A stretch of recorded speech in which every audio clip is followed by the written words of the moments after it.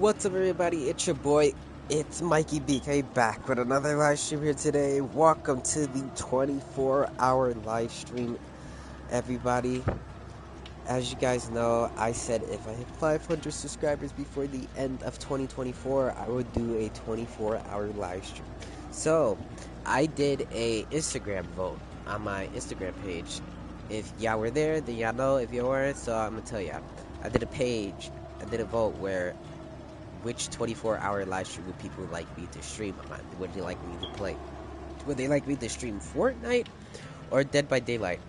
And until the end of the day, it became from a tie, and I gave it an hour to see if anything would change, and it was still a tie. So I ended up deciding doing two live streams, one on DBD and one on Fortnite.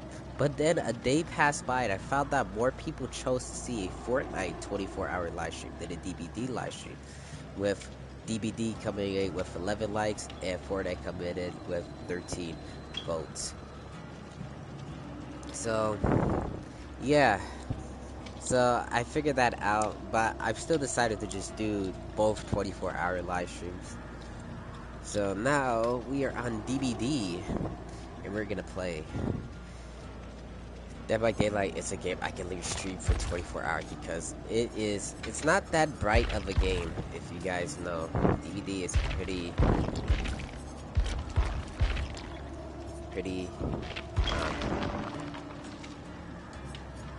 dead. It's not, and it's not too bright for me. I will be taking breaks occasionally, and yes, I will be going to sleep, everybody. I can't stay up all night because my eyesight is fucked up. And if I go back to the doctors, they're gonna be all up in my ass because my eyesight is fucked up. So, but my stream will be on. They give it as an iShow speed and high stream.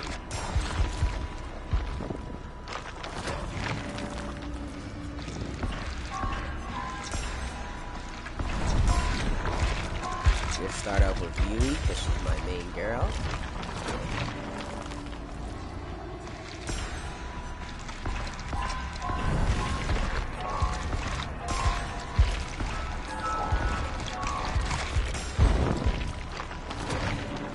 There you go.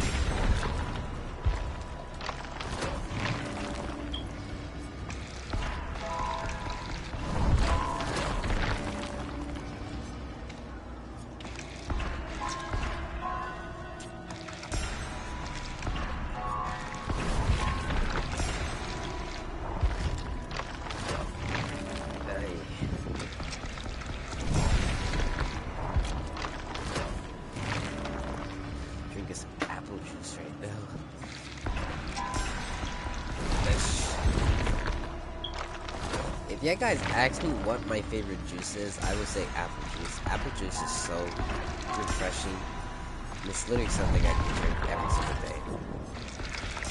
Just to let you guys know, my favorite juice of all time is apple. Sure, there's a lot of good juice like Kool-Aid, Hi-C, all that, but nothing beats a good old glass cup of apple juice. This is an orange juice and fruit punch and iced tea. I love apple juice. We could say I can have iced tea. Iced tea and apple juice are my favorite juices of all time. I still consider iced juice good, guys. bubble juice is so busting. And I dropped my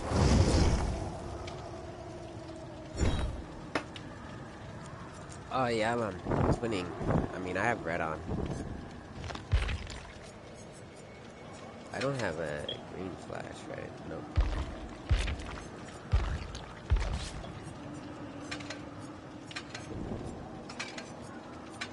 Hey, do one of these.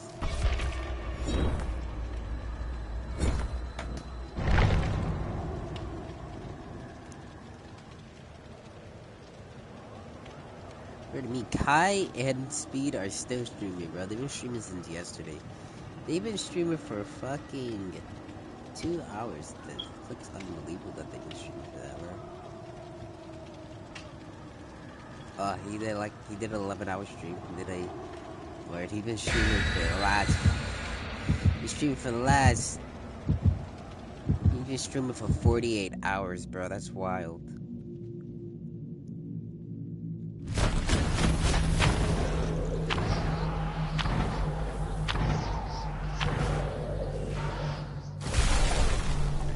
Okay, nice.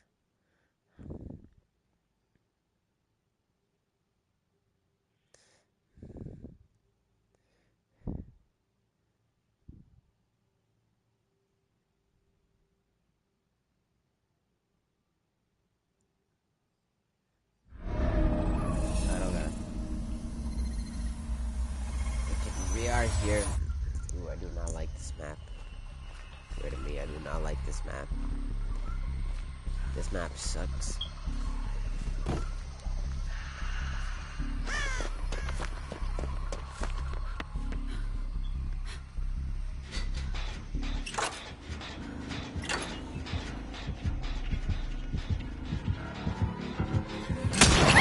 Oh my god, bro, that scared the bejesus out of me.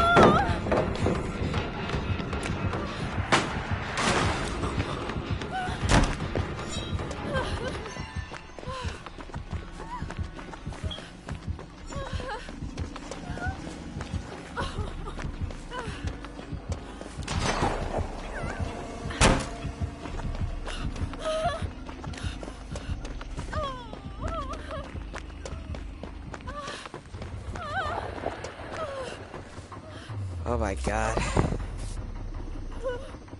Sheriff? What, he's back? He's got that beam off him.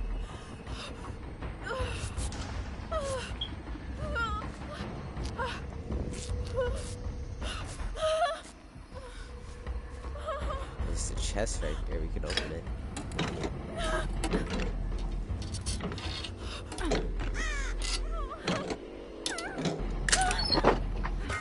Oh, map. Oh, I don't want that. Do not want that map. God. I'm just really hoping the PlayStation 4, not the PlayStation 4, the PlayStation 5 doesn't crash. If it does crash, then I'm just gonna continue off the minimum of hours that I have to complete the 24-hour stream. So if anything happens, I would just go back into the game immediately and continue off the stream and continue the number of hours that I have to complete the 24-hour live stream.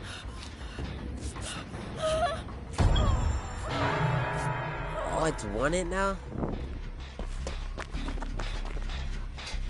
Oh god.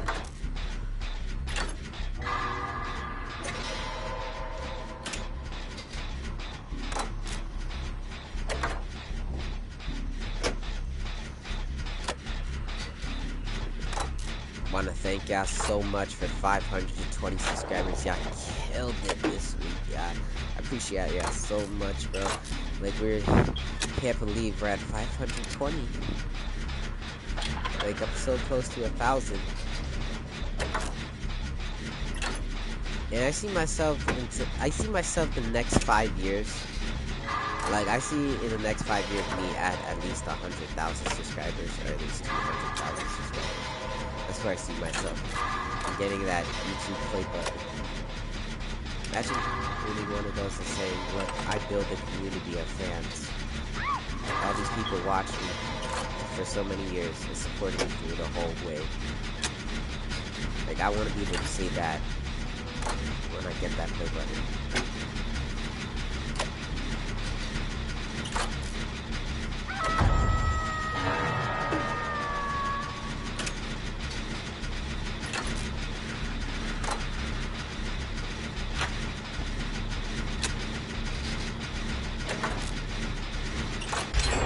First generator is done.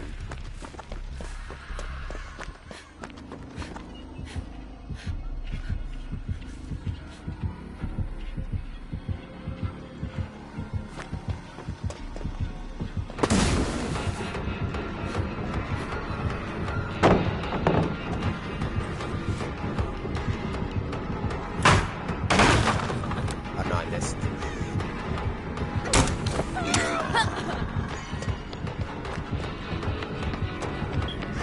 Oh shit. Ah, he missed! Oh wait, he's coming! He's coming!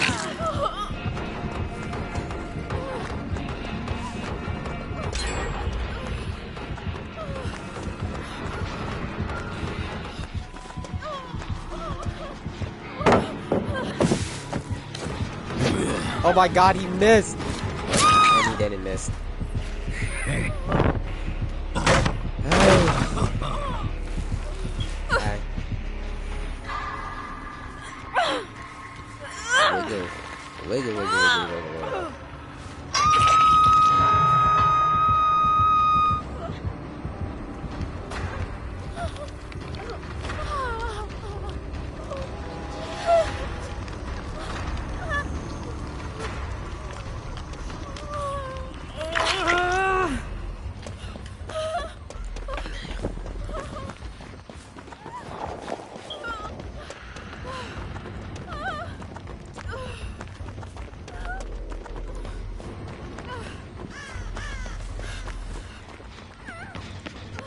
Heal me, please.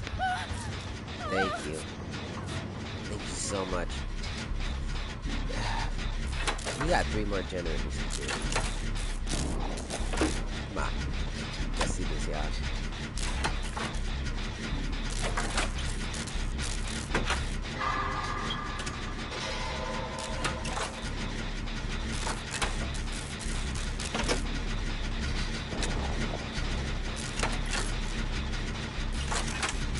Got 2 viewers in the chat. Welcome to the stream, y'all.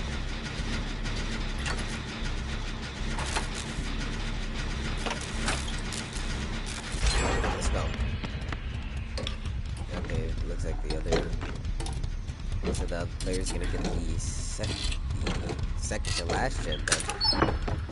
What the flash? Oh, he's right over there. He is very tight.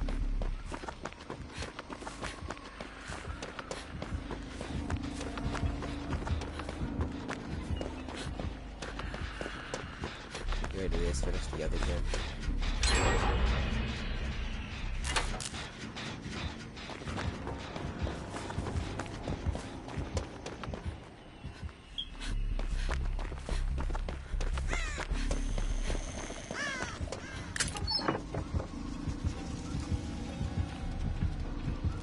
Where did he's around?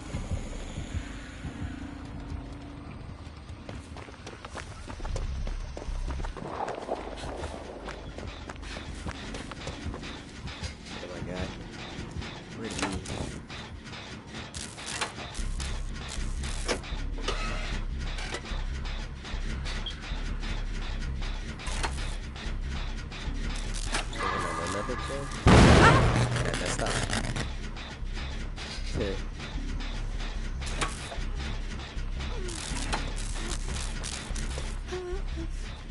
Let me hear you. Okay.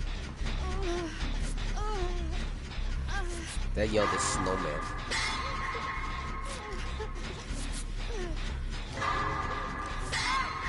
God damn.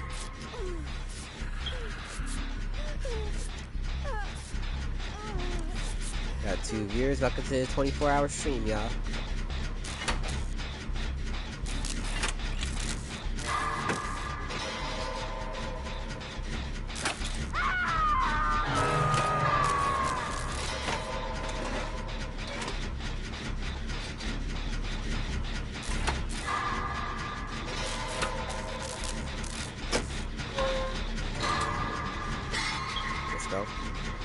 Damn, I'm pretty good.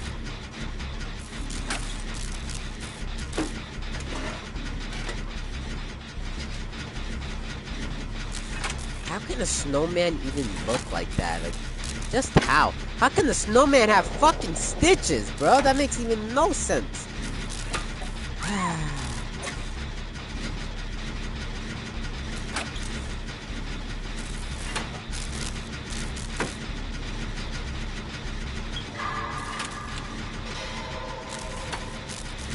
Can you get away from me?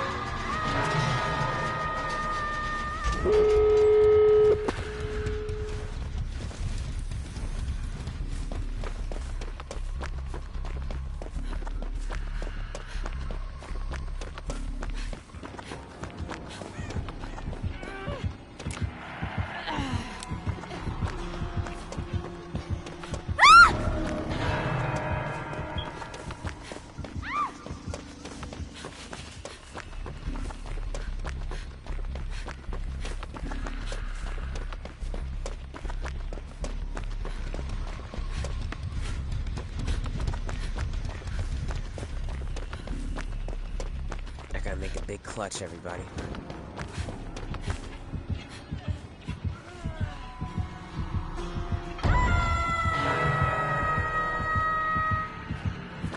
There's no way you saw me.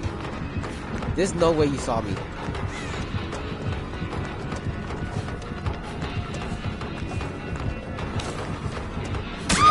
What? They missed! Oh my god, bro. No way he saw me. No. Let's be friends. Let's be friends. No, let's be friends.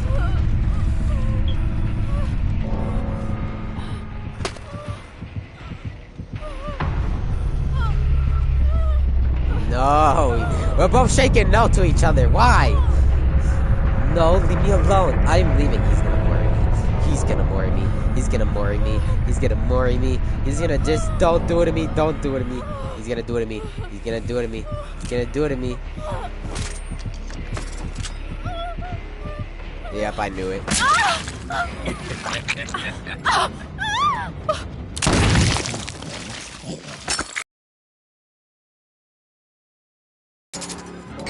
Crazy. I hate that map too. I can never find the doors on that map. Hey. Still, it was a decent game. I should have just left when I had the chance.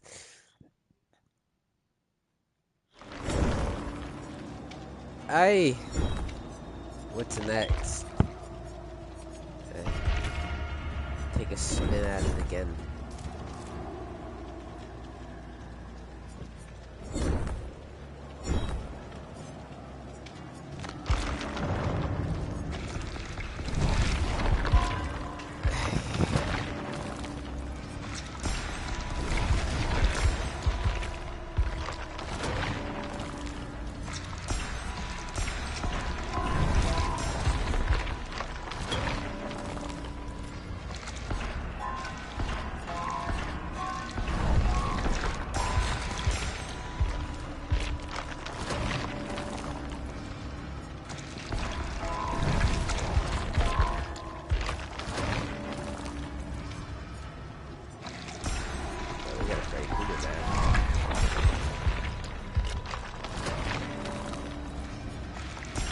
Yes. One thing I wanted.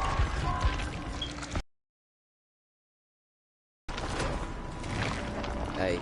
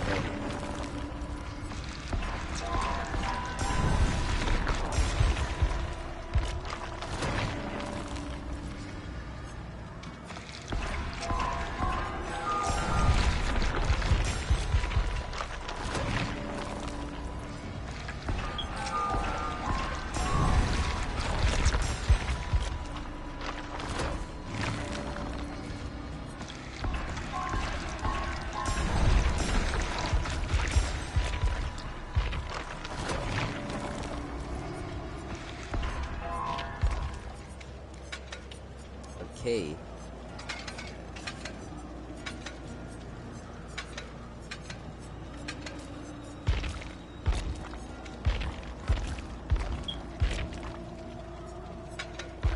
Freddy, Freddy, there, we got 4 of these. Wow. Oh, my phone almost fell.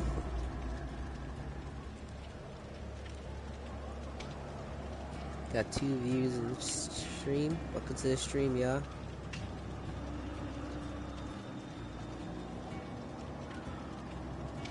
Unfortunately, now we're at 519. Somebody got subscribed.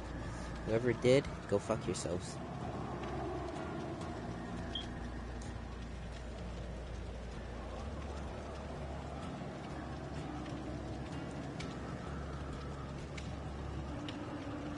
We got 4 likes already. Holy shit. Was not expecting that.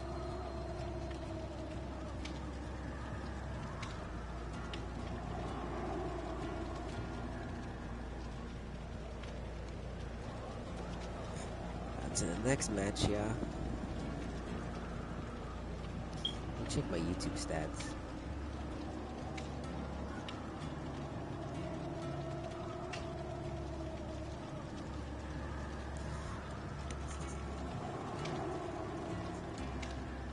I gotta edit some shorts today for TikTok, so I will be re-up. Wait a minute, I gotta go on my TikTok. Wait a minute, I got so many reviews to do on movies. Last one I did was Venom: The Last Dance. I have a Coraline, I have 2 Wickeds. Actually 3 Wickeds. And, what else? Yeah, My Neighbor Totoro. So much more, Sonic 3, all of that.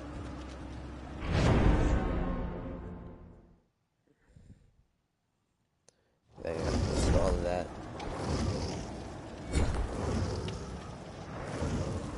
Okay.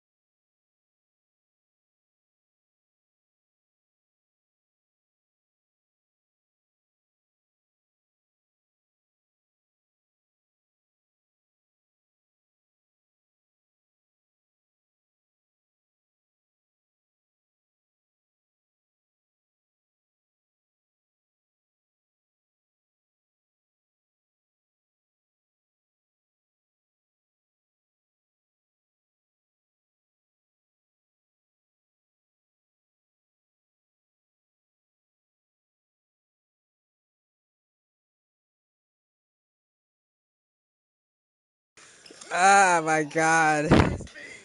Oh, man. I do not like Logan Paul. I do not like Logan Paul, bro. I'm not really a big fan of KSI either, bro. But they sure are hell funny as hell.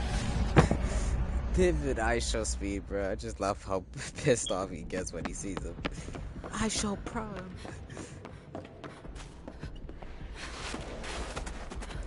Resident Evil, we got Just Cranberry, K-Bear, and Lord 69. Oh my God, man.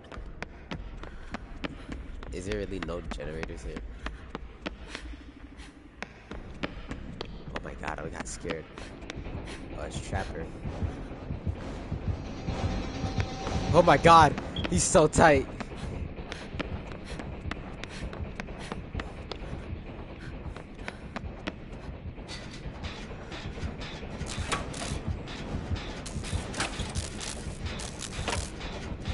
Okay, we got a Trapper. Nice.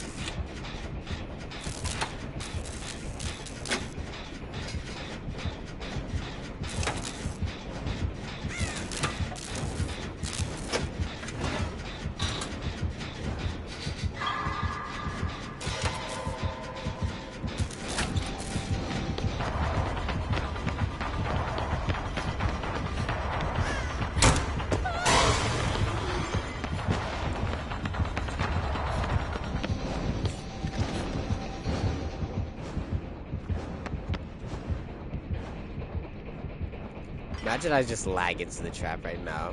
Yeah, I'll be so fucked.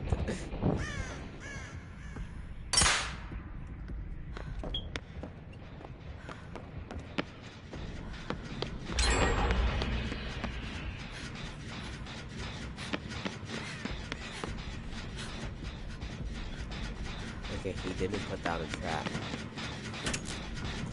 Okay, we got one generator done though. He's snowman, man.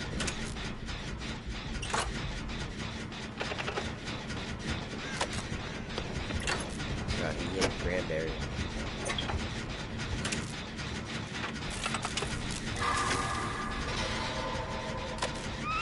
Yeah, he got her.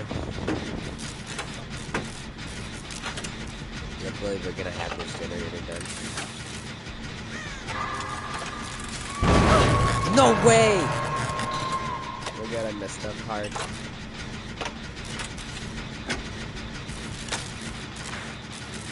And he got trapped.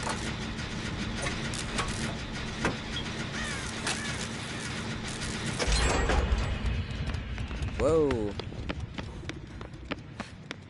Yo, what's up, bro? Welcome to the stream. Welcome to the 24-hour stream.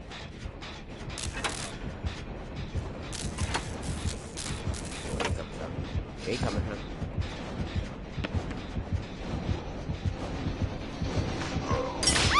Oh, no way!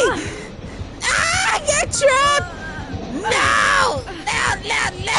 And I got hit. Fuck!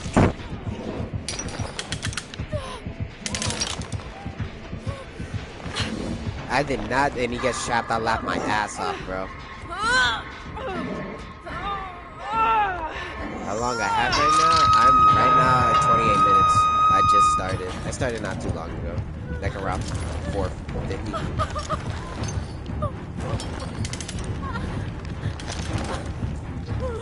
Yeah, we just chilling right now.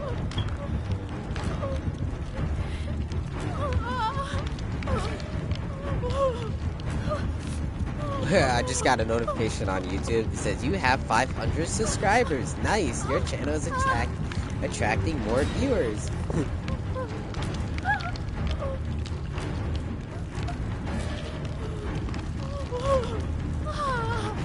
Yo, on God, I'm gonna really be here for a minute. Wait, there's like nobody near me. Can y'all get me? You got him. Oh my God, is that cranberry? Yes, it is. You gotta go. Are you fucking kidding me?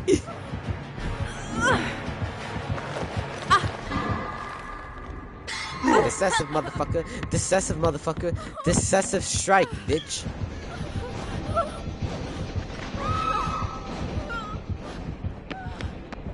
My favorite drink? Like any drink in general?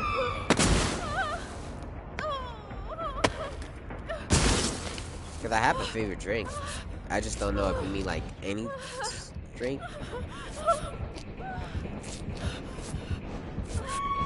My favorite drink of all time is definitely Coca-Cola. I'm a Coca-Cola guy. Coca-Cola is a drink that I can fill up with a glass cup with some ice and drink in the summer or the winter or the spring. Literally any type. Like I'll drink a nice cold glass of Coca-Cola. Welcome to the stream, y'all. What's up, everybody? Welcome to the 24-hour live stream. I gotta go save this. I gotta go save cranberry again.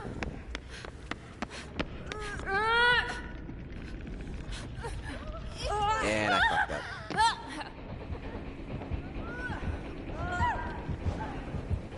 They got it.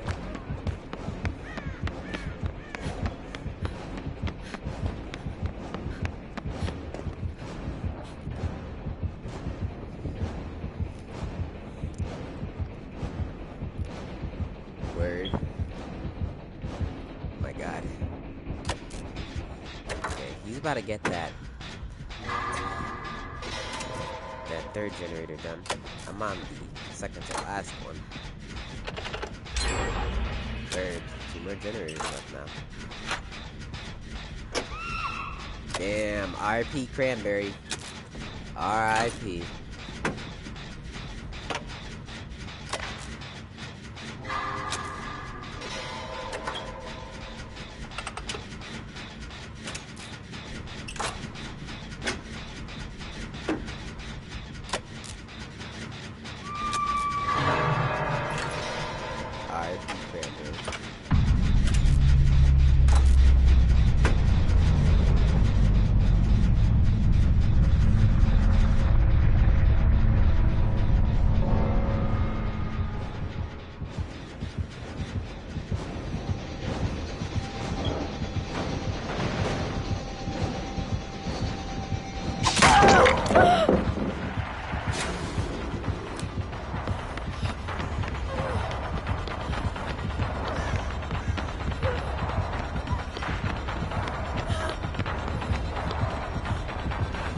Got decoy, bitch.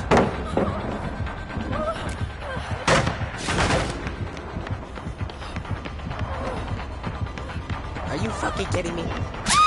Ah.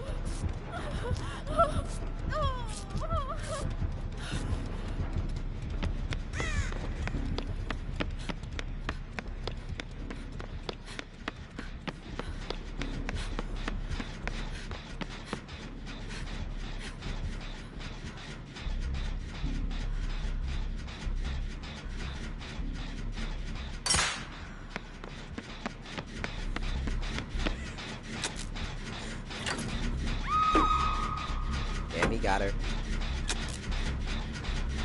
So that generator that the other person's working on is really done.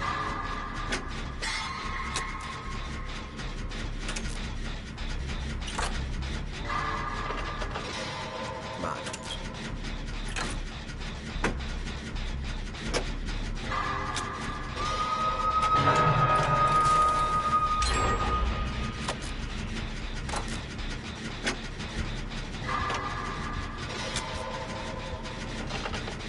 Damn, he got her.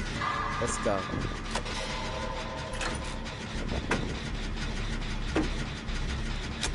Snowman, I think.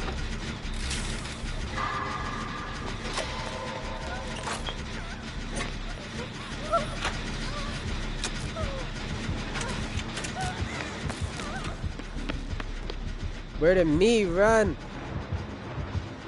Yo, he missed. This is wild.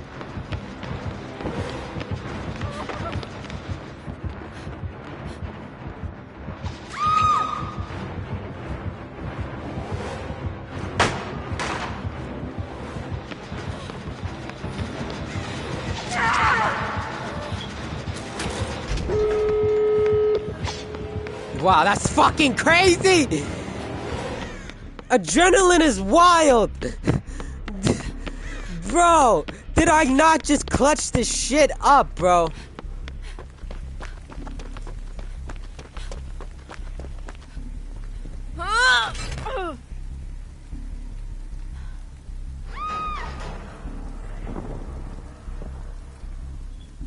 Damn, he got her.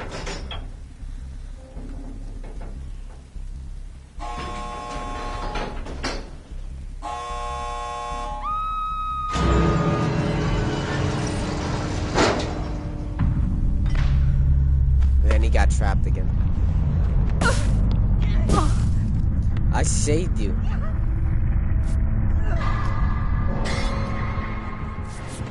Murder me, I'm out. Screw you. Ha! Yo, I clutched it up. Let's go, yeah. First dub of the stream.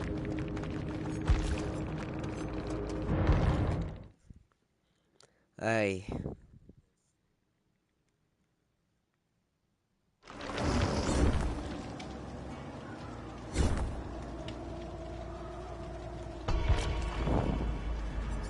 To another one.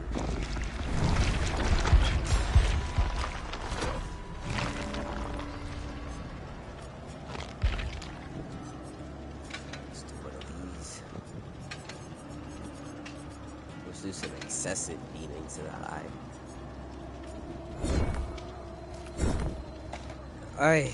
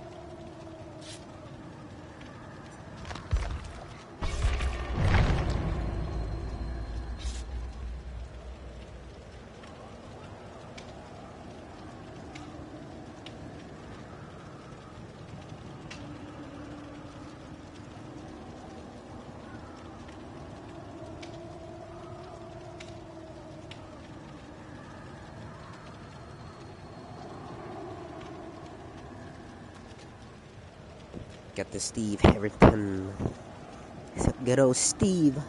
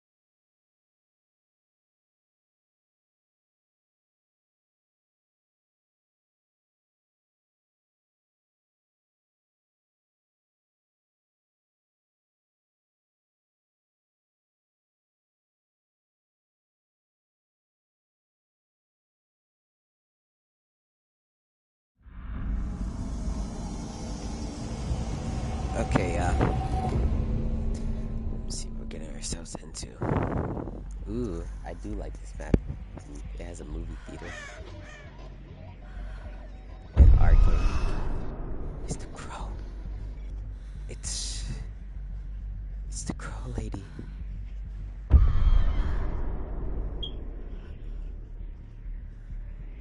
Steve got crows.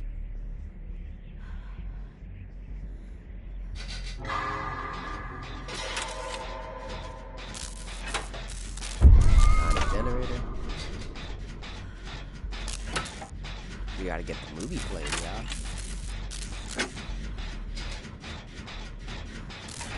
Also, y'all, I have a huge announcement tomorrow revolving a vlog. A lot of you guys have been asking me for vlogs lately, especially on TikTok. They asked me if I'm gonna actually do a full vlog video. Truth is, I am, but I'm not gonna say too much about it. I'll reveal more of it tomorrow when I stream.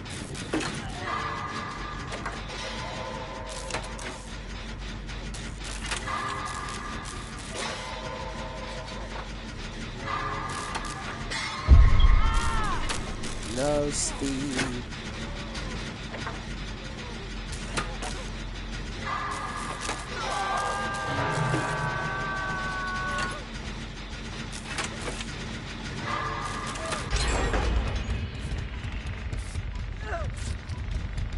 The movie is played.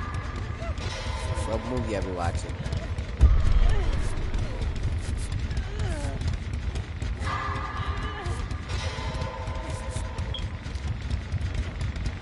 One frame image, really?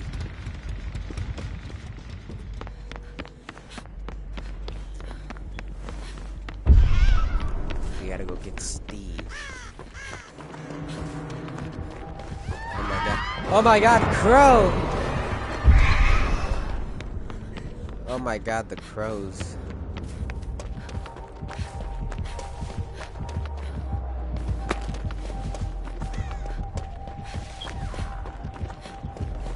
They got Steve.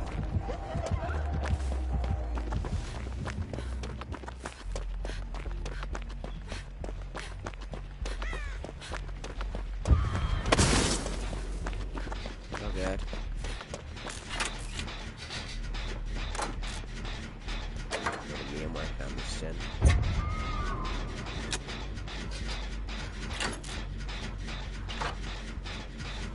Also, guys, I won't be just playing the game. I'm actually gonna be reacting to videos.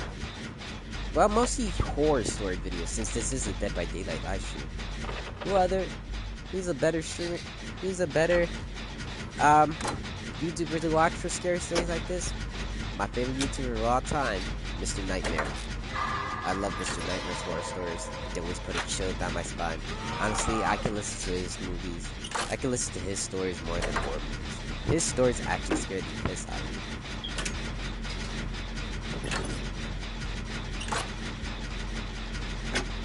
That'll be later on throughout the stream.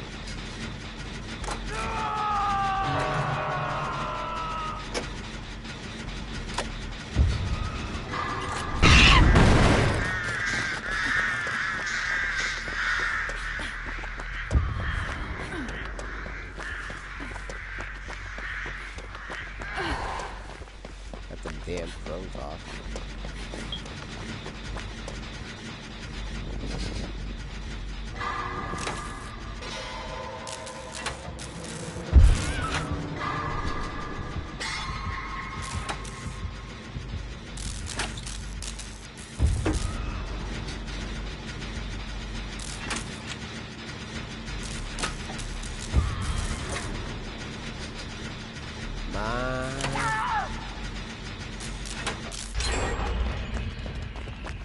Now I gotta go save. Dancing through lights, minus or careless. Make sure you wear less. Oh wait.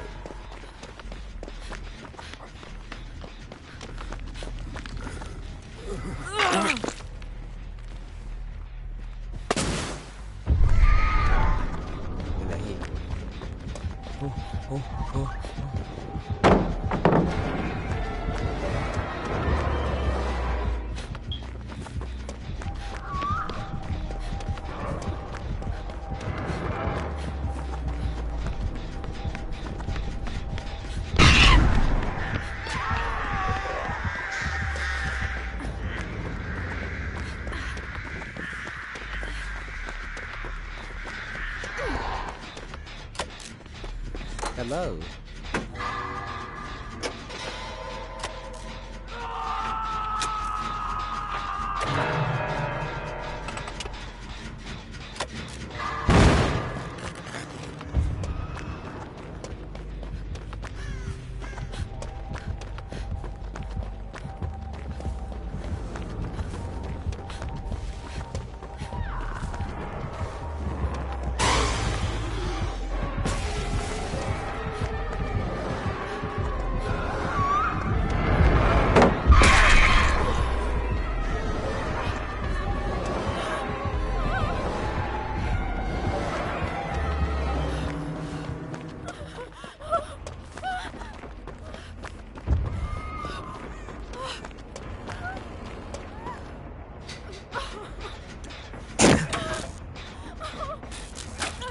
Hey.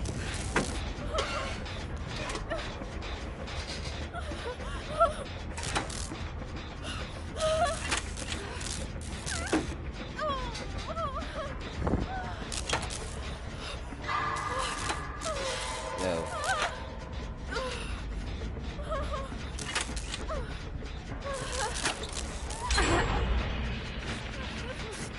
Well, now I gotta wait.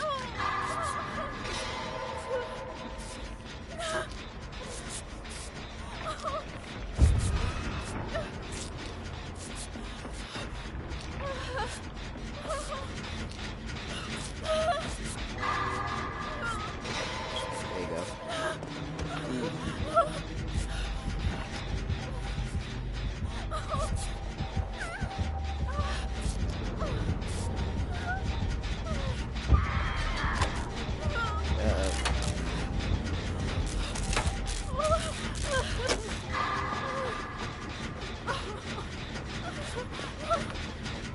Come on, Steve. Let's work on this second to last gen.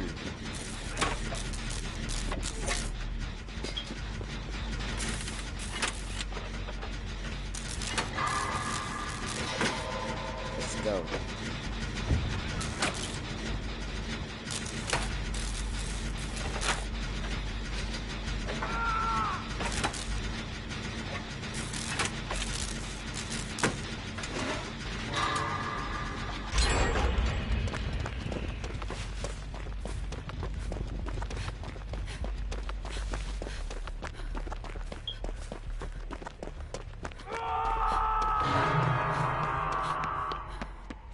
Oh, that's his second time on a hook.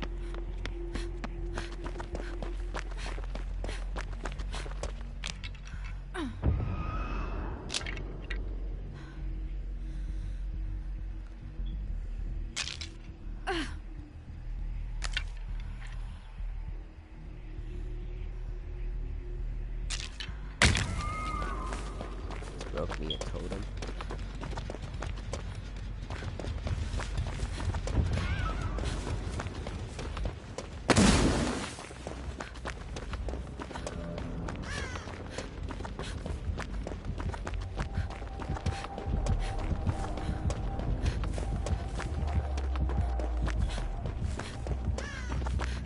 That's our last generator right here.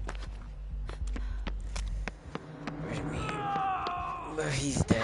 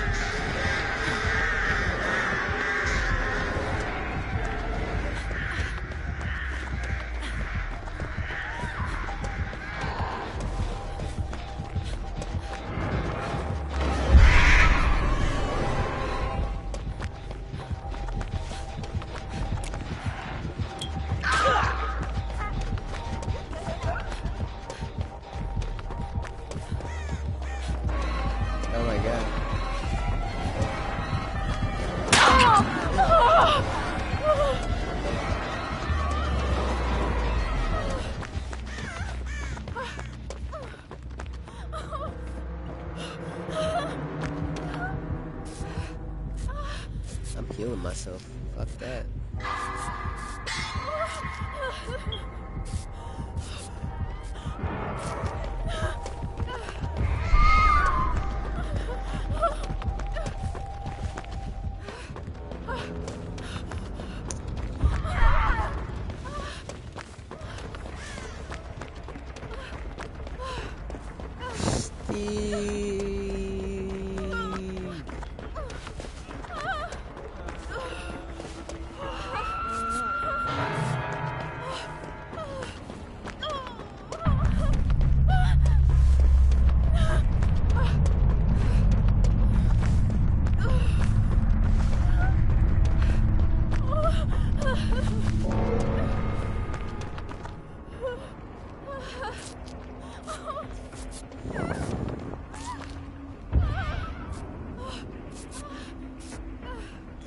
Grab my back, Steve.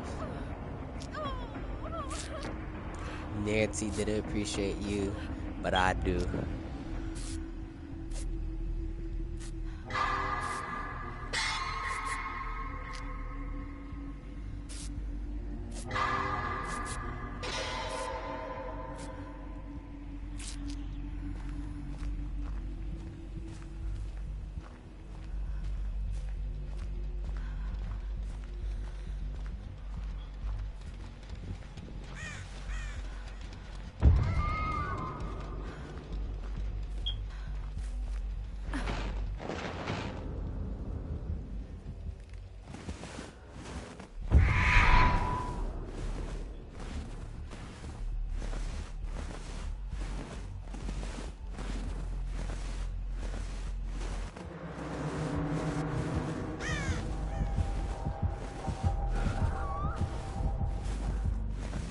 How the fuck is this shit working?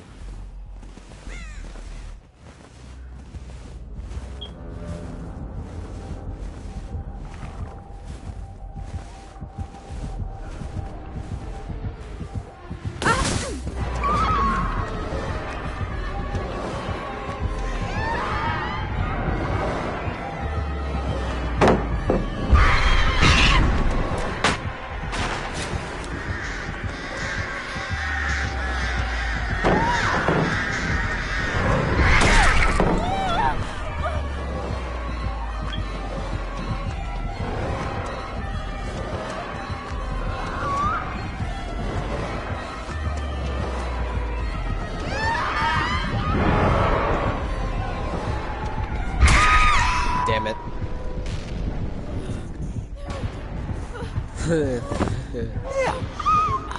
You are ugly.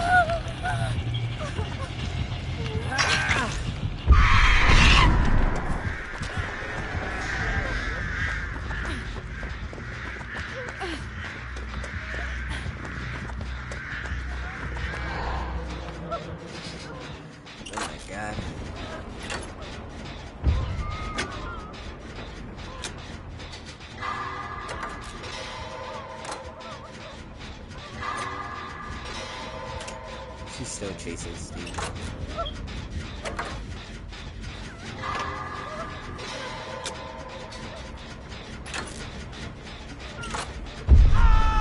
Damn.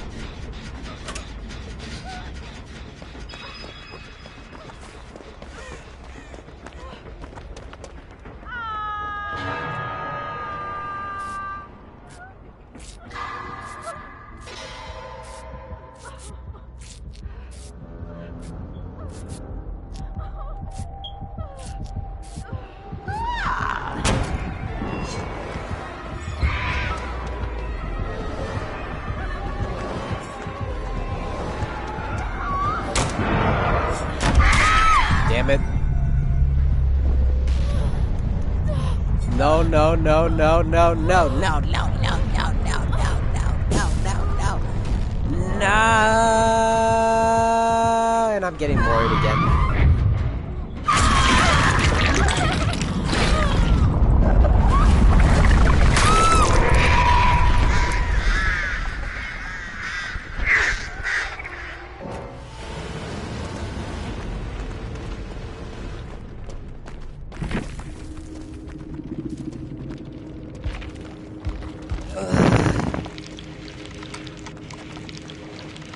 That was good. It was intense. We're about to hit 1 hour on the stream, yeah.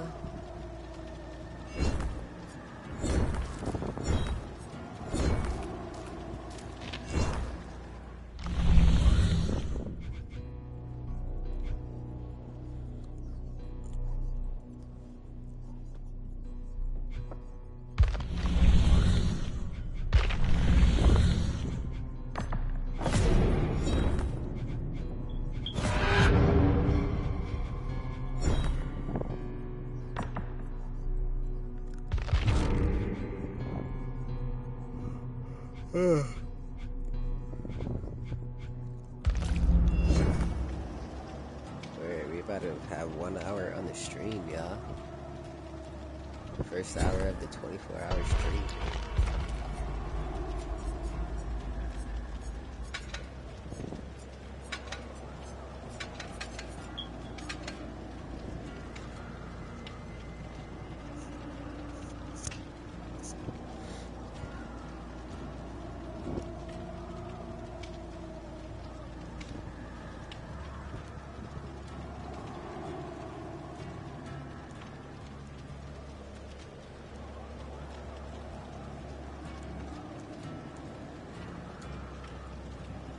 Hey, let me roll up one. Fuck.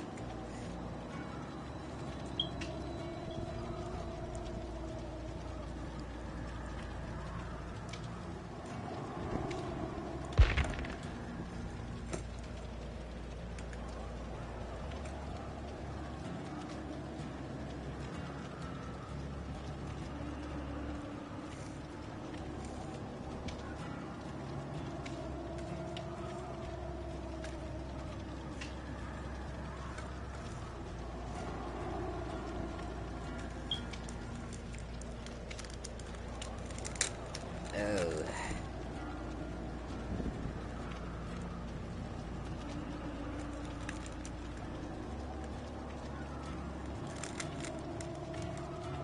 The wizard and I, my whole life will change. Unlimited, together we're unlimited.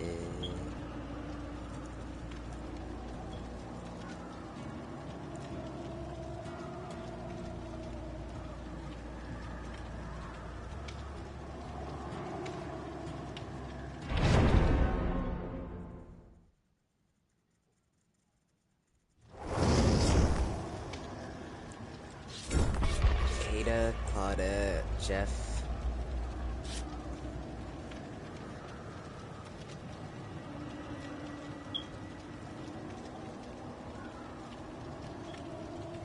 Wait a minute, this shit about to hit.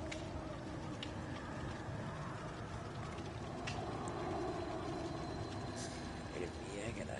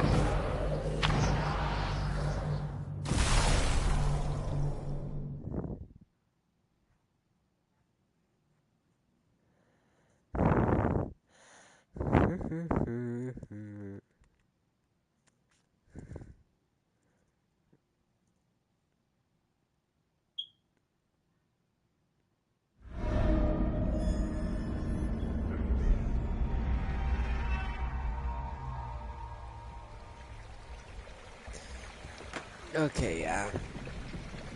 I think after this game, I'm gonna take a break for a bit. Pardon me. Like I said, yeah, I need a break.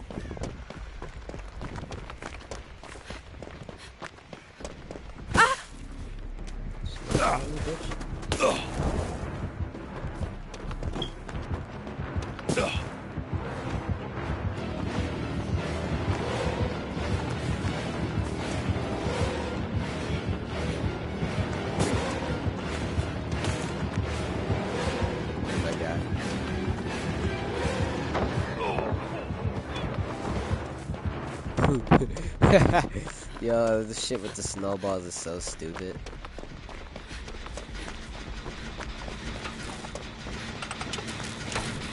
Get this done with, ya.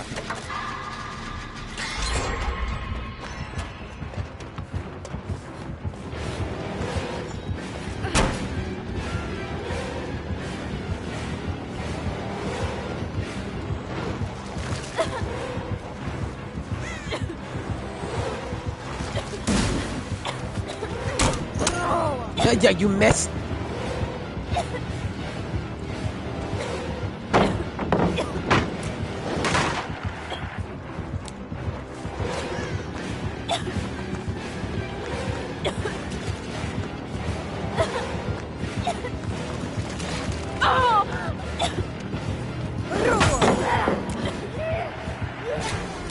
Bitch.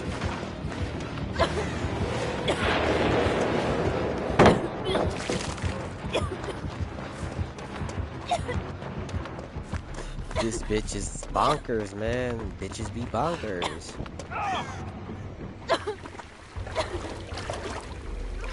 Watch this nasty shit off.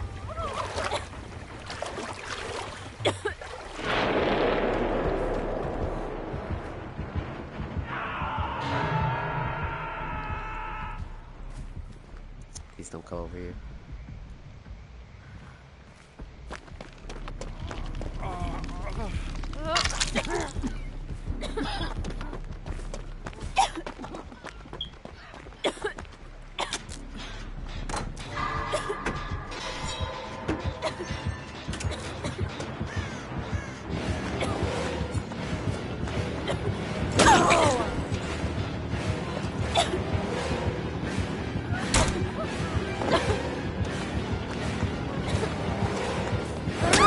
Damn you, bitch.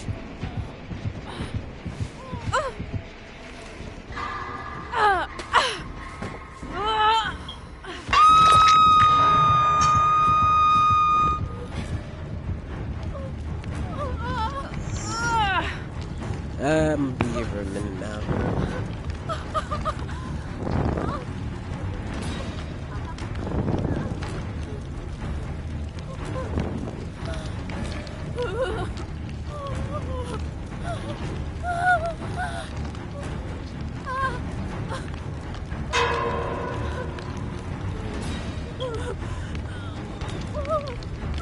Thank you, Claudette.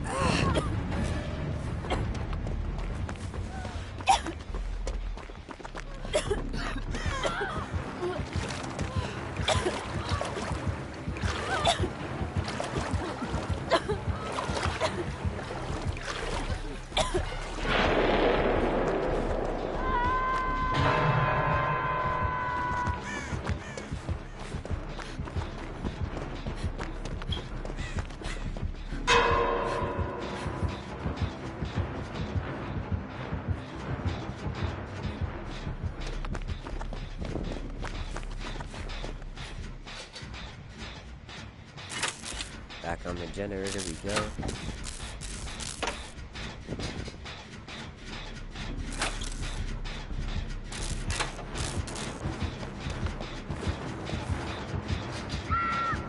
Damn.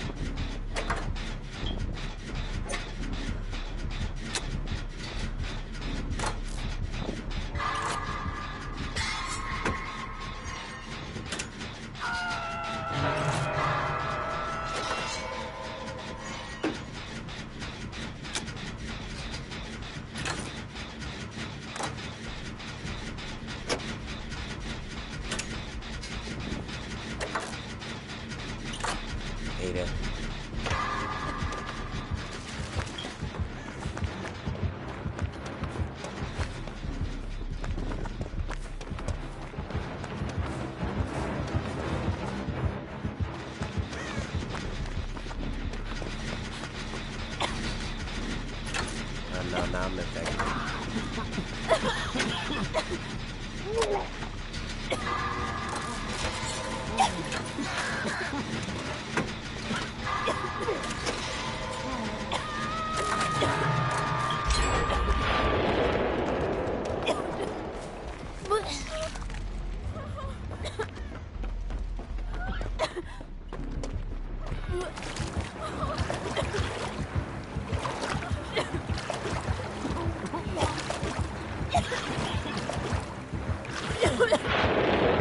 Move!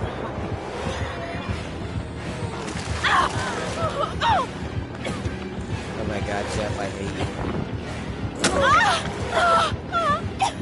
Oh my god, Jeff, you fucking fat turd! Fuck you. Fucking waiting up there, Jeff, you damn retard.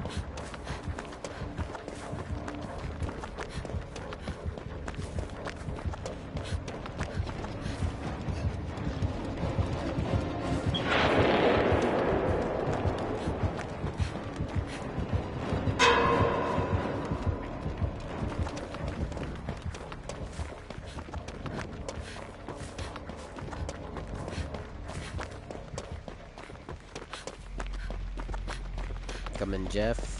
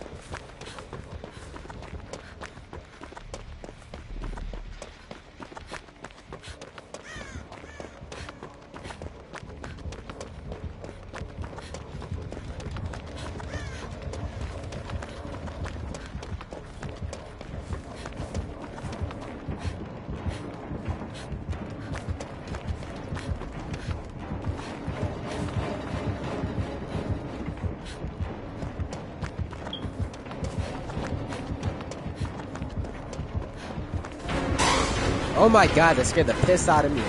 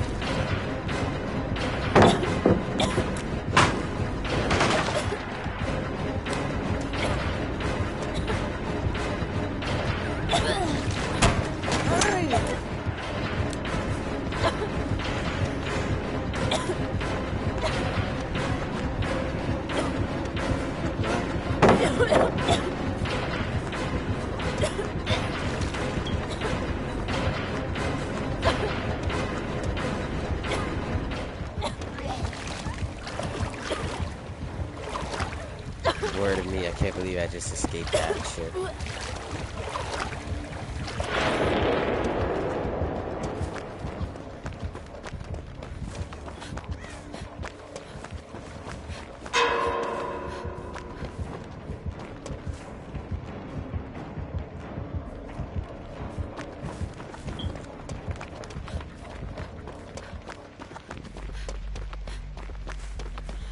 Damn, that shit was wild.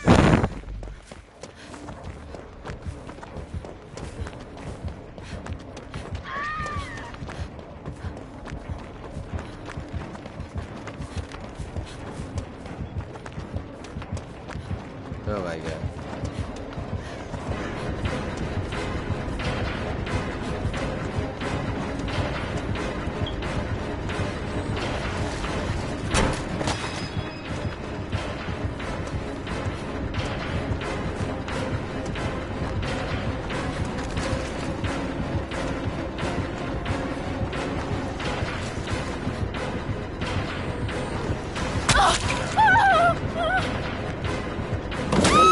Damn, worth a try.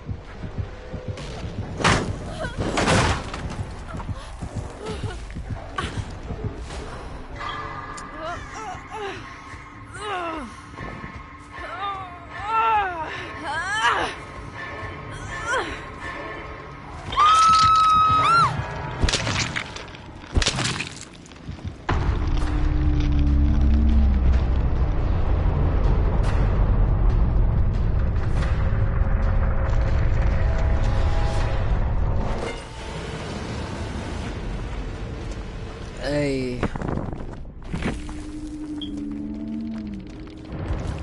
An hour and 15 minutes. Word of me, I need a break.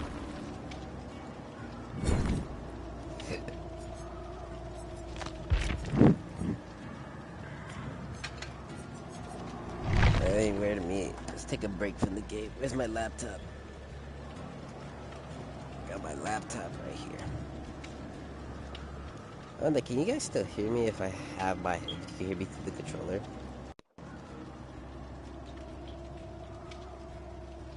Okay, y'all hear me still. Let's take a look. I'm about to take a look.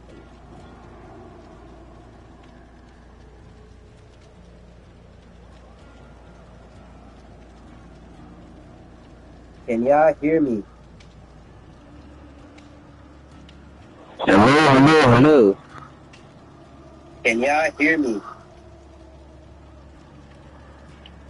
Hello. Yes, I can hear you. Where to be?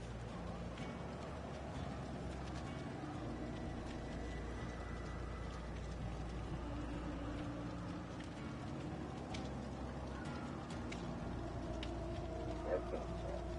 Since my TV is on, I'm going to use... Obviously, I'm going to have the PlayStation controller by me. I'm going to charge it first. Before.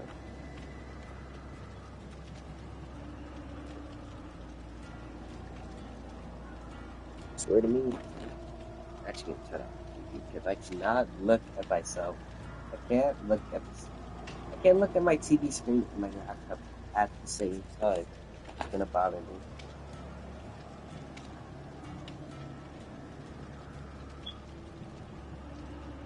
The reason why I say that is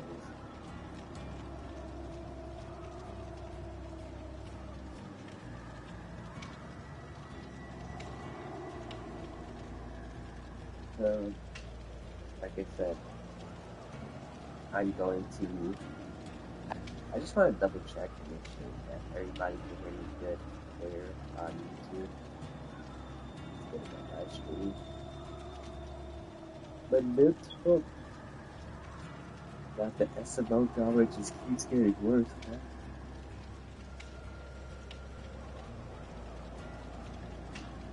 Like, who's dating who and who's not dating who? No.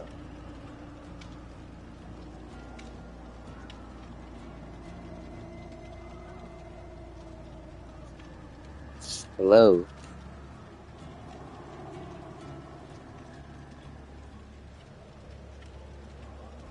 Hello. Okay.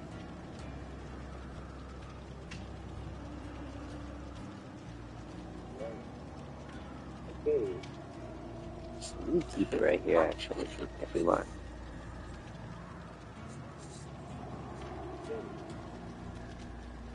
Right here. We'll keep it right here so everybody can hear me through the mic. Just making sure everything is nice and simple. We'll keep it right here so everybody can hear me through the mic. Don't worry to me, that's perfect. That is perfect.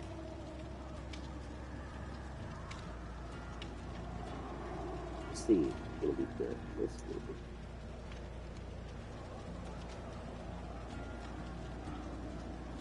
Hey.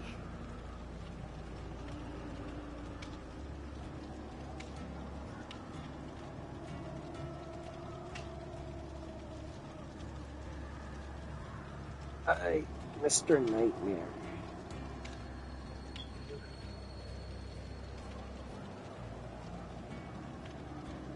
This is the most oldest video. 5 creepy ass true stories. 3 freaky video clips found footage. Mr. Nightmare was the shit back when it came to scary stories. Okay. That's a lot. Look at this one. This one's 8 minutes.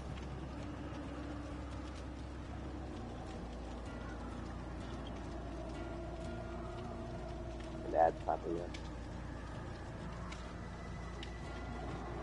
Number 5. Last night, a friend rushed me out of the house to catch the opening act of the local bar's music night.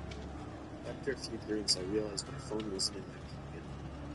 I checked the table we were sitting at, the bar, the bathrooms, and after no luck, I used my friend's phone to call mine. After 2 rings, someone answered, gave out a low, raspy giggle, and hung up. What the hell? They didn't answer again. I eventually gave it up as a lost cause and headed home. I found my phone laying on my nightstand, right where I left it. Number 4. When I was a kid, I was always the last kid to get picked up by the bus driver to go to school. One day I was waiting for the bus by myself, and a bus with no kids pulled up. The bus driver smiled and told me to hop on. I just had a bad feeling. I said, "Where are the other kids?" He said, "We will go get them now. Just get on." He got more and more pushy, but didn't do anything crazy. I just kept saying no, and he shrugged and left. The real bus pulled up a few minutes later. I went to school, and my parents didn't know until I mentioned it that night. Looking back, they were pretty worried. I remember them scrambling to make a few phone calls. Number 3. A few years back, I rented an apartment from a friend of mine. He had recently bought it and had it completely renovated. He put it up for sale, but couldn't find a buyer, so I offered to rent it in the meantime. After moving in, I realized there was something wrong with the lady next door. She was about 45, but looked much older. She would sit up all night listening to Christian radio shows and talking loudly with someone. It got to me and I couldn't sleep, so I went over to her place and asked her to keep it down. She opened the door and I got a quick peek. The walls all had crosses painted on them in different colors, and words like Jesus and angels scribbled everywhere. The windows were painted black, letting no light in at all. It was damp, yellow-stained 50-year-old carpets, dog shit, and cockroaches everywhere. That is disgusting. No dog, though. I asked her to please keep it down. She just looked at me and shut the door. Then she turned up the radio even louder. The This night I had my girlfriend staying over. I wake up in the middle of the night and see a shadow of a person next to the bed, looking at us sleeping. I think I'm hallucinating, as I usually do in the dark when I'm sleepy. But then the shadow starts talking. It's my neighbor, and she's holding something in her hand. She broke in during the night, and who knows how long she stood there. You should lock your doors at night, she says, and walks out. The next morning, I hear someone making strange noises below my bedroom window. It's my neighbor talking to herself in tongue. She has a plastic bag in her hand with her rotting dead dog inside. That is It's 5 o'clock disgusting. outside, and I can smell death from that bag. At this point, I'm scared shitless. She's obviously very insane. I go upstairs and knock on another person's door and ask them what the hell's going on. The guy is as scared as me. Apparently, she broke into his apartment one evening as well while he was watching TV with his kids. He got up from the couch to get a snack, only to find her behind the couch, staring at him and holding a power drill. Come to think about it, now I know what was in her hand. At this stage, I'm basically shitting myself. I call the cops and they know all about her. Apparently she's a violent schizophrenic and she hasn't taken her meds, but they can't force her or enter her apartment without her permission because she owns it. The only thing they can do is get her when she goes outside. I sit up for the next 2 days, waiting for her to run out of cigarettes. When I hear her leave at 2 a.m. to go across the road to the 7-Eleven, I call the cops. They have 3 cars in a special van over in less than 2 minutes. They restrain her and throw her in the van and drive off to some institution. That's fucking In crazy. less than a minute, it's like she was never there. I never see her again. I still have nightmares about her looking at me in my sleep. Number 2. I was about 15 minutes from finishing the night shift at work when there was a massive crash on one of the windows in the office, so I get up and go check it out. Someone has thrown quite a sizable rock through one of the windows on the front of the building. This is made especially weird because I'm working in the industrial district at 11:30 at night with none of the other businesses open. I go back to my desk, put a quick call through to security to let them know, and decide to head home. God, what? As I'm leaving the building, I'm freaking myself out about it more and more. I end up running to my car, getting in and taking off. I'm almost home and I've started to calm down a bit when I realize What the I didn't heck? unlock my car when I got in. What? It had been unlocked the whole time. I do a quick check with my hand in the back seat for any possible murderers that might be hanging around there, but there's nothing there. Fast forward about 30 minutes. I called a friend of mine who says he's out drinking, so I decide I'm going to join him. I jump on my bicycle and start riding over. I'm doodling along the road on my bike. It's a nice night. I'm in no big rush, just enjoying the moonlight when I hear someone riding behind me. I straighten up and stick to one side of the road. He passes me really slowly, and when he's right beside me, he shoots me a smile, and I can describe it as purely obscene. I kind of flinch and am taken aback as he rides on. That's when I realize he's riding my mom's bike. Needless to say, I sprint the hell home. When I get there, sure enough, her bike is missing, and one of my car's doors is open. The back left one. I was driving and had no need to open that door. Number 1. I worked at a campground on a night shift, 12 a.m. to 8 a.m. every night. It wasn't bad. I would bring in my PS2 and game a good portion of the night, only having to deal with 1 or 2 people on busy nights. Very nice console. It was just me in this little 8-foot by 8-foot shack, with nothing around but dark all night. Oh my god. My first week there, the other third shift guy who was quitting told me about this payphone a few feet from the shack where I worked. He said it rang every night at 4:17 a.m. Damn, Just that's once. late. It was probably just an automated test call, he guessed. Oh shit, He's never answered it himself. Alright. I go for a few months with the job. It was the middle of the summer, so most nights I had the windows closed, so I didn't hear the payphone go off. Mid-August, I started leaving the windows open during the night. Sure enough, at 4:17 a.m. every morning, the phone would ring once. The ring even sounded creepy, like The payphone was submerged in water and then put where it sat. One night I got up the nerve to answer it. I set an alarm at 4:15 and would go wait at the phone until it rang. When it did, I answered it, but there was no sound, just dead air like someone was on the other line but wasn't answering. I said hello a few times and hung up. I did this every night for a week with the same results. I didn't think anything of it and left it alone after that for about a month. The first week of October, I decided to answer the phone once again. I set my alarm, and when the time came, I answered the phone. I repeatedly said hello into the phone. Then I heard what sounded like someone inhaling through clenched teeth. The voice that sounded was rough and sounded like it gargled gravel. It said my name, my complete name, first, middle, and last. It was a voice I'd never heard. My voice caught in my throat and I hung up. I rattled some change into the payphone and hit star 69. The number had come from California. I lived in Indiana. Is that the last one? Alright, that's the last one. Yeah. Star 69.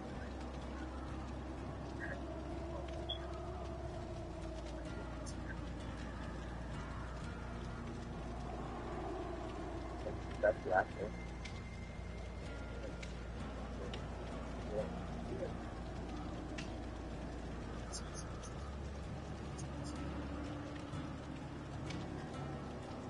Just checking. I don't know how long we shoot for again. Like I said, I might be back. 89 minutes now. Go back to Mr. Maple. Back to another one of his videos. This one is found footage. I like them. Building your online business? No. Fuck you. And set up your store on a single integrated platform.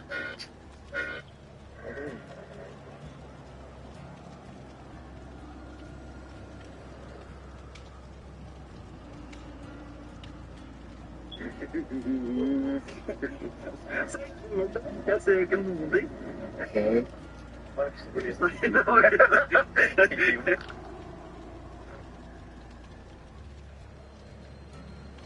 Kommer du bra eller? Mm?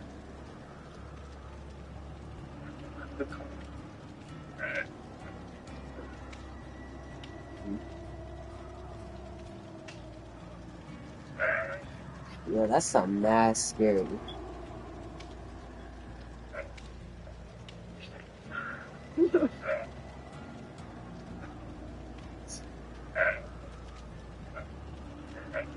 Överallt.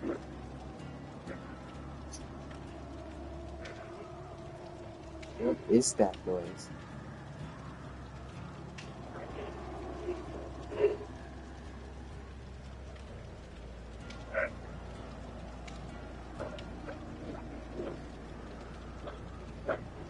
What is that?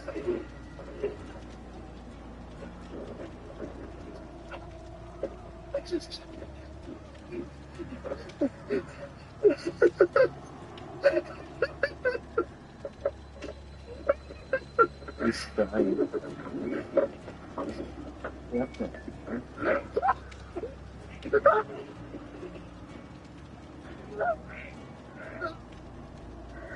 Wow.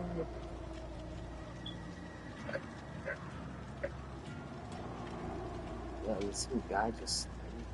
I see it. He doesn't really say much or anything, it doesn't explain, he just shows the footage. Go to another one. This one is 10. Creepy stuff.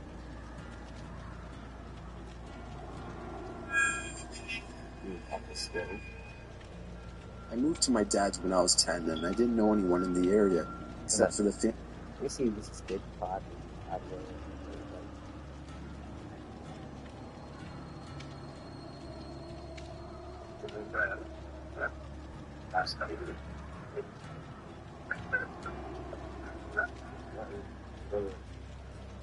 for the food. Listen, My dad's when I was 10, and I didn't know anyone in the area. word, that is nice audio. Dad was friends with a single mom with 3 kids. Nice. Luckily, there was a girl a couple of years older than me. She was 12 at the time I met her, and we got to know each other a little over a couple of years. We weren't close, but we ended up having the same friends. One night, my friend Rob was hanging out with her and her younger brother. They happened to be in the house alone because my friend's mom was at work. Her mother has been helping this one lady through her work, and we got to know her fairly well. She found out her sister was in a mental institution and was let out recently. The night Rob is hanging out with my friend, they get a knock on the door. My friend thought it was just their mom, since she knocks a certain way when coming in, and he answered it without thinking. Rob wasn't supposed to be there, and he took off through the window to his house down the road. He never thought twice about it. It wasn't her mom. It was the sister of the lady her mom was helping, and she figured out through talking to her sister where her family lived and her mom's working schedule. She came in. This is where I don't know the details, and I'm glad I don't. My friend's younger brother got away to the neighbor's house to call the police. The lady brutally murdered my friend a week from Christmas, decapitated her, and left her body naked in a bathtub. That is wild. She even hid her head. They had to look through the presents. I don't know where they found it, That is, but they did. I that, wasn't allowed to go to her funeral. that is crazy, bro. That is so scary. Imagine a crazy person.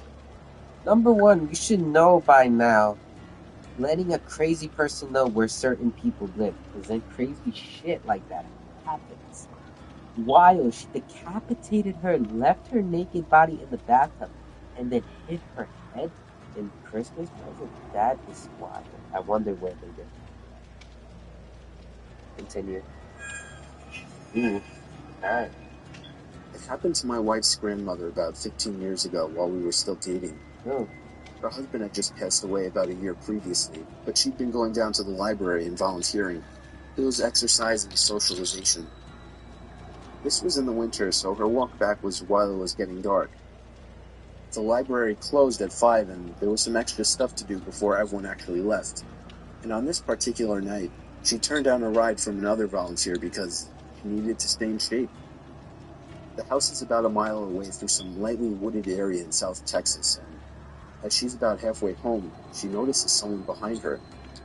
He's walking the same direction and gaining on her, which in itself isn't all that particular.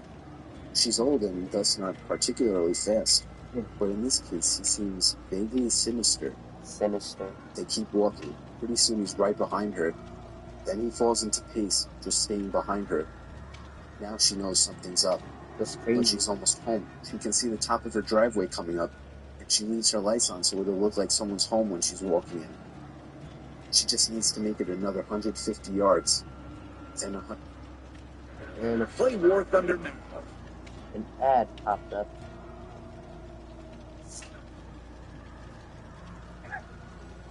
I'm gonna take out my trash, so I'm actually gonna pause this really quick, yeah. I'm gonna pause this, and then I'm gonna go take out my trash. I'll be right back, yeah.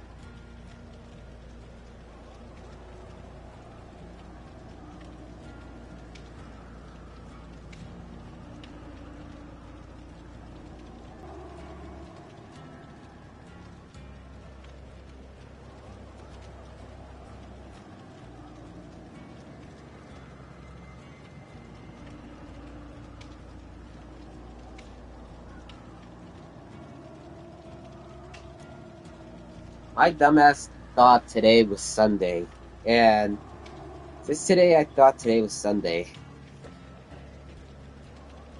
Okay, yeah. I'm gonna do something. So, I just rolled up one. I'm gonna be honest with y'all. Just straight up being honest with y'all.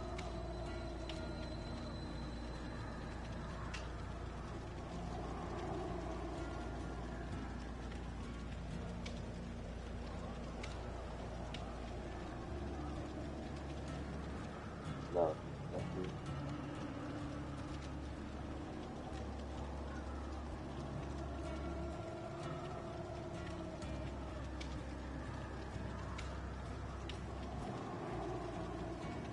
Huh, weird.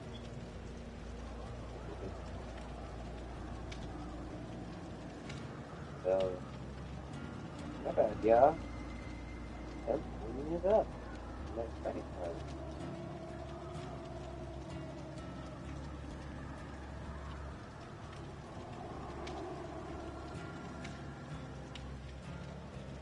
Really? Hand me something was charging my card, $50. But luckily, Chase knows if my card gets used or not, and I just put a no, so now I have a new card coming in. Five to 7 business days. Just had to make sure about that. Yeah, when somebody tries to use my credit card without my acknowledgement, it automatically sends me an email letting me know somebody is trying to credit card fraud me. You're probably wondering, where am I at right now? We are in my bathroom. And I'm smoking. I'm going to hit this shit. I don't fucking liar. That's how we're going back into my room.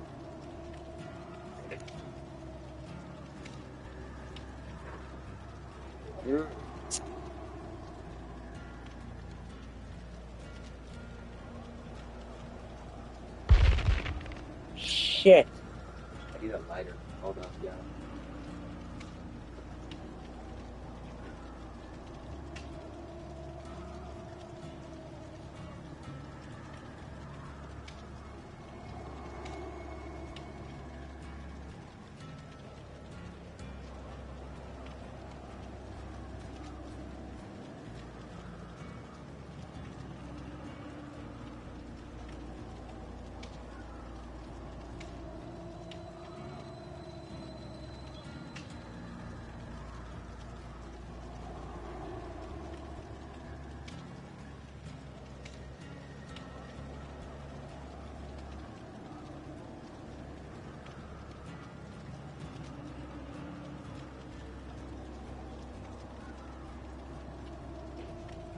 I am back. Okay, I have got a lighter. Now you guys come back into the bathroom with me. We're gonna continue watching these videos.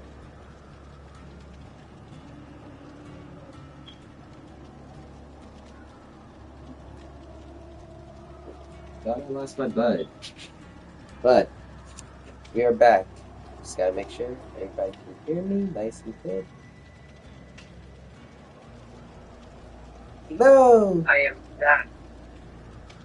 Okay, I have got a lighter. Now you guys come back to the bathroom. We're gonna continue watching. Okay. And now I know all of y'all can hear me. Just the purposes, everybody, I do not smoke in my room. The only places I smoke is in the bathroom or in my basement. But I really need a break from the game for a bit. It's crazy. I'm gonna continue watching Mr. Nightmare. Upstairs, I can hear.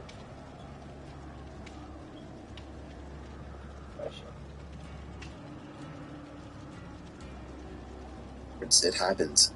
A strong hand on her shoulder. Okay, bitch. Don't turn around and hand over your purse or I'll cut you. She stops for a second, then takes one big step forward, turns, and shoots the guy in the neck with the .38 she keeps in her purse. The guy spent the next 5 years in a prison hospital before he died of complications.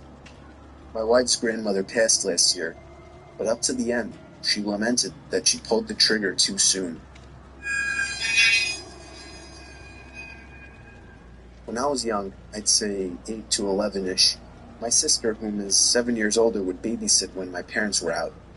At the time, she smoked a lot, and my parents made her smoke outside, of course. So I'd follow her outside, play around, annoy her and such. One day, my sister notices a car at the end of the driveway, just sitting in the road. It's a white SUV with a bike rack on top. Oh, nah. It has the most tinted windows I've ever seen. You could not see inside from the side. It sat there until she went inside, then would drive to the end of the road and sit at the church parking lot and wait. Wait until she'd come out again for another smoke. And it would repeat this. Odd, but my sister is a brave lady and just kind of ignored it. That is, until the next day while my parents were out again, and it showed up again. It would sit at the end of the driveway and just watch. I don't know what the driver was doing, but he was watching my sister. I know, because if I didn't go out, I'd watch from the front window and it would just sit there and watch my sister.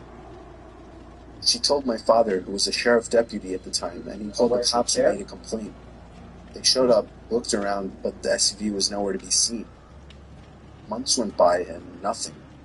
Then one day, a good 9 months after this had all started, and around 4 months since the last sighting, it was back. It became a regular occurrence. Another day, my sister was outside doing her nasty habit, and sure enough, here it comes. This time we were all alone as usual, and she decides she's had enough. She tells me to stay in the carport, and she's going to go confront them. She starts walking toward the SUV, and halfway down the driveway, she would later remark to us, "I felt utter terror, like I knew if I went any further, I was dead. I was paralyzed by pure fear." She turned around and went inside. Damn, dude. Finally, the family car was in the shop for some kind of issue, so we were all stuck home for the night. While my parents are home, my sister goes outside to smoke. I go outside with her, and eventually the SUV shows up. She tells me to run inside and tell my father, and I do. My dad promptly gets his gun and starts briskly walking down the driveway with it in hand, in the direction of the SUV, but not leveled towards it. The SUV floored it down the road and peeled out onto the nearby large highway. My dad, being a cop, noted the year and model and distinguishing features. The scariest thing, the license plate had been covered in duct tape. Wow. We never saw it again. 7. Nice. I was just 4 or 5 years old and my parents had just separated. My mom was living in a 2-bedroom apartment. I had my own room, but I preferred to sleep in her bed whenever I was staying with her. Our 2 bedrooms were at the end of the hallway, directly across from each other. Our apartment was on the first floor, and I remember that it was in the middle of the summer, and my mom had a window open in her room, which was directly behind the bed above the headboard. Anyways, I woke up in the middle of the night and remember sitting up and seeing that our cat was sitting in the doorframe of my mom's room. I should note her door was open and you could partially see into my bedroom. This was strange because our cat was typically always in bed with us. As I was watching him, he walked into my bedroom and meowed. I turned to face my mom and woke her up. In the 3 or 4 seconds it took me to wake her up and ask me what was wrong, we both looked back up at the doorframe, and there was a man standing by my open door, making his way out of the bedroom. I still don't know how she managed to do it so quickly, but my mother proceeded to pick me up and literally throw me out of the screen window. Oh, yeah, that's my dogs. She quickly followed and we were able to start screaming for help. God, man, I'm trying to watch a video. The police came but didn't see any signs of forced entry, only that our front door was unlocked, which led them to believe that the man must have exited that way. The strange thing was that my mom swore up and down that she had locked the door that night with the deadbolt and chain lock. About a week later, she was cleaning the kitchen and opened up our water heater closet and found a notebook with names and drawings, as well as a pair of gloves and some gum wrappers. The police were called again, but all they could do was speculate that the man had been in our house and hid until we were asleep.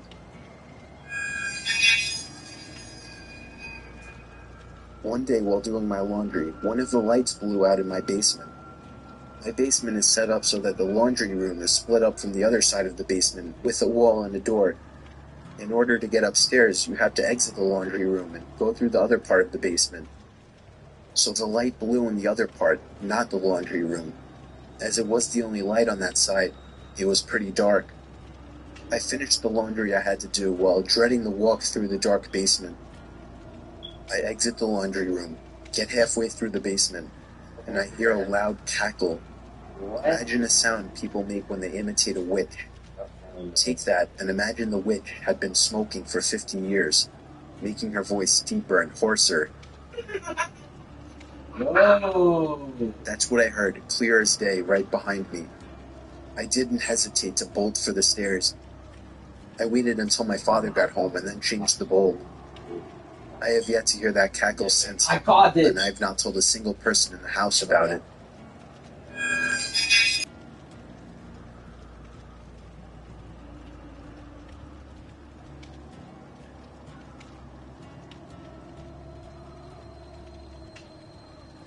English tutor Okay, in South Korea. I am going to go eat dinner right now.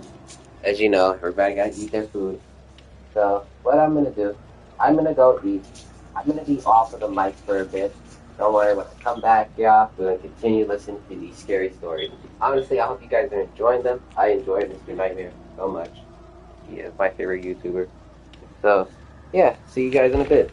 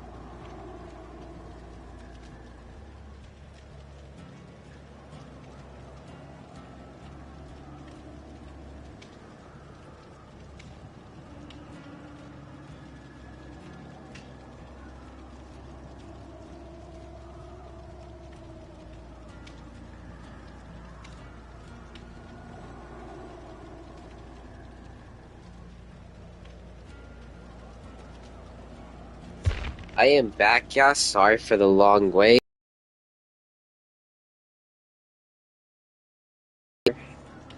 After taking some hits, I got a little bit too hypey, and I started munching on a lot of stuff. My mom bought pizza, really good thing to eat when you're in this situation. And I let the thing has been playing Sonic X Shadow Generations.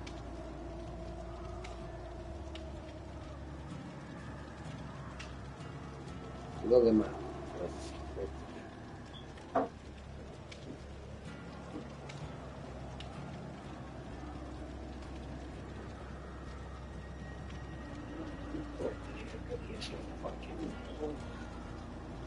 Pardon me, I spent $300 this week probably on Fortnite. Fuck you, Fortnite. And we got pizza delivery horror stories now.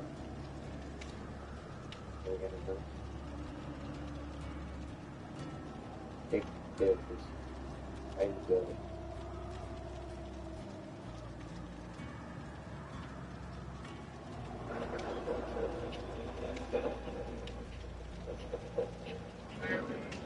Dude, that's scary.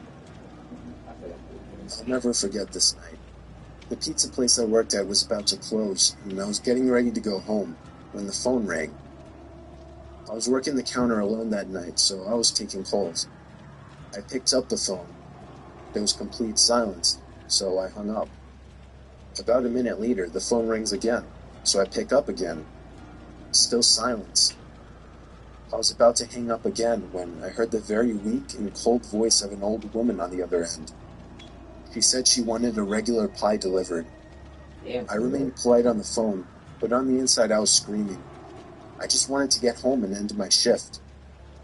I called out to my boss that somebody is requesting a delivery. He told me I had to go.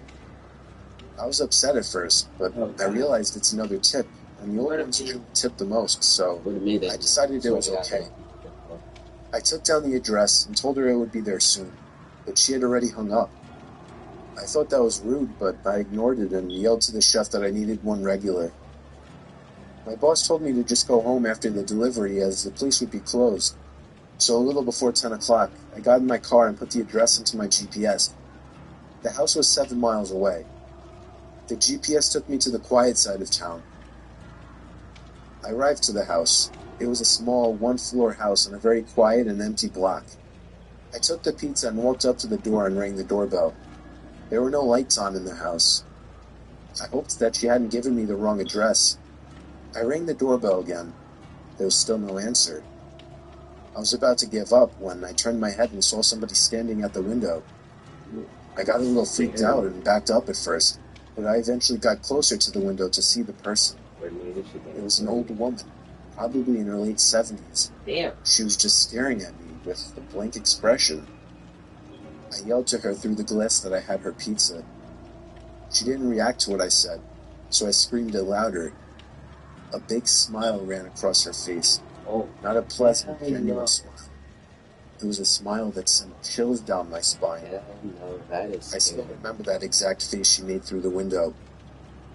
I decided that I was freaked out enough and got back to my car and set the pizza in the passenger seat.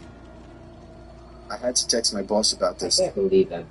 I shot him a quick text and started my... I can't believe I'm doing a 24-hour live stream, everybody. I'm in my back right now, smoking a blunt, and listening to scary stories with you guys. Like, I never thought I'd ever do this type of stuff.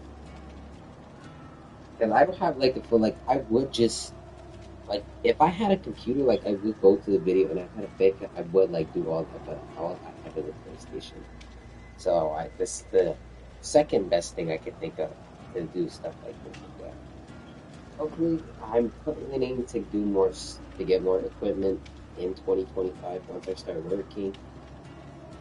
I haven't started yet. I'm not sure. I was supposed to start right after, but I think because of the holidays, it's probably going to be it's probably not going to happen until the beginning of the new year. Still, I'm going to get myself a new gaming desk. I already have a new controller. I have a new headset. Got a mouse and keyboard. I just need a mouse pad.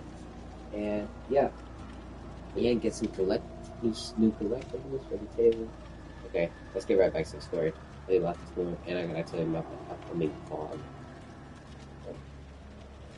To get the hell away. I looked to my right to get one more look, to see the woman standing right outside my passenger side window, giving me the same stare she had given me before.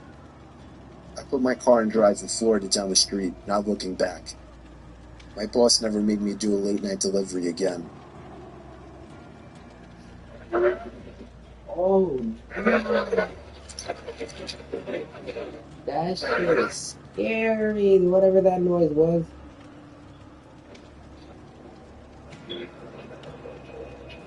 Thank you for watching. That's not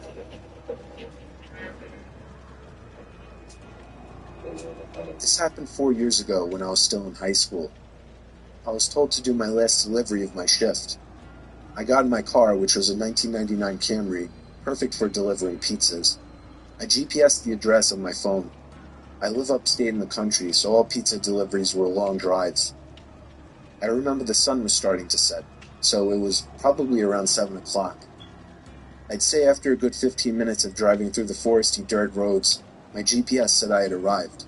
damn, for real? It was an old little cottage-like house made almost entirely of wood. It was sitting all by itself in the middle of absolutely nothing but forest. The lawn was completely unkept, as the grass was almost at knee height. I was used to this kind of thing, so I didn't think much of it. I took the pizza to the front door. There was no doorbell, so I knocked loudly on the door. Within 10 seconds, I heard the sound of footsteps hitting wood on the inside of the house. The footsteps made it to the door and stopped. I started to feel uneasy. I got the feeling that I was being watched. And that's when I noticed there was a peephole in the door. "It's the pizza guy," I called out. I heard a low, harsh-sounding voice on the other side of the door, telling me to bring the pizza out back. I didn't like the idea of going back there. Something didn't seem right. "Are you sure, sir?" I called out. He didn't answer my question. The sound of footsteps didn't move away from the door, so I had the feeling he was still watching me. I almost found myself walking back to my car, but I decided I didn't want any trouble with my boss. The last time I brought a pizza back, he gave me attitude, so I reluctantly walked through the uncut grass and around the small house to the back. I remember there was a shed and a little patio back there. In the patio, there was a table with 4 chairs surrounding it. In one of the chairs, facing away from me, I saw the head of somebody sitting in the seat. I began walking over and said, "Excuse me," but the person didn't even move an inch. "Excuse me," I said again louder. Then from behind me, I heard, "Psst, over here." I turned around to see a man poking his head out from the corner of the house, looking at me with a crazed smile. "Come over here, I want to show you something." I freaked out, turned around, and ran around the house in the opposite direction, back to my car, for some reason still holding the pizza. I got in my car, started it, and got away from there. On my way back to the pizzeria, I pulled over to the side of the road and called the police. Eventually, I was informed that there was no sign of anybody having been in that house for a long time. I quit my delivery job a few days after that. I have no idea what would have happened to me had I gone up to that man, but to this day, I still wish I had just turned my head to see who or what was sitting in that patio chair.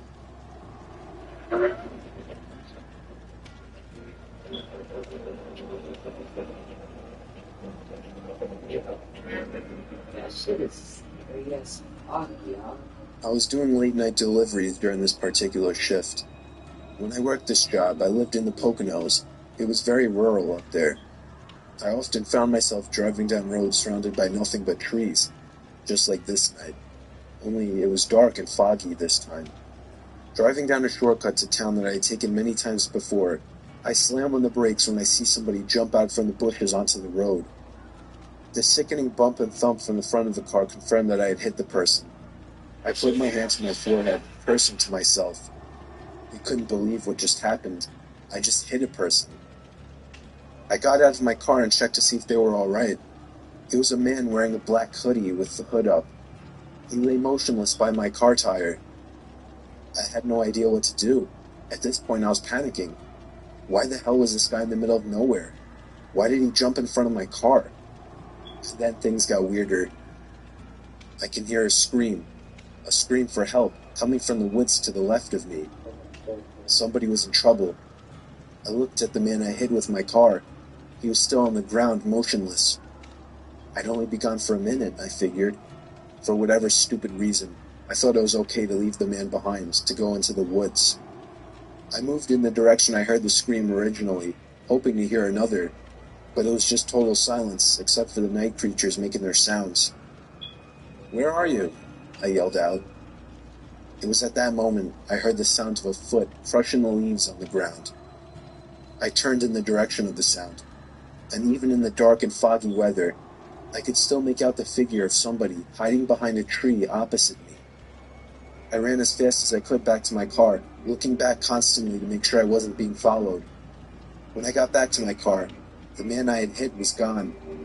I didn't stick around to wonder where he went. I just got back in my car and proceeded down the road.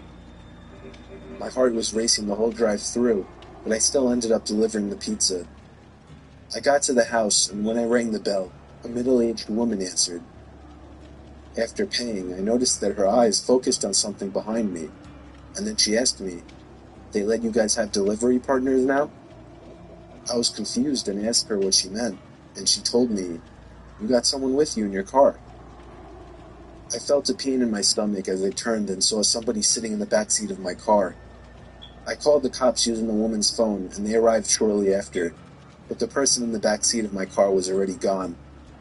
The scariest thing about this whole story, the police found a blood-stained knife on the floor of my car where the man was hiding.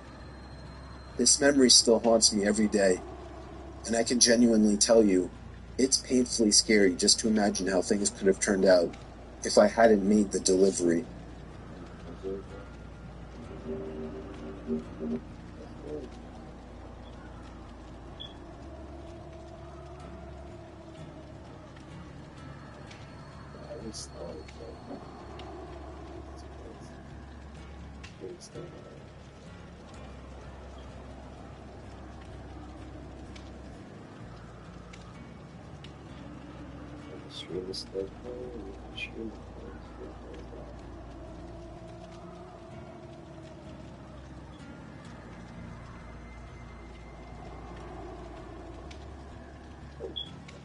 Let's listen to a few more stories while I'm going to get back onto the game. If you okay, so shall we go for a smoke break?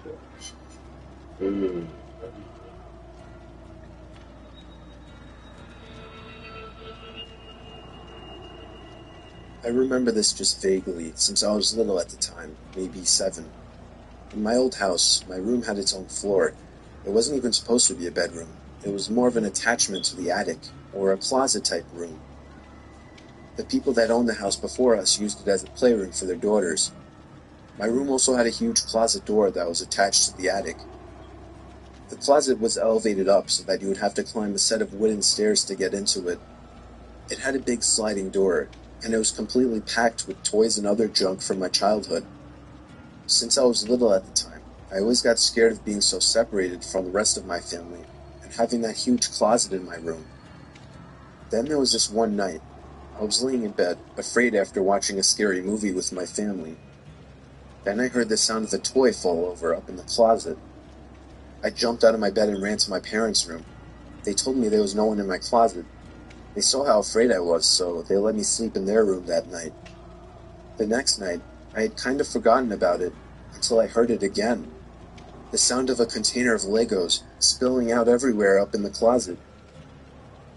Again, I ran to my parents' room and told them about it. My dad was starting to grow impatient with me. He reluctantly agreed to let me sleep in their room again. The next day, me and my mom checked the closet, and there it was. A pile of Legos lay on the floor, spilled out of the container. I thought this was proof that somebody was in my closet, but my mom assured me that it simply fell over. That night, my dad locked his door. He said he was tired of my nonsense. I couldn't sleep that night. I lay there completely silent with my young boy imagination running, waiting for another sound to come from the closet. It was probably about an hour before it happened. It broke the silence. The sound of the closet door rolling open with force. Oh no. The moonlight shining through my window illuminated the figure standing by my closet door. I let out the most horrific, ear-piercing scream you've ever heard, as pure terror swept over my body, a feeling that I still remember today. The figure jumped down from the closet and ran out of my room, and out the front door of my house. My mom ran up to my room in shock, as my dad ran downstairs trying to catch whoever it was, but he never did. The police never caught the man. When I was in 8th grade, I went on a school trip that was called the Louisiana Tour. It was mostly going around to significant sites in south of Louisiana. One of the places we went to was Myrtle's Plantation, which is considered to be one of the most haunted places in the country.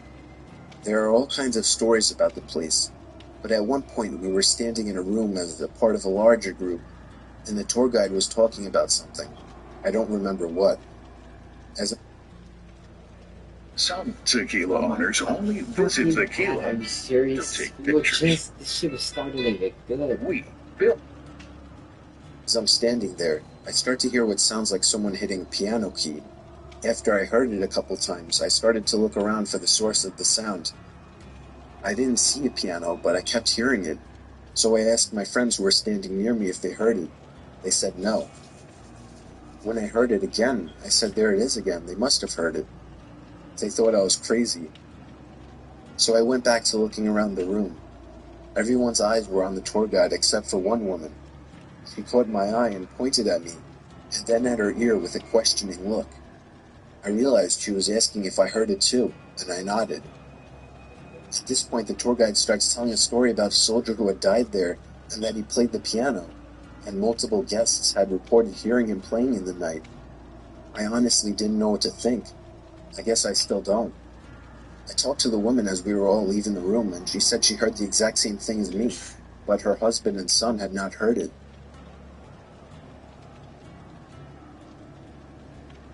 It was near Halloween time when my friends and I were telling ghost stories. My friend said she was going to tell a story about her parents' first date. She said she didn't like telling stories since it was actually true, but we prodded her on. To cut to the chase, the parents had a nice, if awkward, first date, and around the time that they would have said goodnight, the male in the situation, who's my friend's dad, suggested that they go for a midnight hike up Provo Canyon. He apparently knew the place, since he had done a fair amount of rock climbing in the area. So the two drove up the mouth of the canyon, got out of their cars, and started hiking under just the light of stars, since it was a new moon. At some point, the man starts getting a bad feeling, since the pathway ahead, which would pass under some trees, would be dark, and because it was getting quite late. He ignores the feeling and presses on. A minute later, the feeling came back to the man. He ignored it again, and started walking a bit of the way into the trees, when his foot hit something soft in the middle of the path. Under the trees, it was too dark to see just what this soft thing was, and the feeling came back stronger than ever. Instead of finding out what his foot had bumped into, he and the woman both agreed to hightail it out of there. Years later, after being married for some time, they were watching an interview with the serial killer Ted Bundy. In response to a question asking him to describe the time that he felt the closest to being caught, he explained about the night that he lured a girl into Provo Canyon and had just killed her when he heard some people coming up the trail. He explained how he hid in the trees just in time, only to watch some guy walk right into the body, and for some reason, just turn around and walk away. My school's library is open until 2 in the morning for the idiots like me that don't do their essays until the last minute. It's a pretty small building, and most of the books are in the basement area called the stacks. Yo, chat, I swear to God, that be me, bro. Sometimes I end up not doing my assignment, and I end up doing it at the last minute. I get it done in time, bro, but still, I end up always doing shit last minute. I just be so busy with other stuff, and when it comes to when it comes to my schoolwork and shit, I always be doing it in the last minute, and I'm surprised that myself can even get shit done on time, even at the last minute. Give you a quick layout. There's the big main stairs that go down to the stacks, a vending machine room, and the long hallway with the 4 entrances into the stacks. The stacks are two really big rooms on opposite sides of the hallway with a huge amount of bookshelves and study desks lining the walls. I was there around 11 p.m. last year. It was a pretty research-intensive essay, so I was down in the stacks working in one of the study desks, so I didn't have to keep going upstairs and downstairs again. I had been there for maybe 2 hours, and everyone except for a boy working a few desks down from me had already left. I was pretty zoned out by this point. It was an 8 a.m. class, so I didn't have much time until it was due, and I was sort of panicking. So it really pissed me off when I heard somebody flipping through book pages really fast to make them do that loud whipping noise at the other end of the room. I sort of ignored it for a while, thinking they'd go away eventually, but they just kept doing it. After about 5 minutes, I got sick of it and started to walk over to tell them to knock it off. I get about 3 steps across the room, and it just stops. I sat back down and it was quiet again, only for like 10 minutes before the flipping pages noise started again, only loads louder, like they'd grabbed a huge book that time. The boy started to get pissed off too, and he stood up and started walking around through the bookshelves trying to find them. It kept going, so I got up too and started looking around with him. It got really loud, and it was pretty obvious where it was coming from by that point, so we started walking towards it. He was on one side of the shelves, and I was on the other. We walked all the way down the shelves. No one there. We hadn't seen anyone come in the stacks, and we were on the side of the room with the entrances. No way could anyone have come in without us seeing them. The noise stopped again, and we both sort of just slowly walked back to our seats. I assumed it was just a fan or something in the other room, and I really needed to get my essay done. We sat down, and immediately the noises started again. It sounded like it was coming from right next to the guy's chair. He shoved his stuff in his bag, looked at me, said, "Fuck this," and took off. I was out of there maybe 5 seconds behind him. I still won't go back in the stacks at night, even when there's other people down there.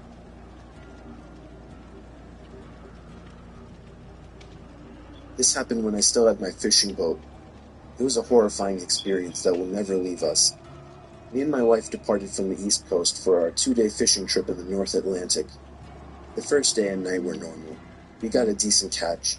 At night we played cards while listening to music. It was enjoyable up until the next night. After a slow day at sea, we were playing cards again inside, this night without the music. It was at that moment that we heard the sound of a boat motor. We rushed outside to see a man piloting a crappy old motorboat with absolutely no lights on. He had stopped directly in front of our bow. The man was middle-aged. He had a beard and a baseball cap on. I went up closer and asked him if he needed help. He asked us if we had any spare gasoline. I apologized and told him we didn't. I asked the man if he was low on fuel and if he needed a ride back to the shore, but he declined. He claimed he had plenty of gas, which brought an awkward silence as me and my wife wondered why he asked us for gas then. The silence started to creep me and my wife out, mostly because of the way he just blankly stared at me. The only reason I could see was because of the deck light in the front of our boat. Other than that, we were surrounded by darkness. The man finally broke the silence and asked us if we had a good catch that day. I told him we didn't, still trying to be polite, even though the situation was odd and creepy. I asked the man how he was getting around in the darkness, but all he gave me was a chuckle, as if I had made a joke. I figured he misheard me. He turned his little motorboat around, and the last thing he said to us was, "Nice meeting you folks." He sailed off into the total blackness surrounding us. Me and my wife were completely weirded out. My wife told me she was afraid he was going to rob us. Being a fisher, you run into and make conversation with other sailors and fishers all the time, but I knew something about that guy was off. The fact that he came up to us so late at night, so far from the shore, and alone in that little motorboat, and the way he acted, we were both really uncomfortable, so I decided to turn out our lights and sail a bit north just to make sure the guy couldn't find us again. Call me paranoid. Later that night, probably around 2 in the morning, I woke up to the disturbing and ear-piercing scream of my wife. Yo. I shot up to my laying position to see a man standing at the edge of our bed. That scream, bro. I lunged out of the bed towards the man, but he was out of the cabin before I could even get out of the room. I heard the sound of the same motorboat starting, before speeding away into the darkness again. We sailed all the way back to the shore that night and reported the man right away. Of course, nothing was ever heard of the topic again. We still have no idea what the man wanted or what he was planning on doing, but it still gives me nightmares to this day.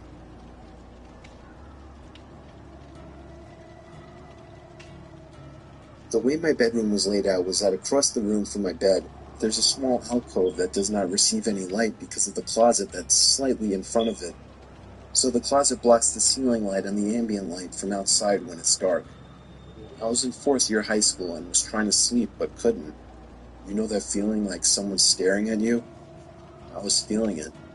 I couldn't shake it, and it just felt like whatever was staring at me had such malicious intent in it. I opened my eyes and my gaze was drawn to that dark,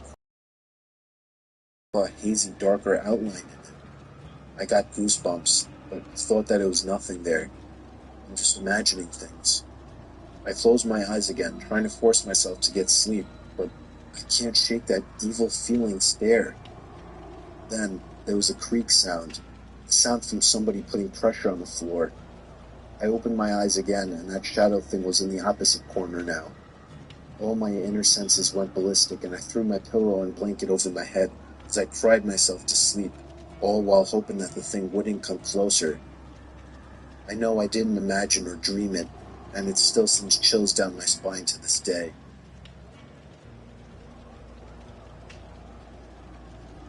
It was the first time my family ever went camping together.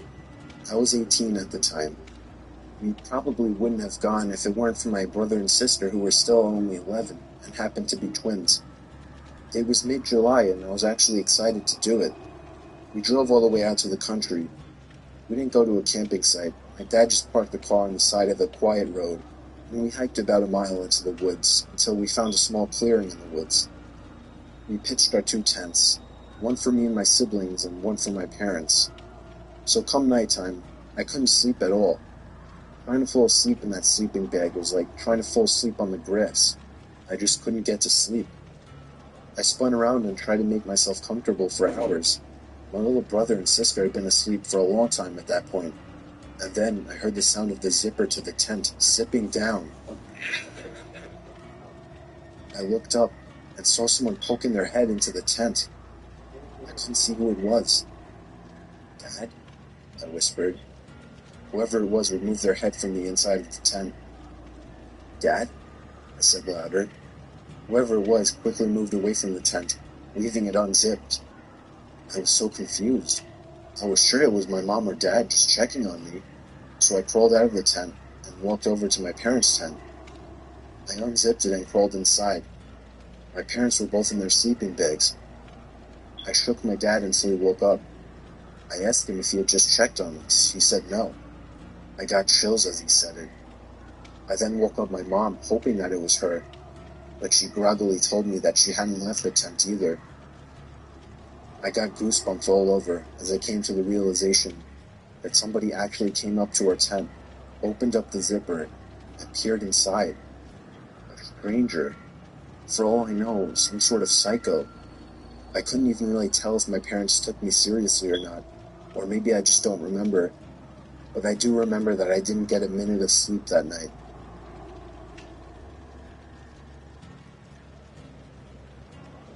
My parents were on their honeymoon to Key West. When they arrived at the hotel to check in, they were told that the room would be non-smoking. With my dad being a smoker, they requested a different room. They got the room switch and went to their room. As they got off the elevator, the smell of fresh paint was overwhelming. Down the hall there was a painter with all necessary supplies laid out around him as he was painting the wall. As my parents walked past him, they casually greeted him. The painter had absolutely no acknowledgement of their presence. Whatever. When they got to their room, the smell of paint was even worse in there. So bad it wasn't even bearable, so they decided to go to the front desk to change rooms. When they explained the situation, the attendant looked very confused and informed them that there wasn't a scheduled paint job on that floor for that day, but agreed to change their room anyway. My parents go back to their floor to grab their luggage, and the painter's completely gone. All supplies cleaned up and gone within 10 minutes. and the smell of paint was completely gone. At this point, my parents were freaked out, but didn't think much of it and went to their new room. The next morning, on their way to breakfast, they overhear a tour guide talking to a group. My parents tuned in when the guide mentioned the floor that they were originally supposed to stay on.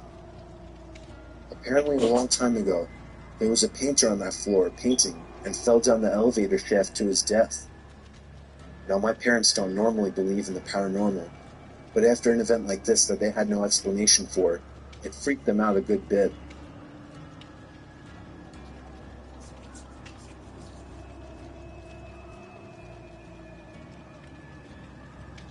This story didn't happen to me. It happened to my cousin, and yet it still freaks me out thinking about it. This story is all too true. My cousin Nikki was on Skype with his girlfriend Sam at around. She was asking him to come over and stay the night, but he didn't really want to drive over that late. Sometime into the conversation, Nikki noticed the closet door behind Sam open a crack. Nikki pointed it out, and Sammy turned and looked at the closet. They both ended up ignoring it.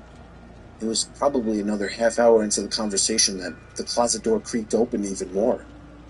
Nikki spotted it again and told Sam that her little brother must be hiding in the closet.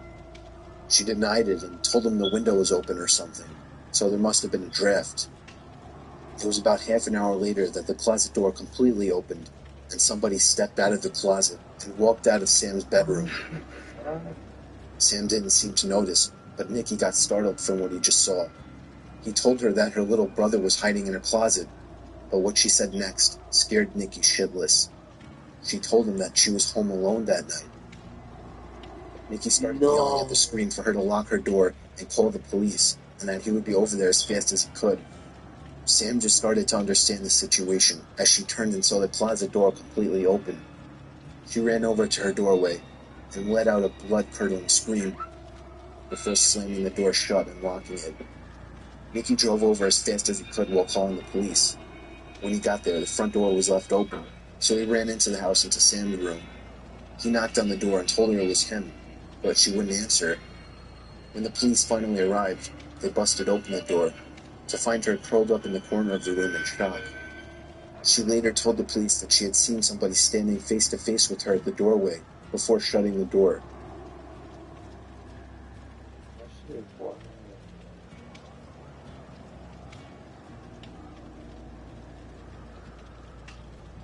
It was a dark and stormy night, a kind of stormy that I loved, thunder and lightning roaring. So I was staying up late watching movies. I lived with my dad, but he wasn't home that night. He was working nights. Anyway, after I finished watching the movie Forrest Gump for the 100th time, I decided 2 a.m. was a good time to get some shut-eye. I loved going to sleep during thunderstorms. It was just enjoyable to listen to, but suddenly, I heard the sound of something hitting my window. It wasn't the sound of rain hitting the window, but in such a big storm I didn't think much of it and put my head back down. But a few seconds later, the same noise. Something hits the window again. This time I made the sound out to be a rock hitting the window.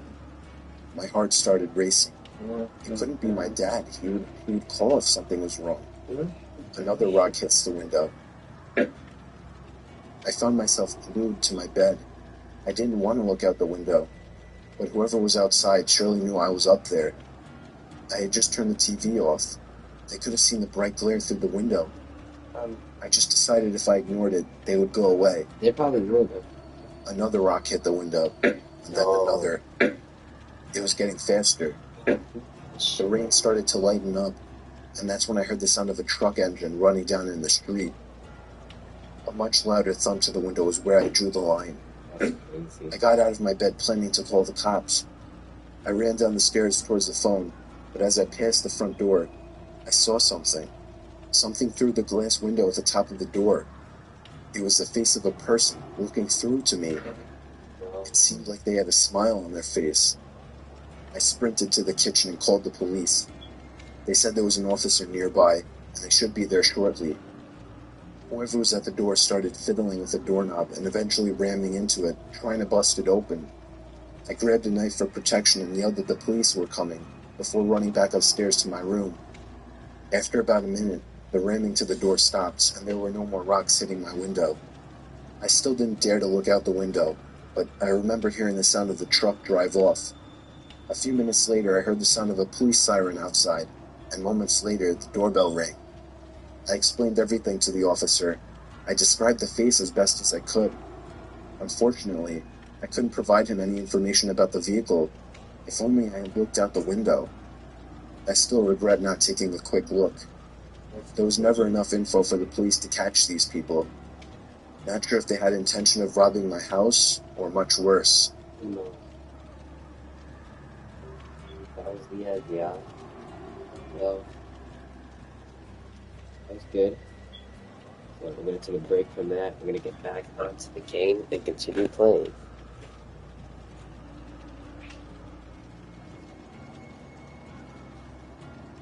Continue playing, yeah, no. Me. Really go get me another slice of that pizza, so I'll be right back.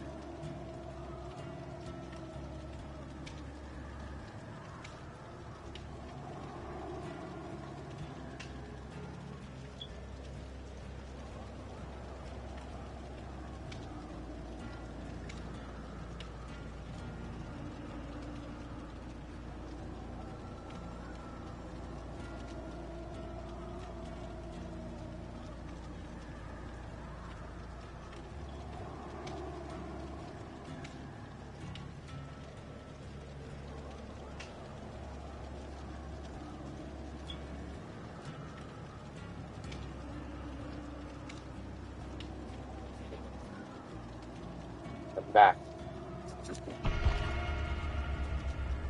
Let's see the shit, yeah.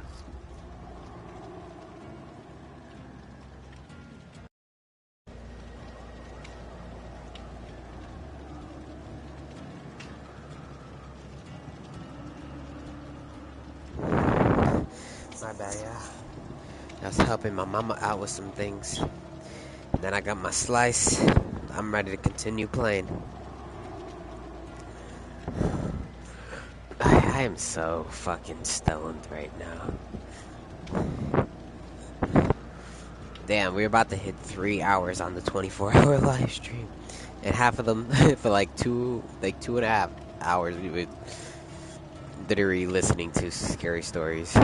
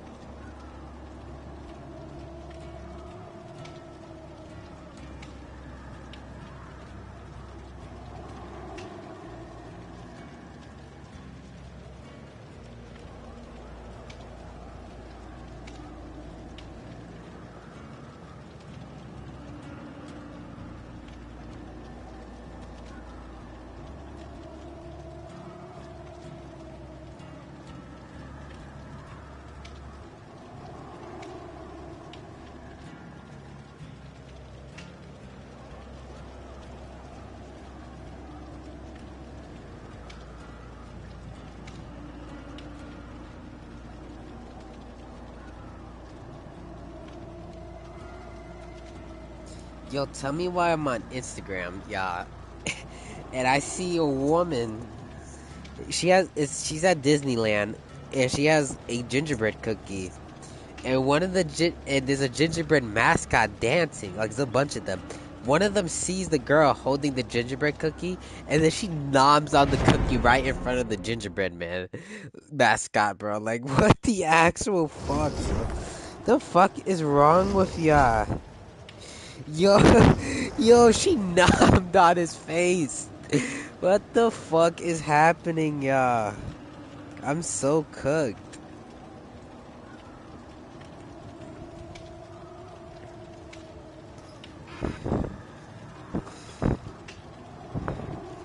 Hey.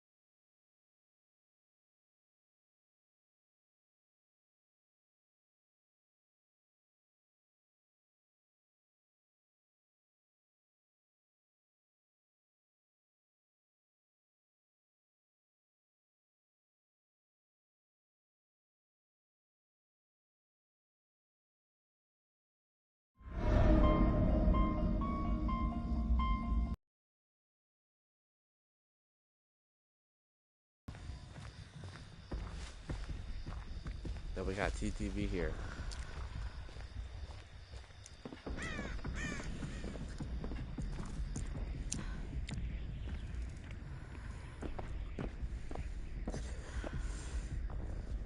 Is there a fucking generator up here?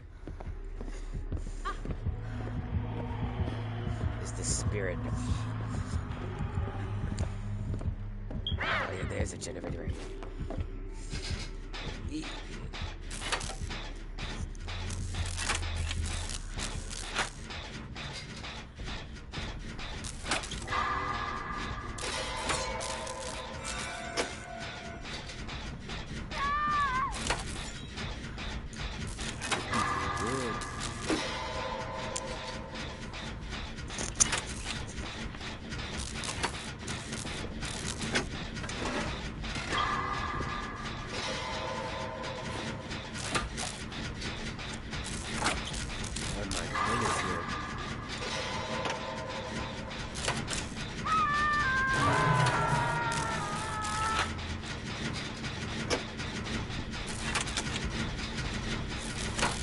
What's up, demon?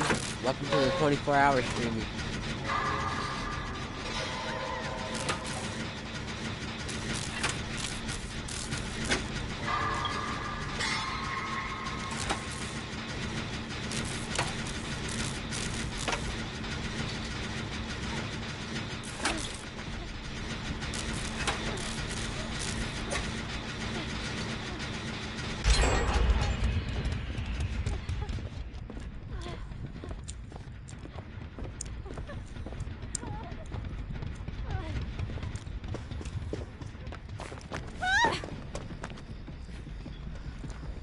Let's go, my sister.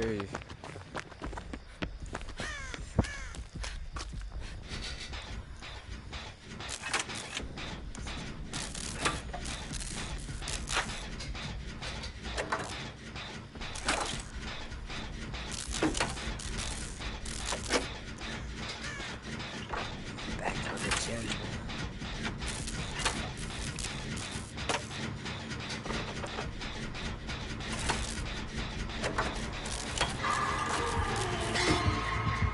Oh my god, this fucking spirit. What the fuck? You bitch! And you throwing snowballs at me too?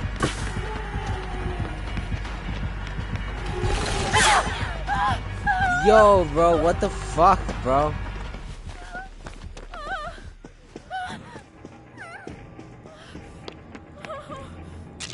Fuck her.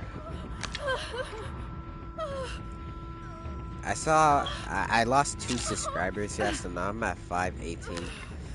Unfortunate. So the 2 that unsubscribed to me, you can kindly go fuck yourself.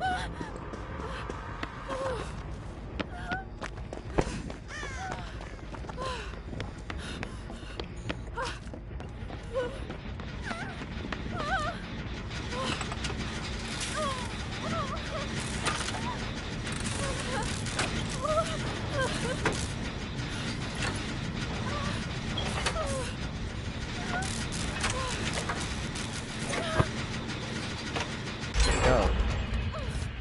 Thank you. Oh yeah, I forgot I was hurt. God, I'm so high. I need to really lock the. I really need to lock the fuck in right now, yeah.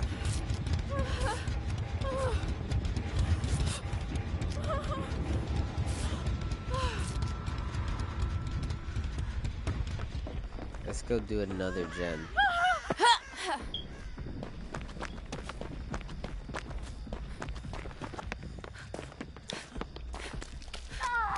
Oh my god, Sable, you fucking slack of shit.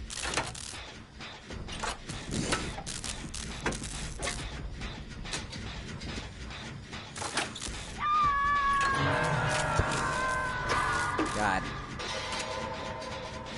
Please don't come over here, please don't come over here.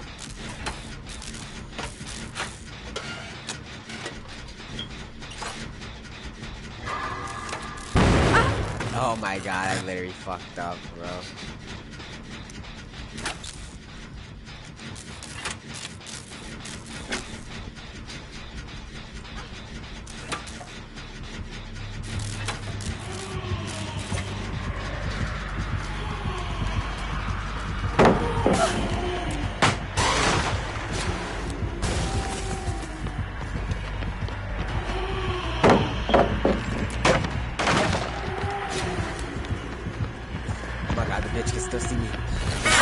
See me.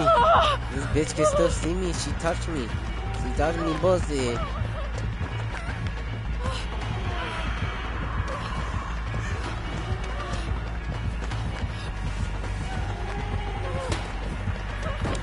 This bitch is throwing snowballs at me. Oh my god, man, I hate you, cunt. But I was sure do a lot of things to you in bed. I'm just saying.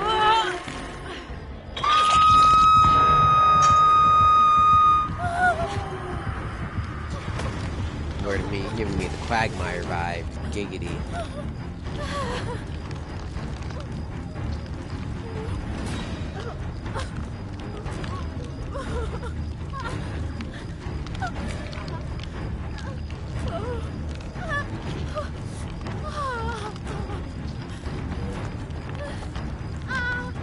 Yay. Thank you, Meg. Love you, doll.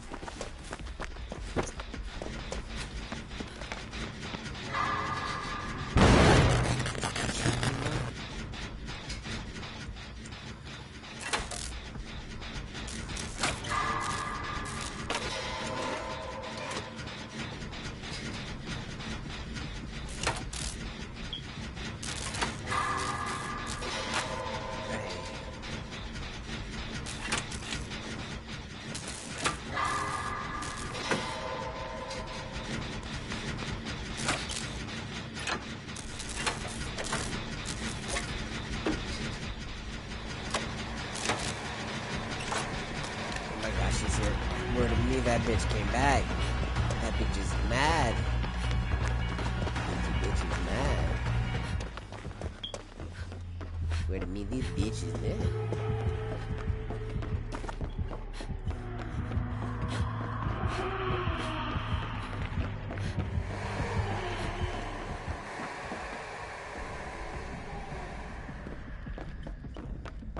Okay, she left. What a fucking munch. What the fuck is wrong with me, y'all? I'm so fucked up. I need to take a break once in a while. Like, I cannot look at a screen for too long.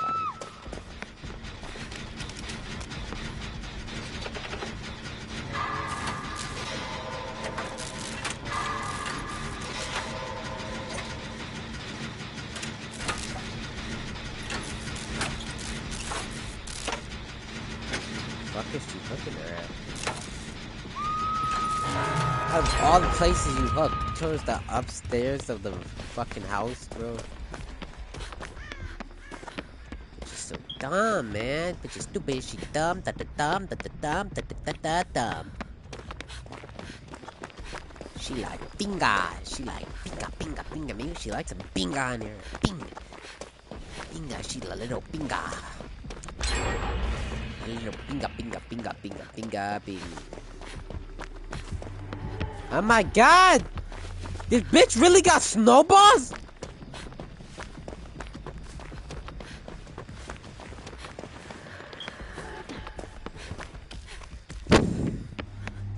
Oh my god, you want some binga? La binga, you want a snowball fight? Let's go! Let's go, binga! Binga! Hold up, I'm not done. Hold up, I'm not done.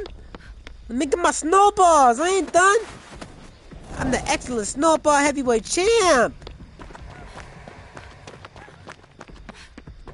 You're just cuckoo.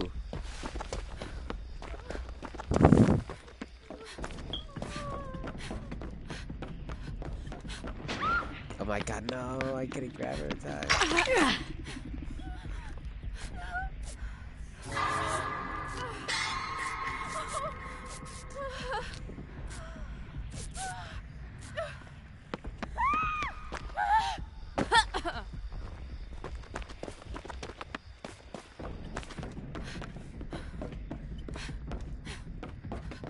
There's no generator in here.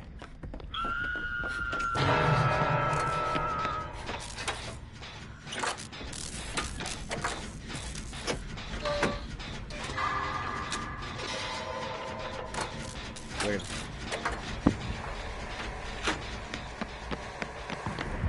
Ah!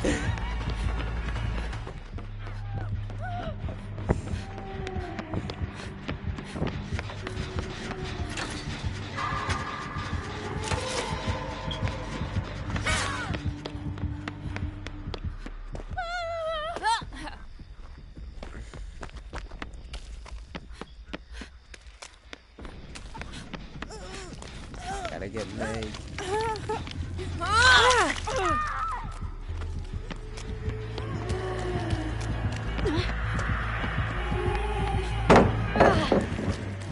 No, wiggle. Wiggle the fuck out, man. Okay.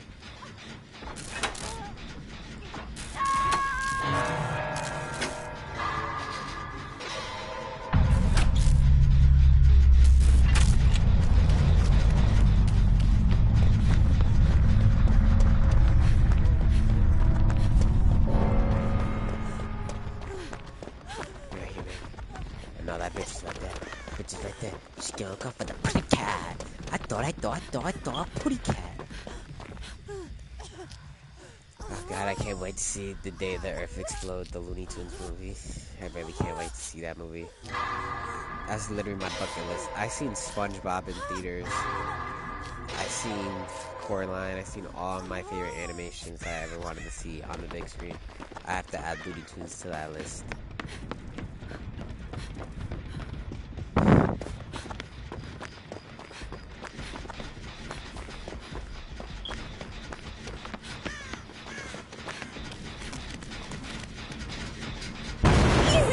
Can we make one fucking job? Hola pinga! Ela pinga, pinga, pinga!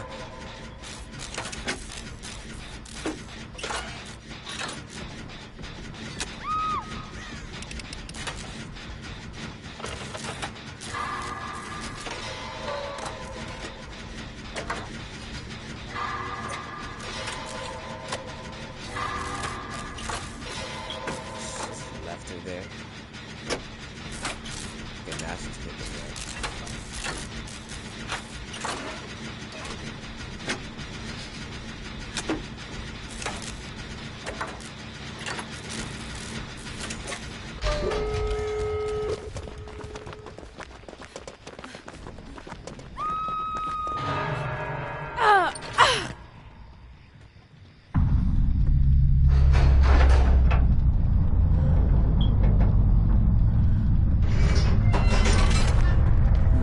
She right there.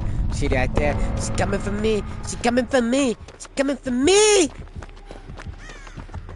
Crazy Asian bitch after me. Go kiss my balls. Come on.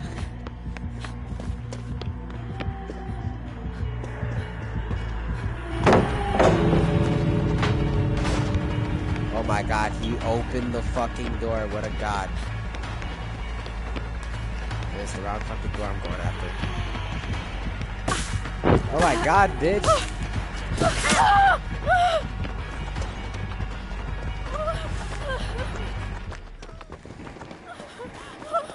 Fuck you! Ha ha ha ha! You thought you could fool me, but I escaped. Striggle my diggly! Striggly diggly, bitch! Know who I am? I am Mikey. Okay, I'm about to go see this TTV person. Know me, you know I like to see TTV people. Oh yeah, are they live? No, they're not. But they do have 673 followers. I am 674 now.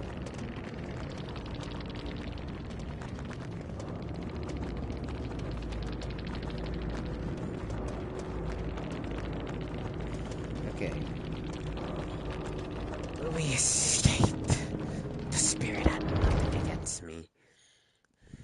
She was just a whiny little bitch.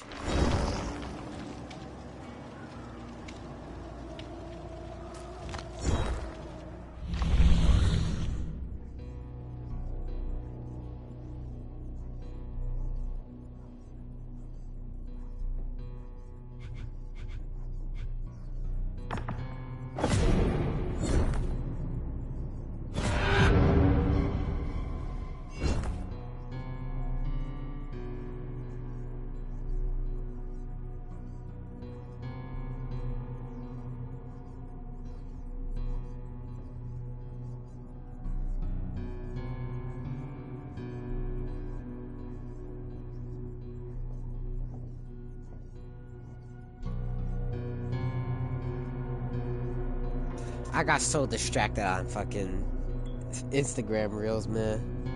I'm so fucked up, yeah. Perform a Cooper action. Yes.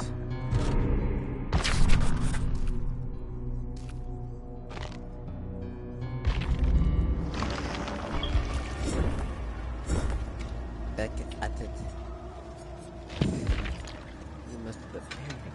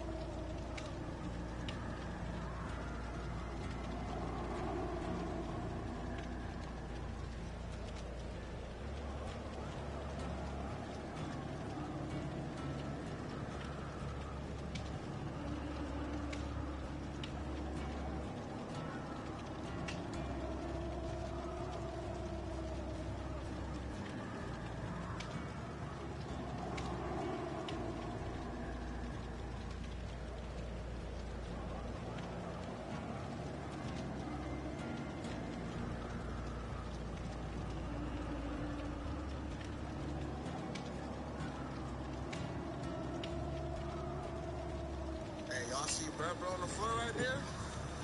I'm finna jump over this nigga, man. What the fuck, bro?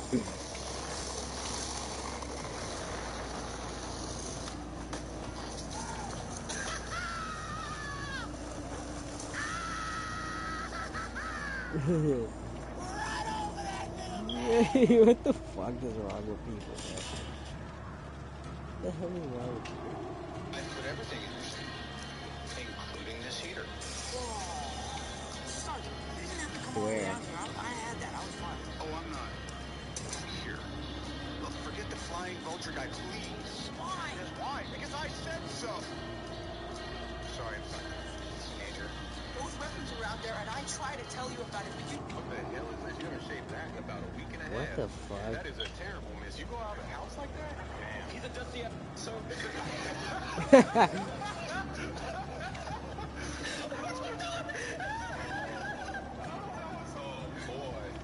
Oh, boy. You're gonna clown him? Is it windy outside? No, sir. Then why the did your hairline blow so far back? Damn! No! What the hell is this? You're gonna shave that in about a week and a half. That is a terrible miss. You go out of the house like that? Damn. He's a dusty so... Oh, yo, bro, what the fuck? Jason, what are you doing? Hey. You leave?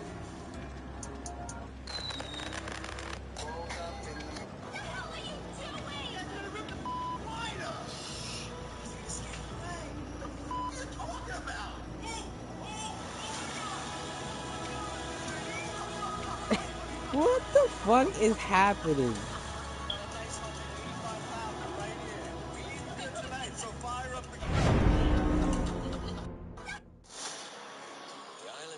I'm so done with it.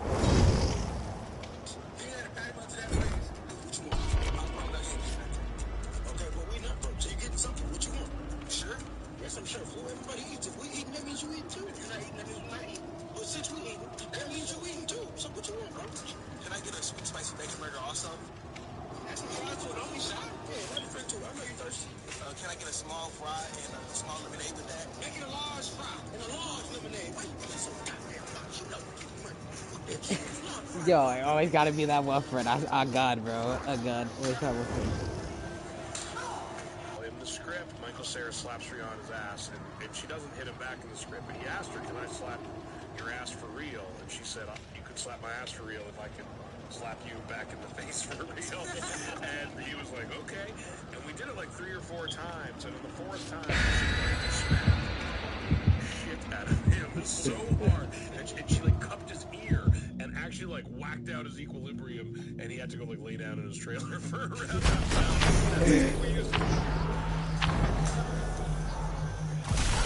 Damn! Yo, bro. That shit sounded like it. It hurt too, bro. It's fucking crazy. Patches, man.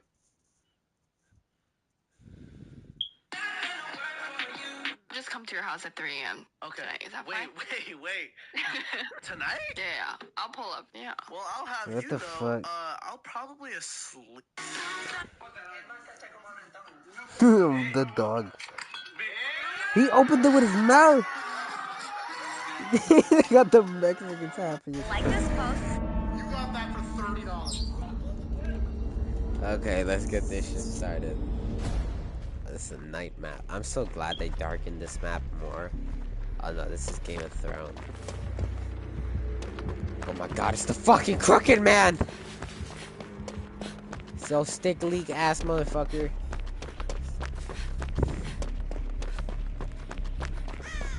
You need to give me some dessert later.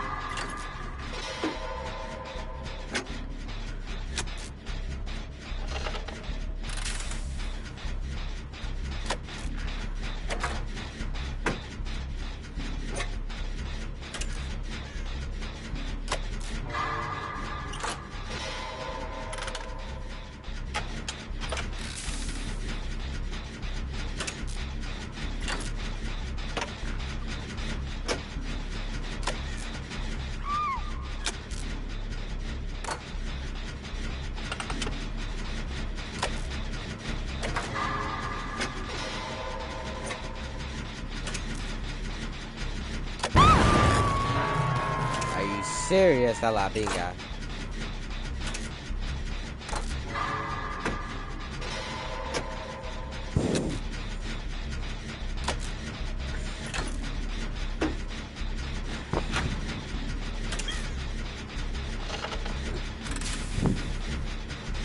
think Leon's going for this.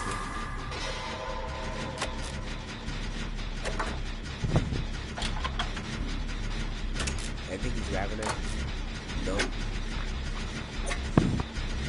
I want to get a generator done there. Oh, there you go.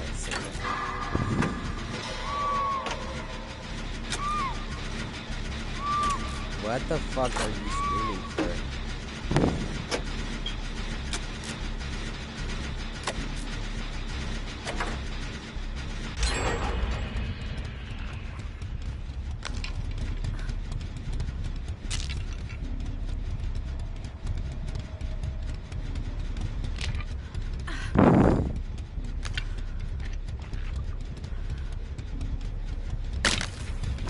That I had to do a totem.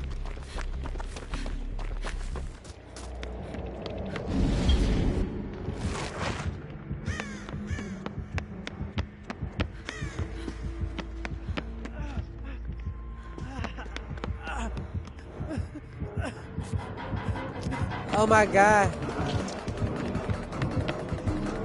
I blocked him.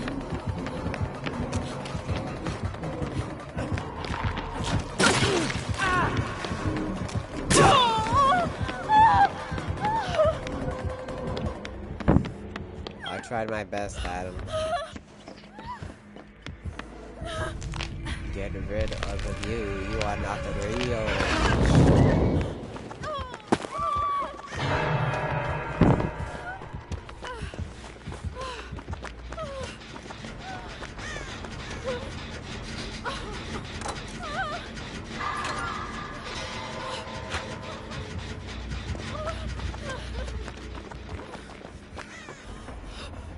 Get me, please.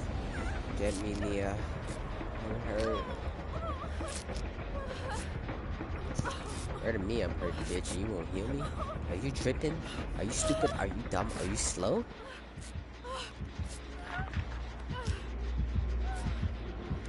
Oh, this motherfucker, man. Oh, shit!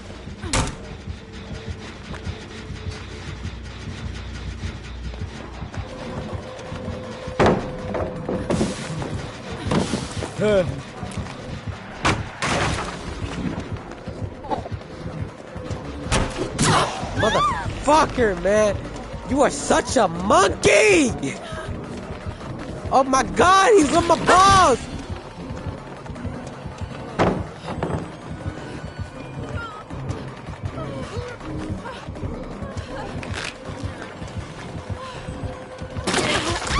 Are you fucking kidding me, man? Kiss my balls. Somebody go save Adam, man. Hell, go fucking save Adam.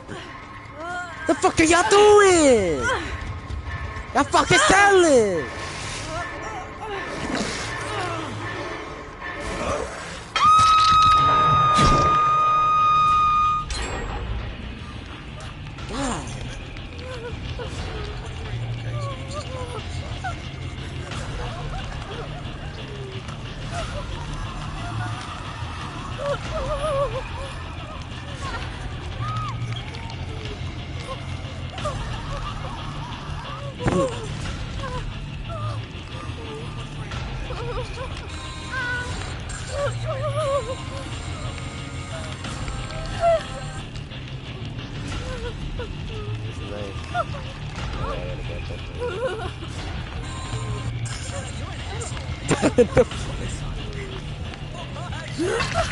Oh my god, you saved me? Well, I'm leaving though. I'm fucking on balls, Adam. Shit, I just realized his name is Shadow Monkey.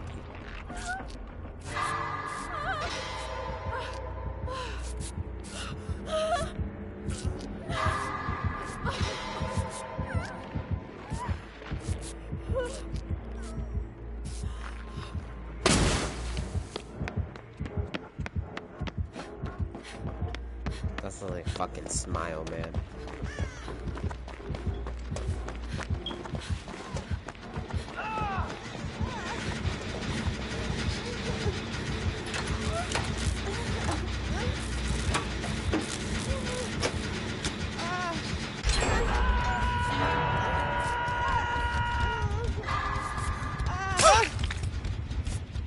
Oh my god, I apologize.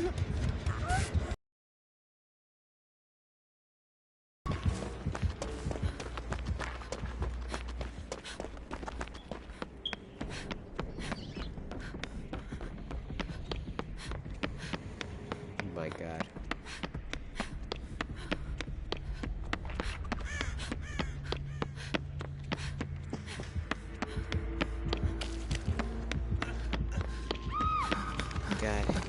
Got you.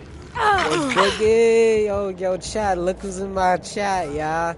Look who it is, the one and only Boogie Gaming 2X19, bro. He's in my chat. That man got 1,000 subscribers on YouTube.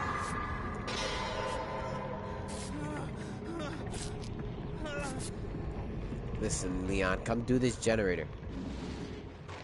Oh, he's gonna go save.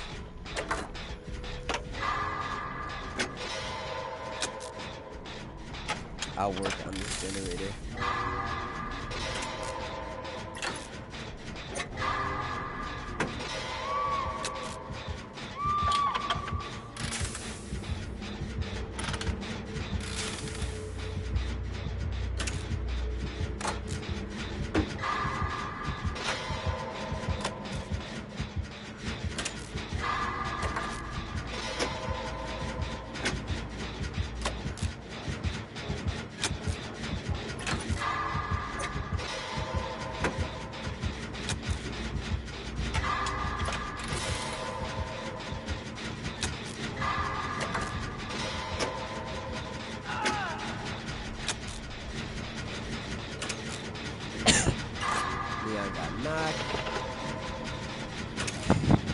I knew he was above me. I wanted to make sure.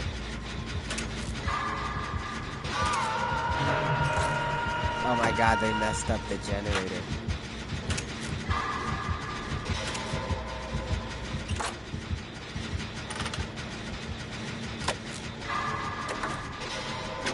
They're gonna get it done. They got it done.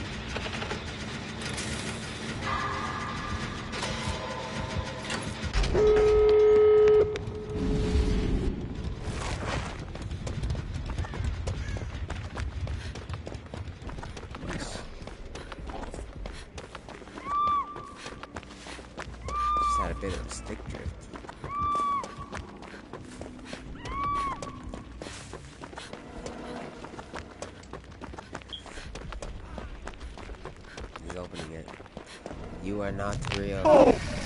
You are a figment of my imagination.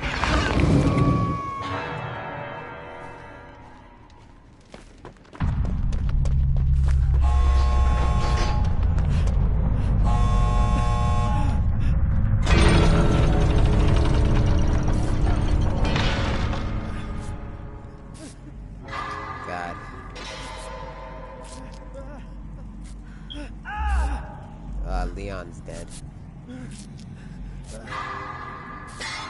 R.I.P. Leon.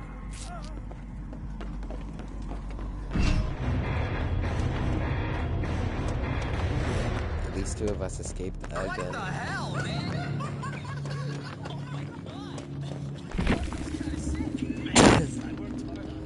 What the hell? What the hell, man? Oh my god! I worked hard on that. You're an asshole, man. You are what you eat, son. What the fuck?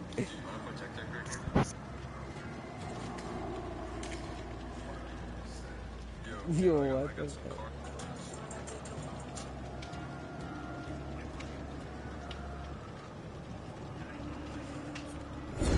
Sure.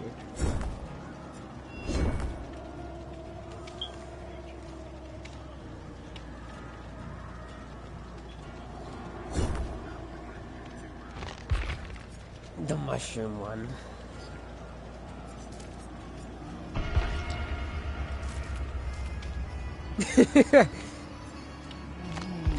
Da, da, da, da.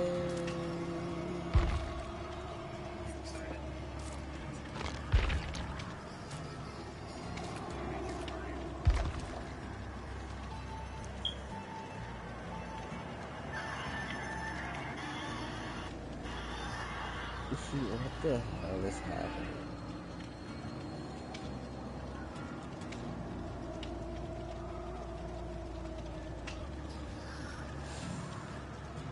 Alright, we're doing it.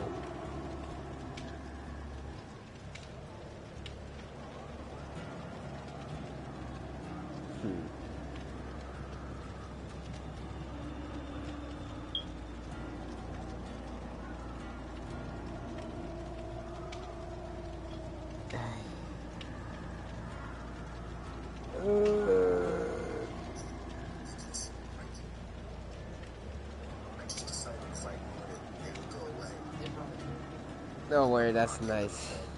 Then another. It was getting faster. The rain started to lighten up, and that's when I heard the sound of a truck engine running down in the street. A much louder thump to the window was where I drew the line. I got out of my bed planning to call the cops. I ran down the stairs towards the phone, and as I passed the front door, I saw something.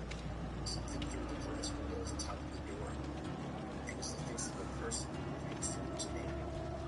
It seemed like they had a smile on their face. I sprinted to the kitchen and called the police. They said there was an officer nearby who they should be there shortly. If there was something more starting to think of the door, and I drew ran into it and tried to bust it open.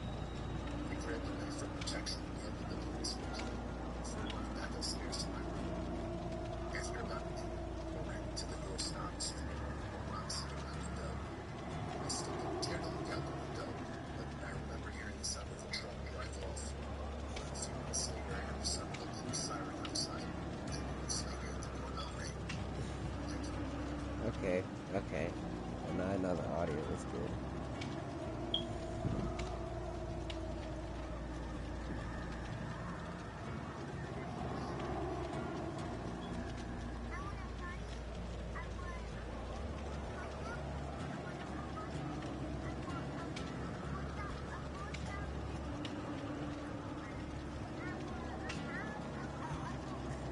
What the fuck? Mr. Beast in your basement's wild.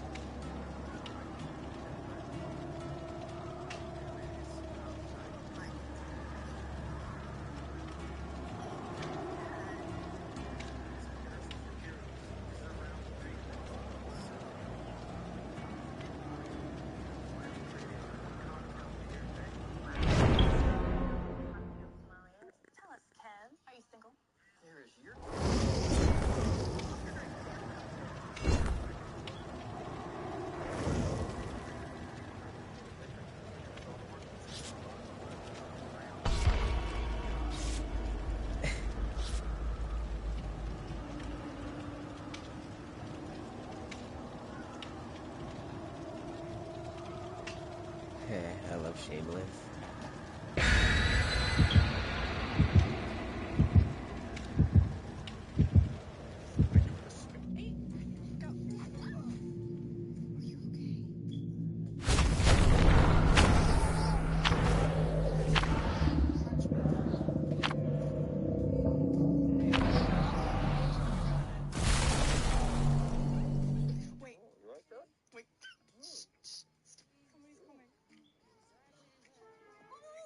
Are you okay? Yeah. Oh, you happen to be sitting right here on my favorite walking path to the beach.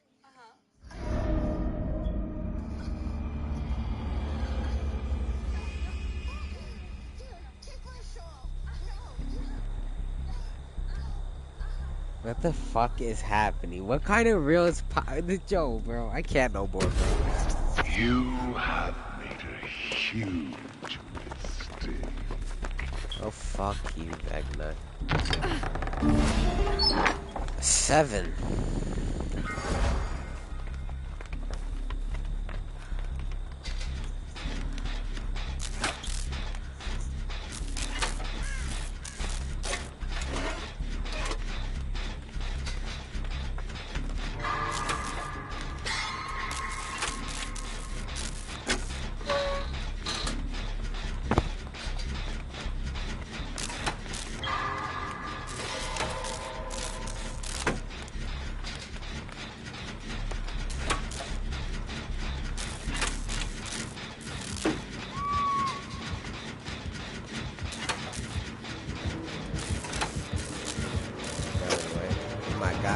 Fuck you, Vecna.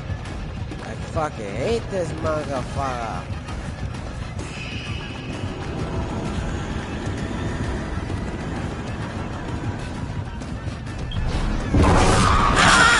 What? That's cheating!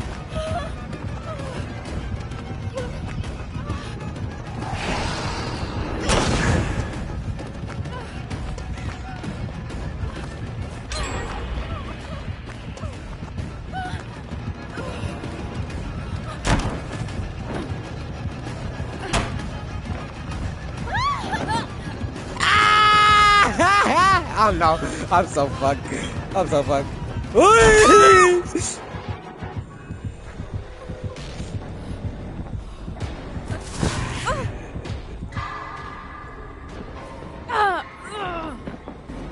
I'm fucking up right now.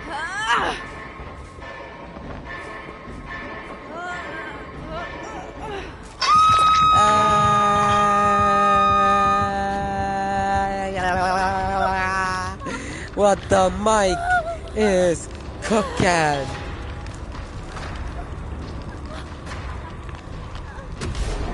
That belongs to me.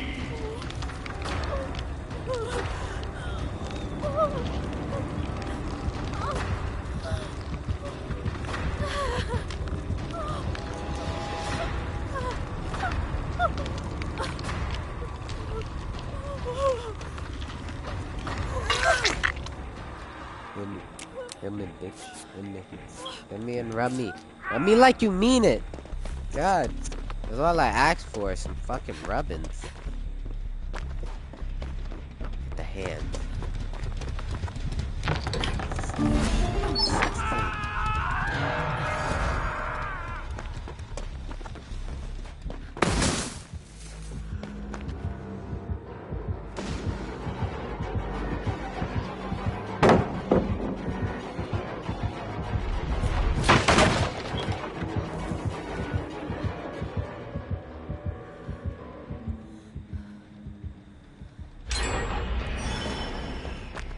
I'm a sneaky son of a bitch, bro. What we got? 18.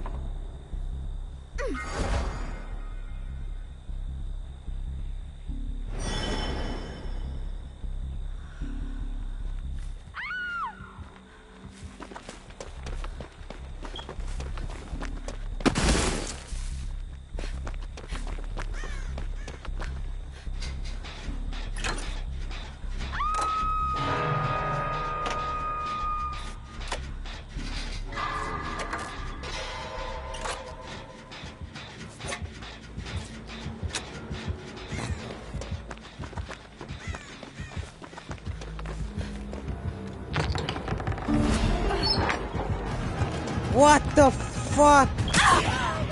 You telling me you ignored everybody else?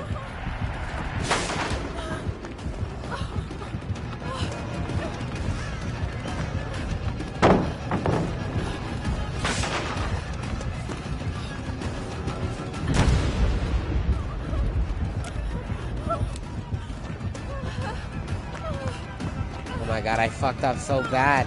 I fucked up so bad! Ah, I fucking hate you, bro! You're the worst DLC to come into this game.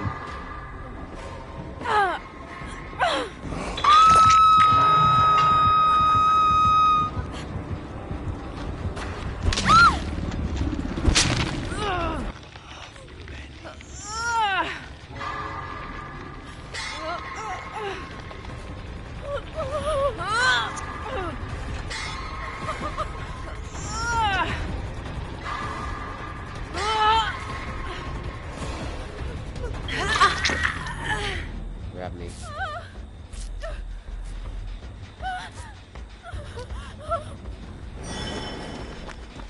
Gotcha.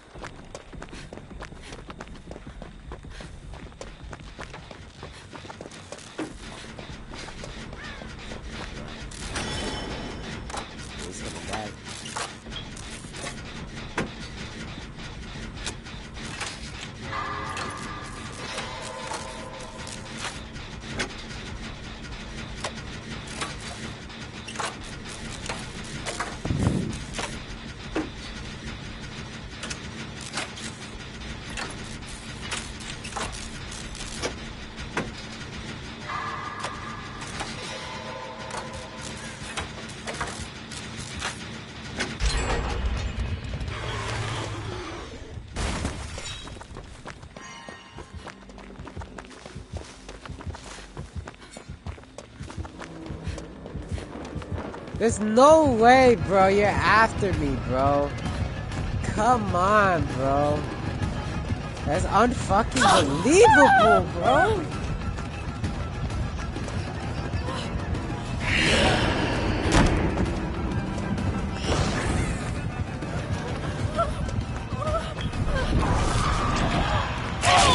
Oh, wow, bro. What a fucking faggot, bro. God, I can't tell you how much I really hate the Dungeons and Dragons chapter. I hate it because of him. I hate the Dungeons. Hey, man, fuck you, Vecna. Fuck you.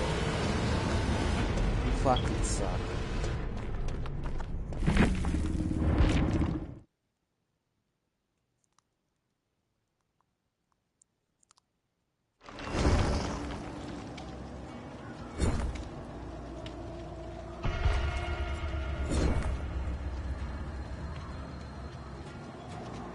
I already told you what I think about your intro, Boogie. I like it.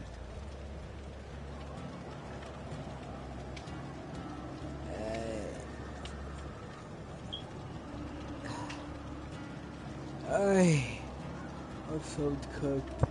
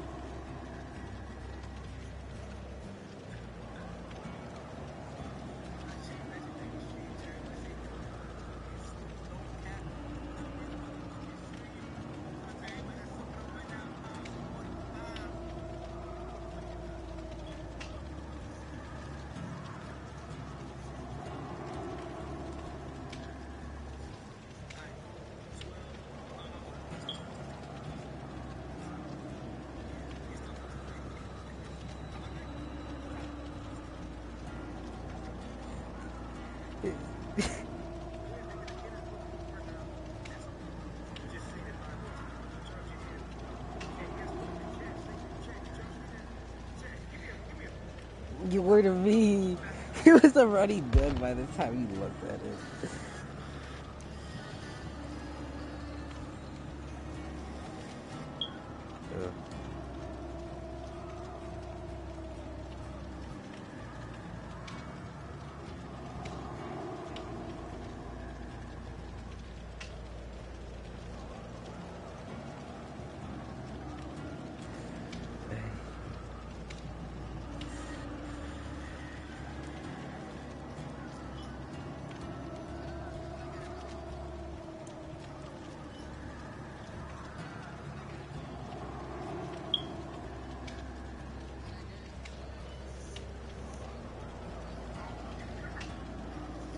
Yeah, bro, I saw a pretty girl working at Wendy's, bro.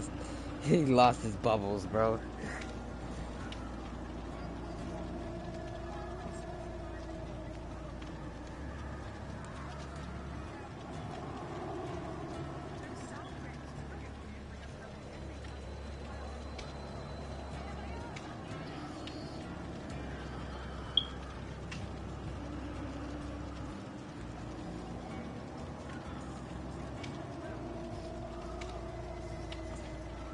Okay, could we just talk about...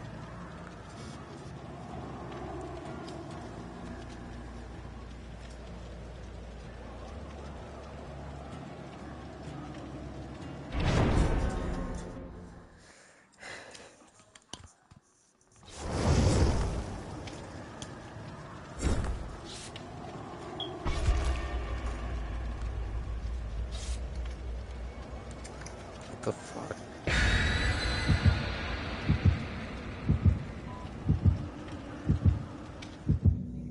Exactly.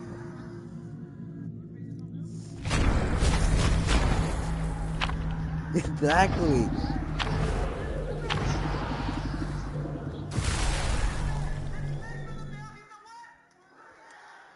Pussy ass bitch is wild.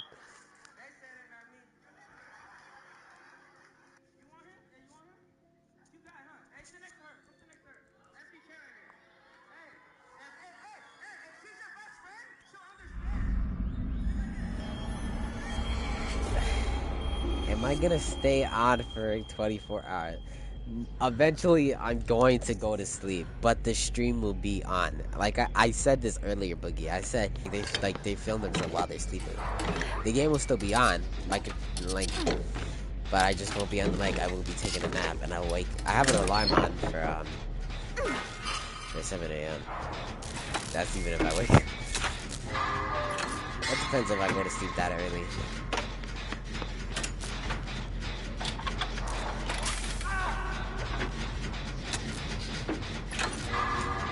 But the stream has to stay on until tomorrow evening.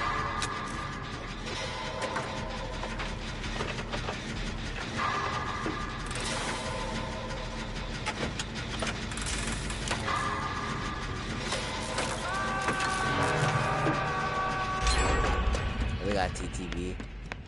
Just realized that.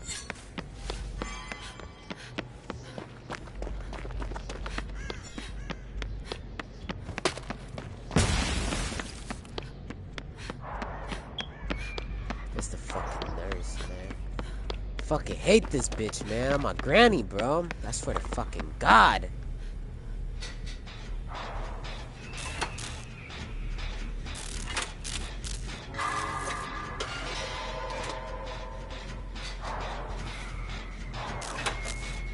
That bitch is camping.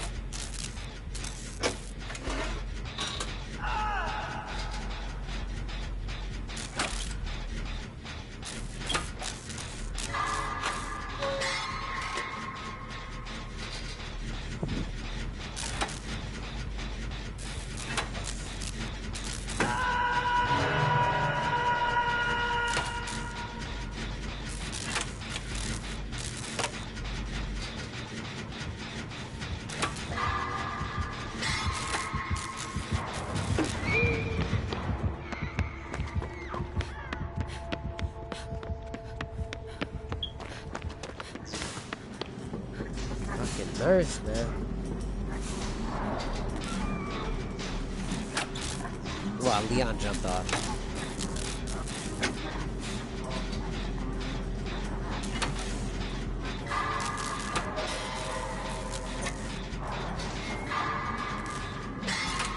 Let's go.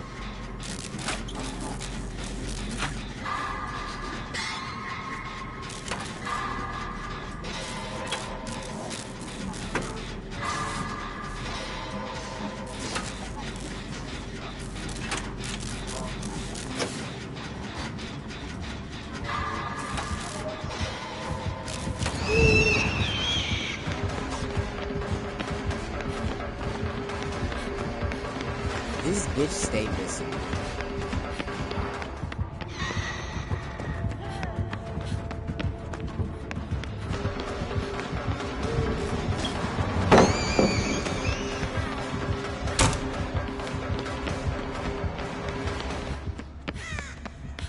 This bitch stay missing.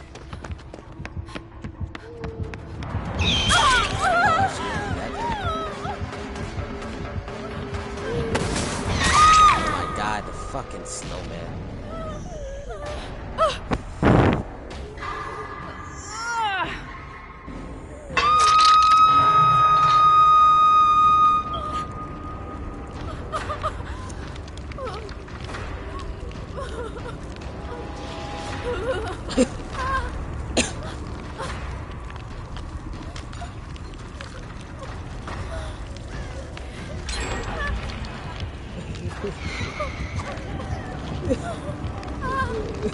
Yo, bro, this thing is so stupid.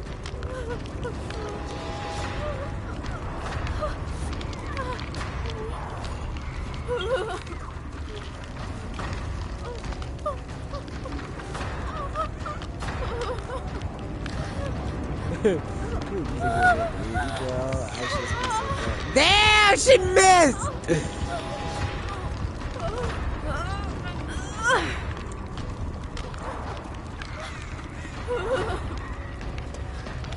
Leon.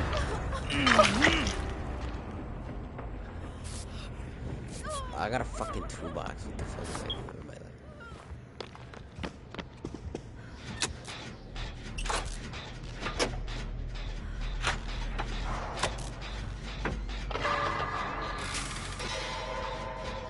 Hey.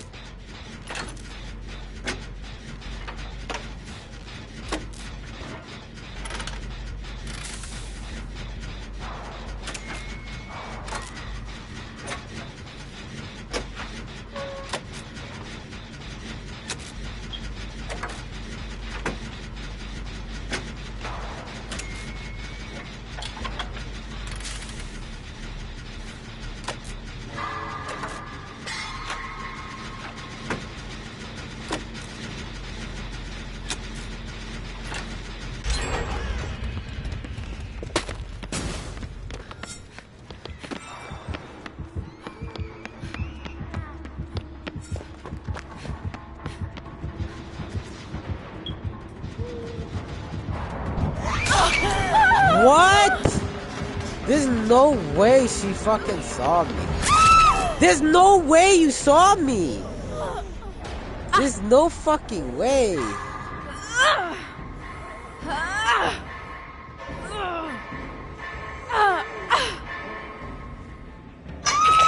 It's fucking crazy she saw me.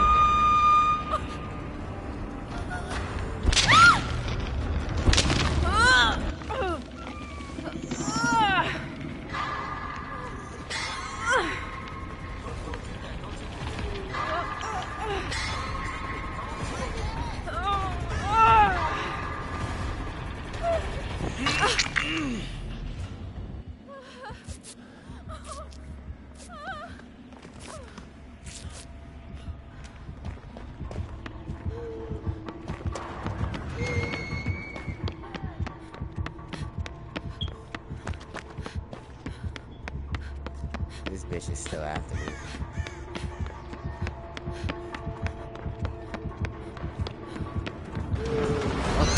Oh, come on, bro! Like, leave me alone!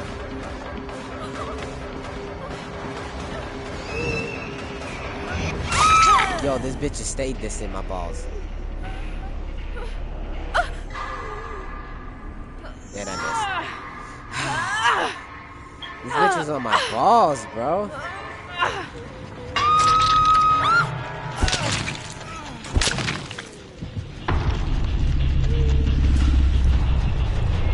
God, I fucking hate this.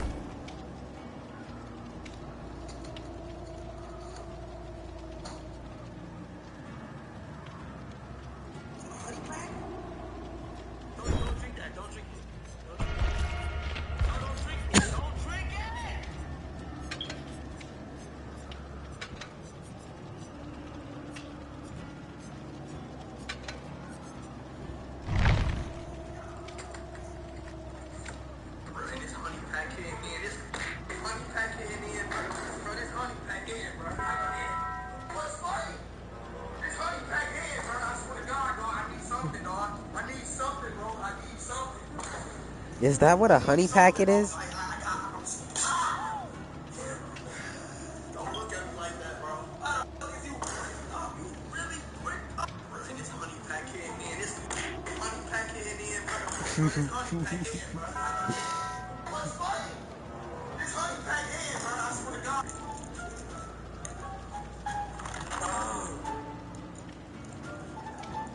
ain't gonna lie, chat.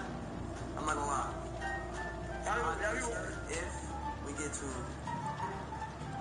W this game. No. Top five.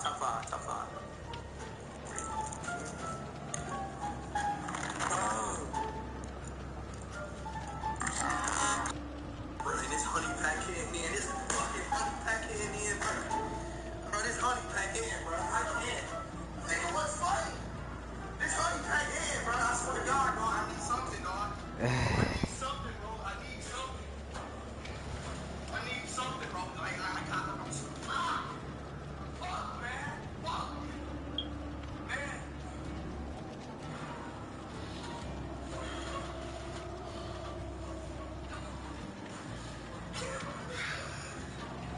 Don't look at me like that, bro. I'm out, man, bro. This shit, everybody thinks it's a game, bro.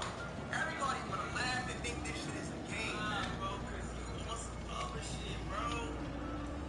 How the fuck is this?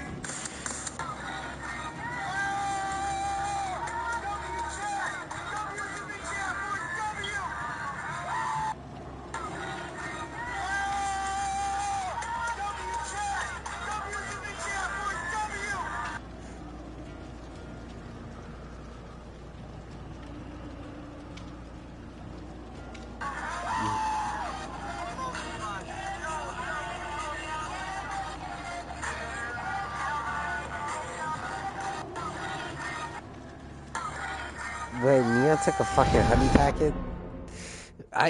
Ronnie 2K son, bro.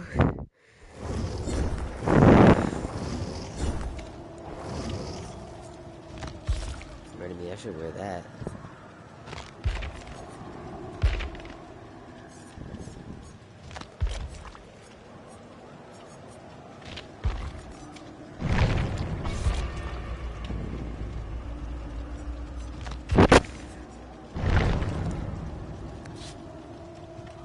I just care about you so much. It's just not worth it to me. No. Shit's just fucked. I just care about you so much.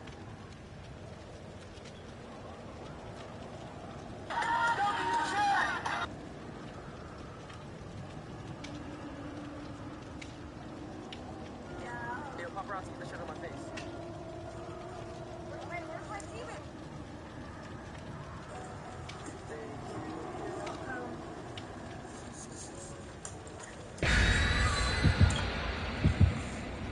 Brings me joy to do things like this.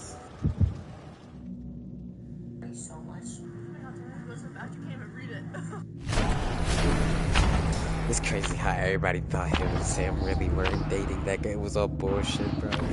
They were, bro. It's fucking crazy. She really chose an Indian like Neon. Word to me, she chose the Indian like Neon, bro. What the fuck? Ay, man. Ay, this highness is wearing off now.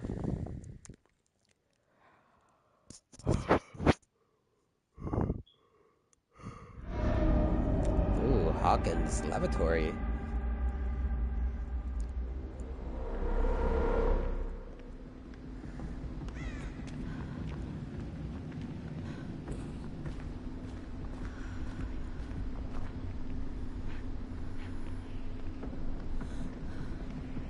Fucking snowman.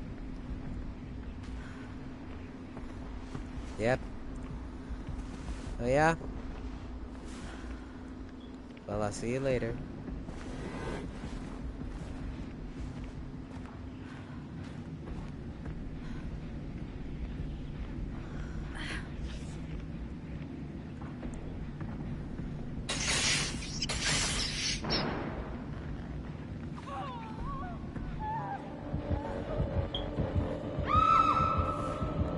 It's crazy. He went around.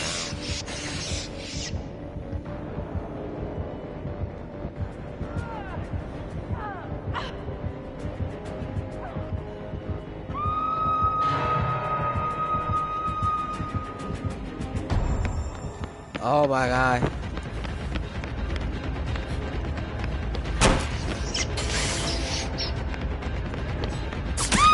Fuck.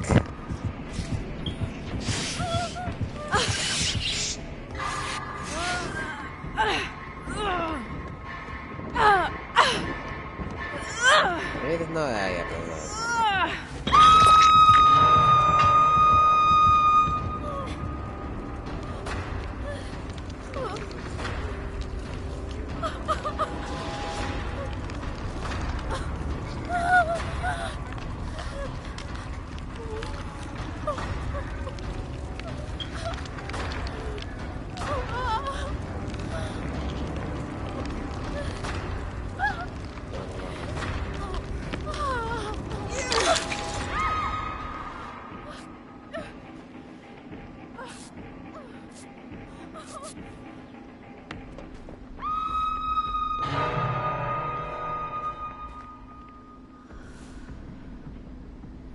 oh my god.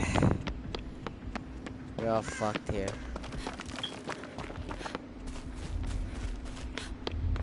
Fucking Ghostface came back.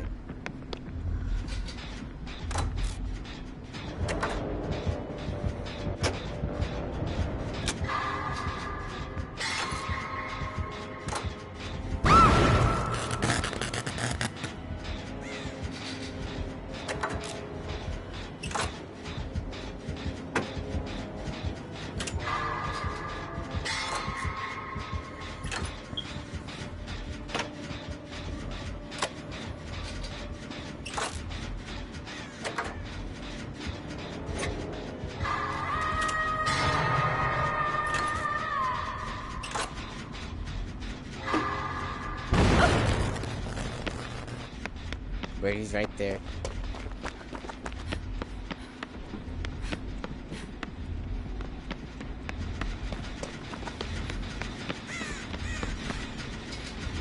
Oh my god, motherfucker, I'm dead. I'm so cooked!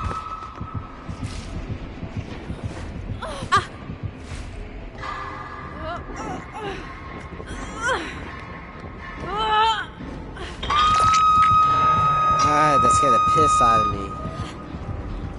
Oh, I'm so tired.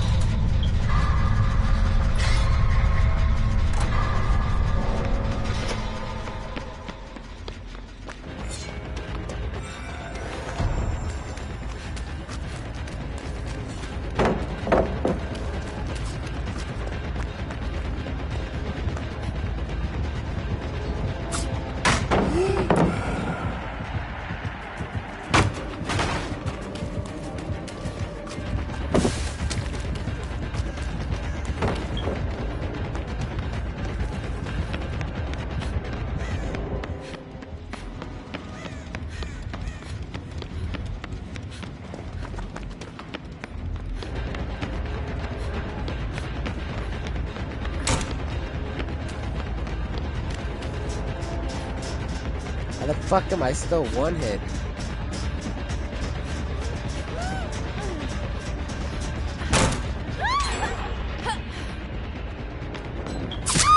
Damn it.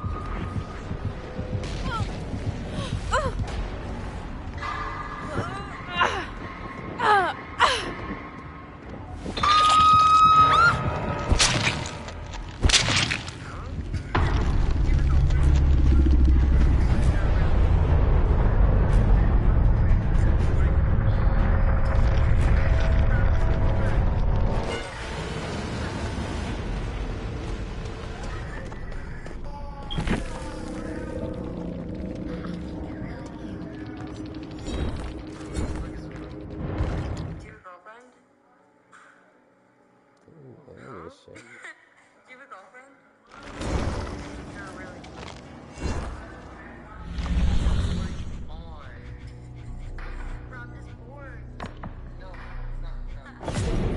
What the fuck, bro?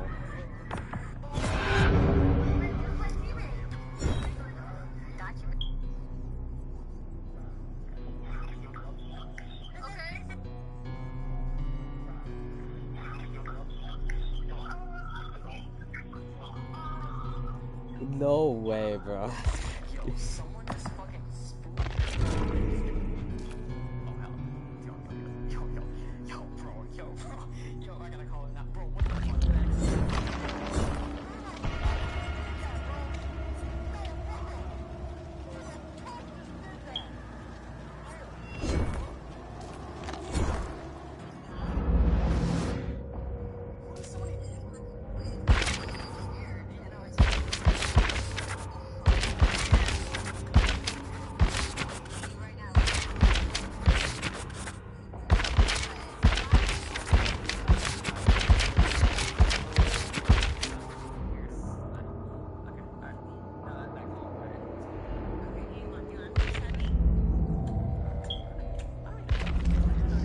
What the fuck? Before he comes back, I want to see how this shirt, because everybody says, you know, we got Waffle Girl today. And my boyfriend got a shirt Waffle Girl. I tried it. It's pretty good. Never tried it before. Sure, everybody, because I forgot. Before he comes back, I want to see how this shirt, because everybody says, you know, it's true. And I want to see this, because I feel like it's on. I feel like it's not true. I don't believe it. It's suspicious.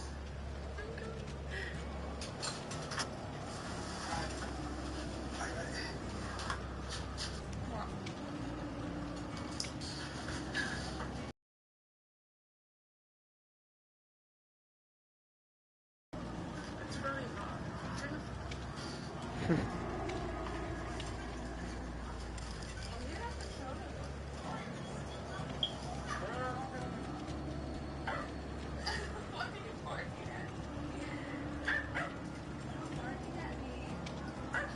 Dude, what the fuck?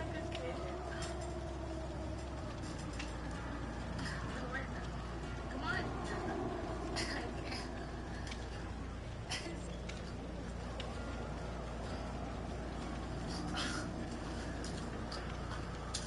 Why are you fast? Why are you making fast? Because I want to make it. Why don't you eat? I eat. Dude, the way a honey packet is.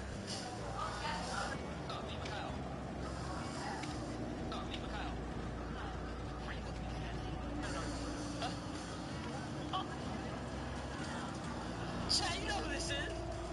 Huh?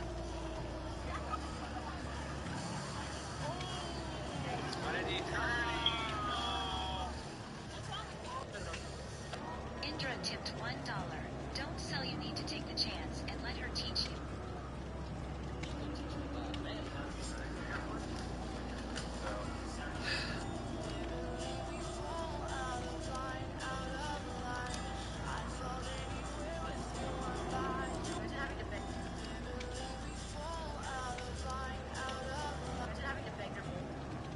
Imagine, man, that's fucking wild.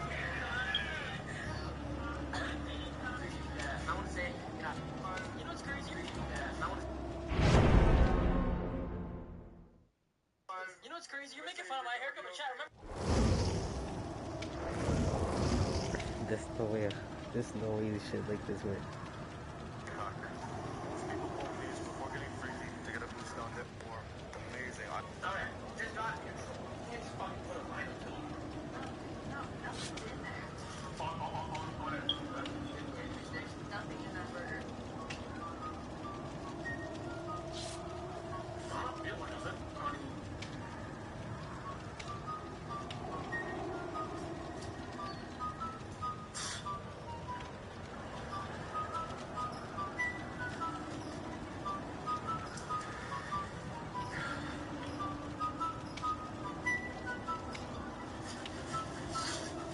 I don't know, and like, I'm telling myself or something, but I don't know, I'm telling myself to get a work or something, but I'm confused. Alright.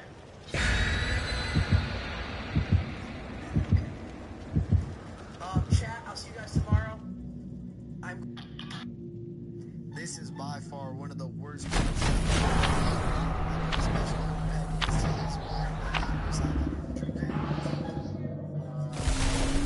something, I ain't gonna lie. Drop that honey in there, and I had to mix it up because I don't want him seeing it. You know how old people are. Back started hitting, he started getting hot. He started to get a little bit weird. I could tell it was him. 1 hour later. Look at this dude.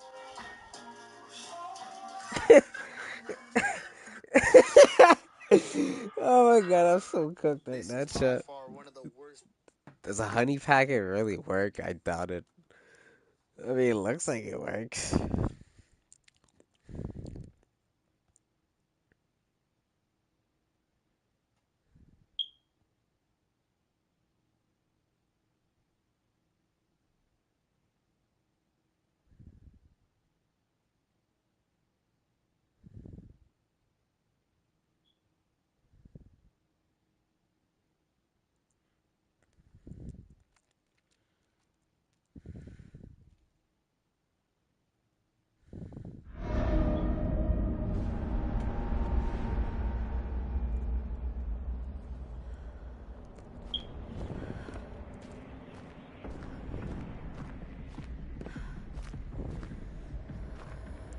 Get on the generator.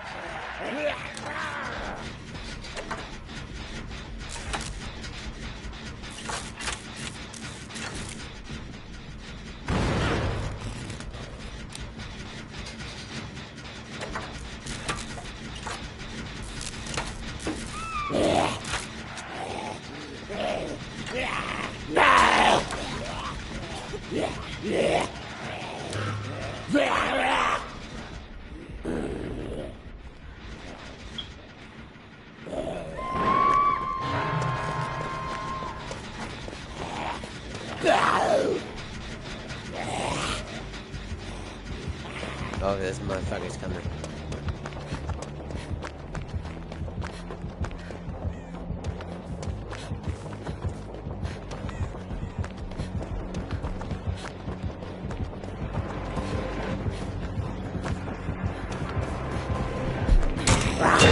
Oh my god, no fucking way.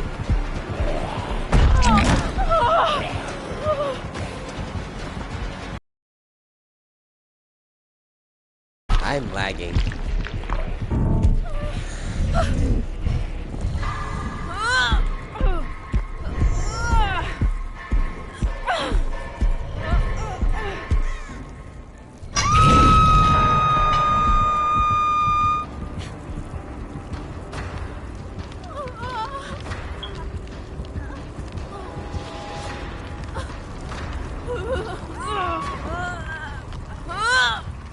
Hey.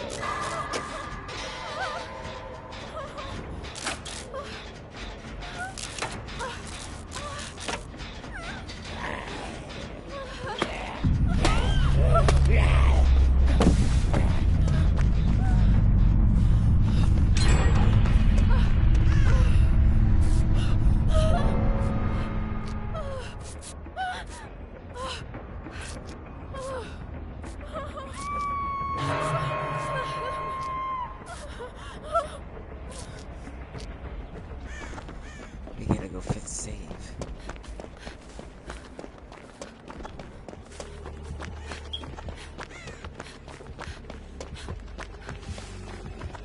I really got nothing else to lose.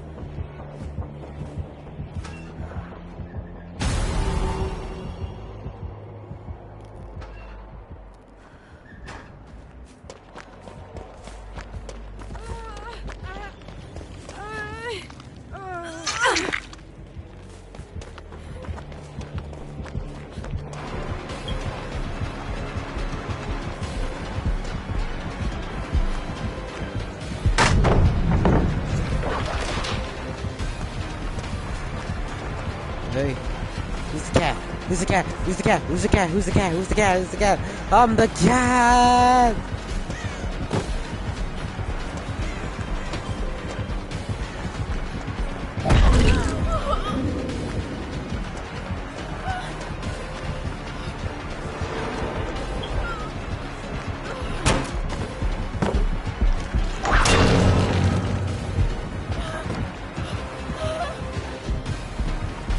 Oh my god, he broke the fucking pallet.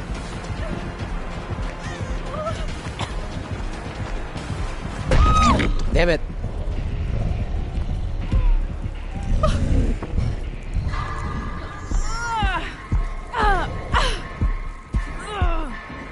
I ain't going to kill myself.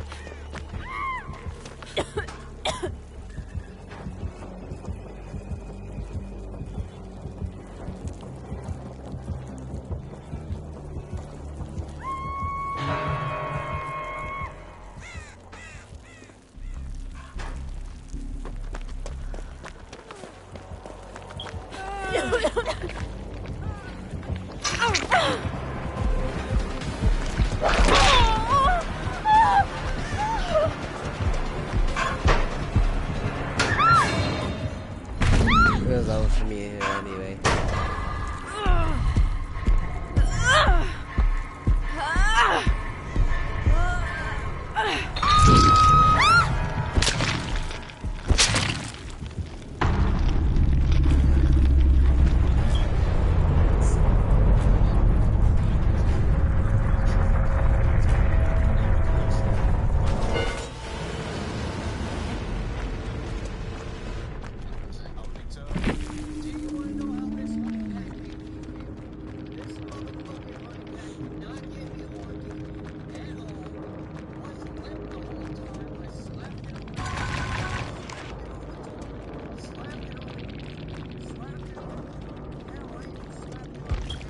What the fuck?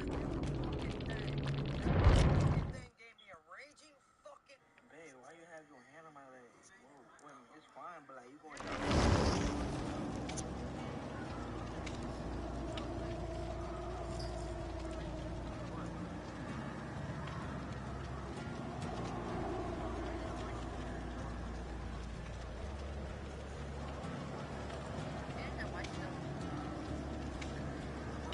What the fuck?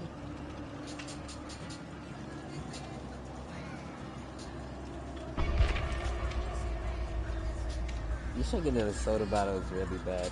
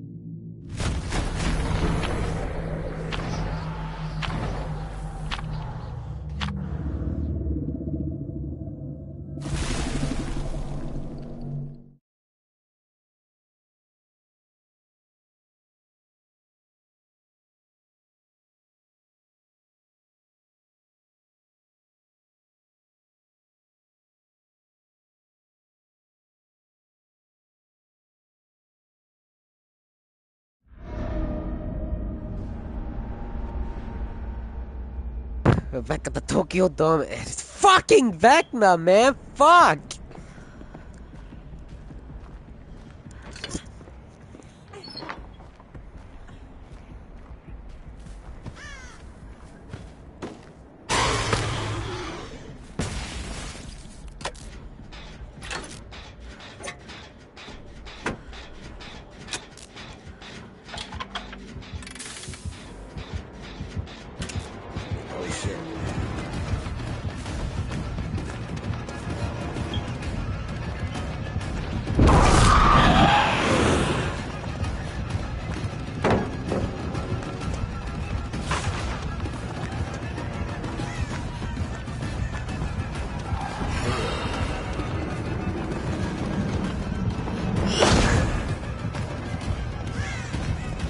I bet you've been to a Diddy party, have you?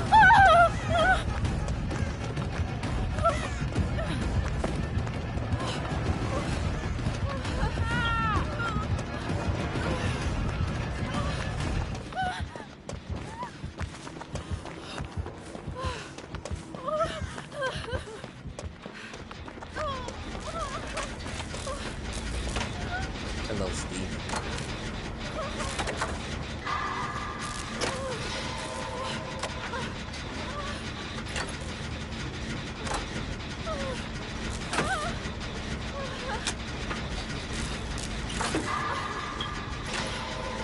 Oh, God.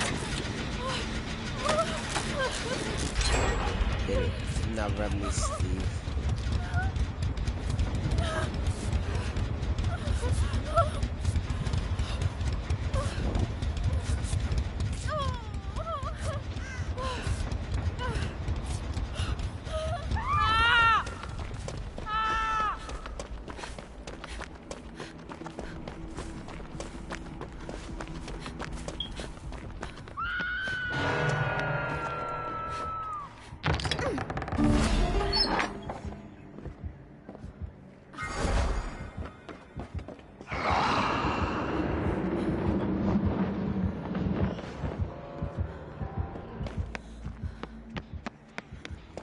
Save Meg.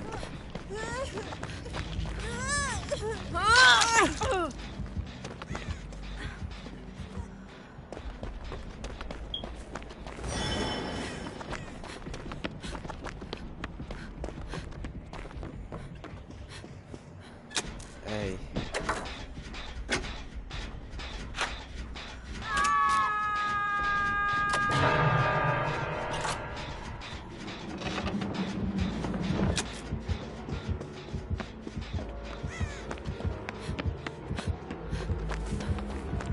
Striggling my diggly. Oh, yeah.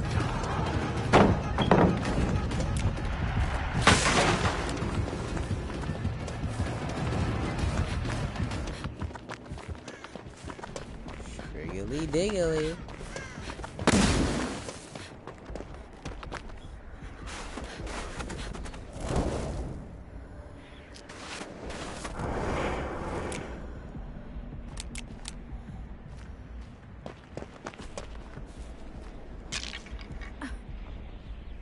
Cleanse this. Oh, my stick drift is like bugging the fuck out.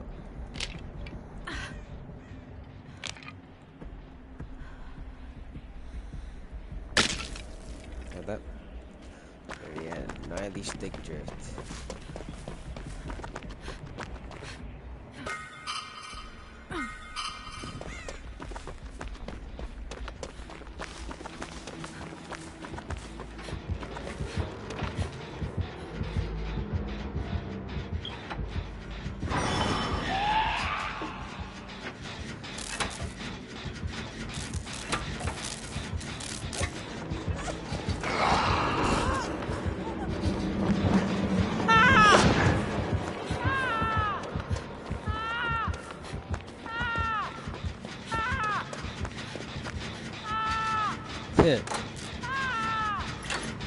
Steve being the motherfucking clown he is.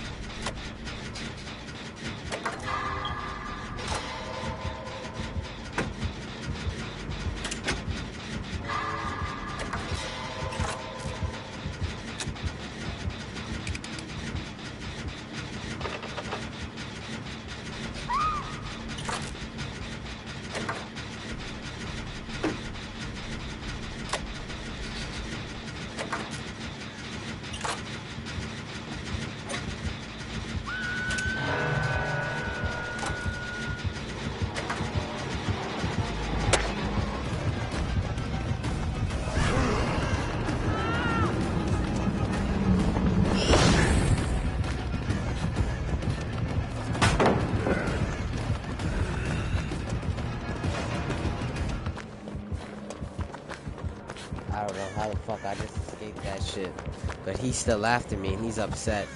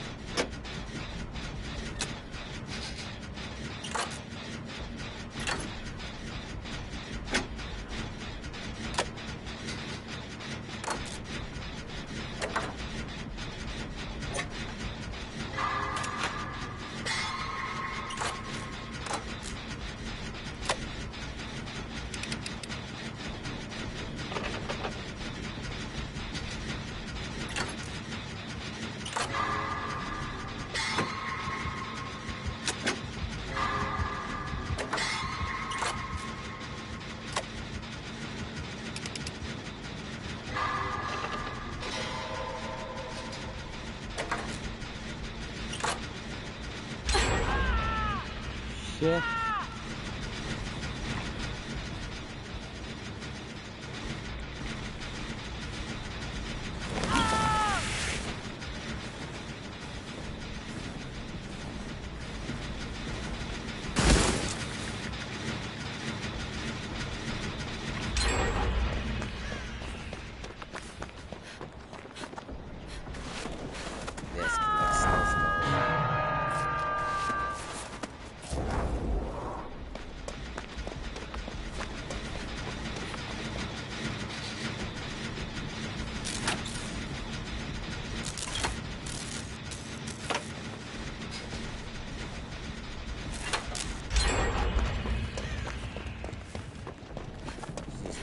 Generator.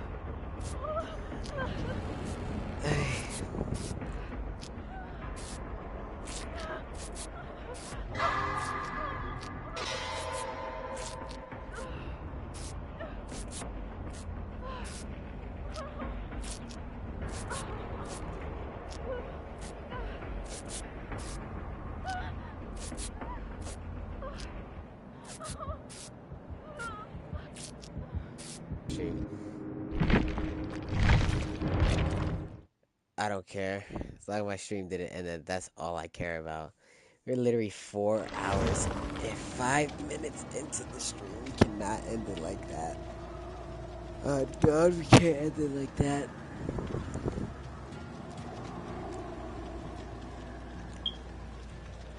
But should we continue listening to scary stories? Yeah. I do have to let my controller charge for a bit, so I do not mind at all continuing the scary stories. Wait a minute, I think I can use a break too. Let me hook up the laptop. Wait a minute. Hold up.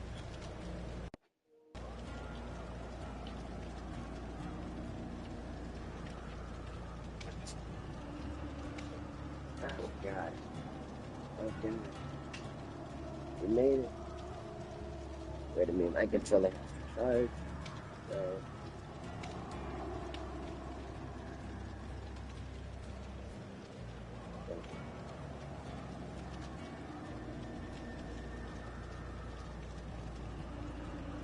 I'll switch our character too for when we come back. That's pretty.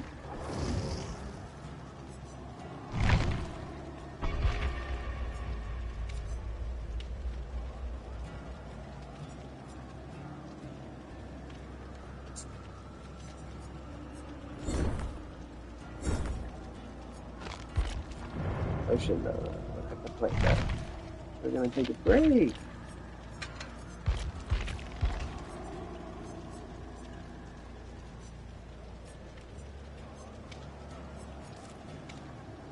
What a meat.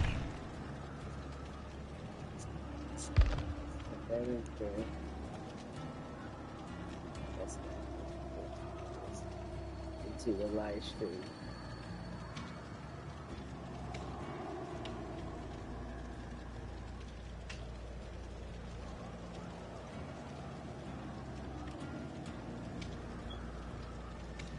You can know I'm cheating. I'll see you next time, y'all.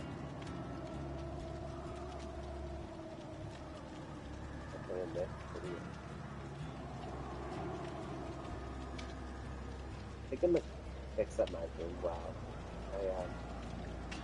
I was about this play.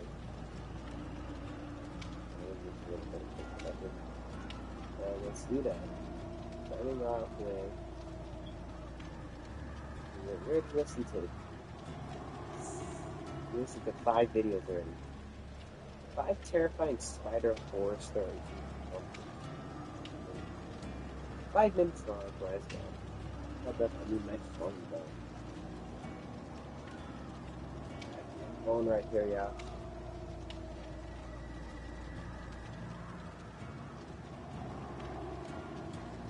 That's it. Got everything right here. So, yeah. Yep.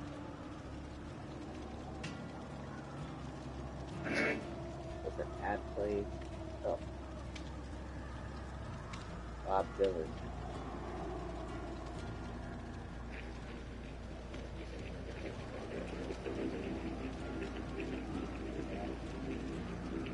I spent a solid weekend playing on the computer a few years ago, drinking a lot of ephedra and coffee and generally not sleeping much. Every so often I'd feel an itch on my arms, like a loose hair falling on them. I'd brush it off and go back to staring at the computer. As this itching was happening more frequently, I started wondering if I was just imagining things, or delusional from the tea and insomnia. But then I noticed what appeared to be tiny spiders on my arms. Am I going crazy? Are these drug bugs or what? And I went back to the screen. Then I saw the strings of thin webs glistening in the light, and tiny spiders floating past my vision. They were real indeed.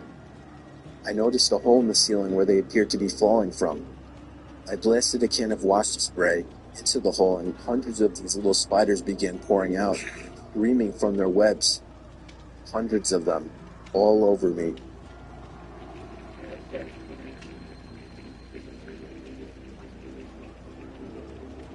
I got home from work late one night, was walking onto my front stoop, when I walked right into this huge spider web. At first I didn't think much of it until I looked down, and saw about 20 to 30 baby spiders all over me. I started freaking out, then noticed the parents sitting on my door. They were huge, almost the size of a hand. So of course I didn't want to use the front door. I run to my back door, throw off all my clothes, and jump in the shower.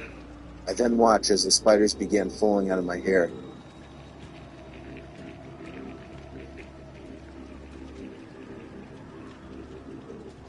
I got home late and my phone was about to die. I always plug my phone into the outlet under my bed. I collapsed on my bed and reached my hand under my bed to try and find my phone's charger. But what I found instead was some kind of squishy sack.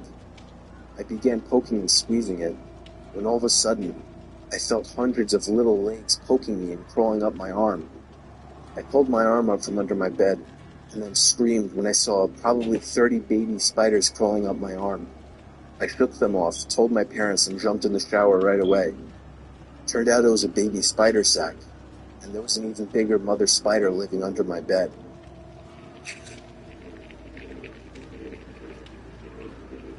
I awoke from my deep sleep in the middle of the night to the feeling of something huge crawling around in my bed. Still half asleep, I jumped out and started freaking out, assuming it was a spider or something. With one swift motion of bravery, I flung the covers off the bed, but nothing was there. I started to think that I was just feeling it as part of a dream, and I continued to feel it until I fully woke up, so I went back to sleep. The next night, I felt the same exact thing. I felt it on my arms this time instead of my legs. Again, I jumped out of bed, still not in a fully awake state of mind. I was again freaking out and ran to my parents' room to get my dad. He was never afraid of spiders. He came to my room and flung off the sheets and covers. There was nothing there.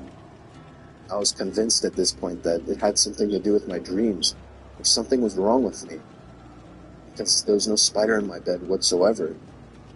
However, the next night, it happened again. The feeling of something huge crawling on my arm. Freaking out again, in my half-awake, confused state of mind, I once again jumped out of bed, flung off the covers, but this time I was greeted by the sight of the biggest spider I'd ever seen. Bigger than a tarantula.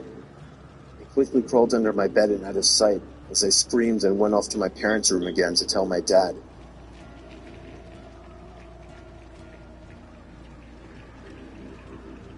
This happened when I was staying with my grandma for the weekend. My uncle still lived with her, and occasionally I would stay over to work with my uncle for some good pay. Anyway, I was exhausted after a long day's work with my uncle, so I basically fell into the rickety old guest bed upstairs. I watched some TV for about 10 minutes, before just deciding to go to sleep. It was a hot night. You know how on hot nights you constantly have to flip over the pillow to the cooler side? Well, when I did that, I put my head back down on the pillow. I didn't feel the soft, cushiony pillow on my cheek. I felt a furry, indescribable object press up on my face. I jumped up in response to it and saw a giant, full-grown huntsman spider sitting on my pillow. I fell to the opposite side of the bed, and I guess the shaking scared the thing, because it took off at the speed of light. Where it went, I have no idea. I'm pretty sure the thing is still in my grandma's house. I look for spiders. Hey.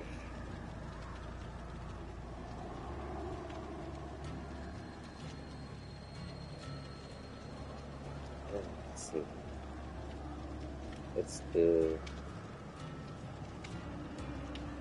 Can I play these in order? Third, I can't play that now. 4 freaky true. A 10. 10. Terrifying.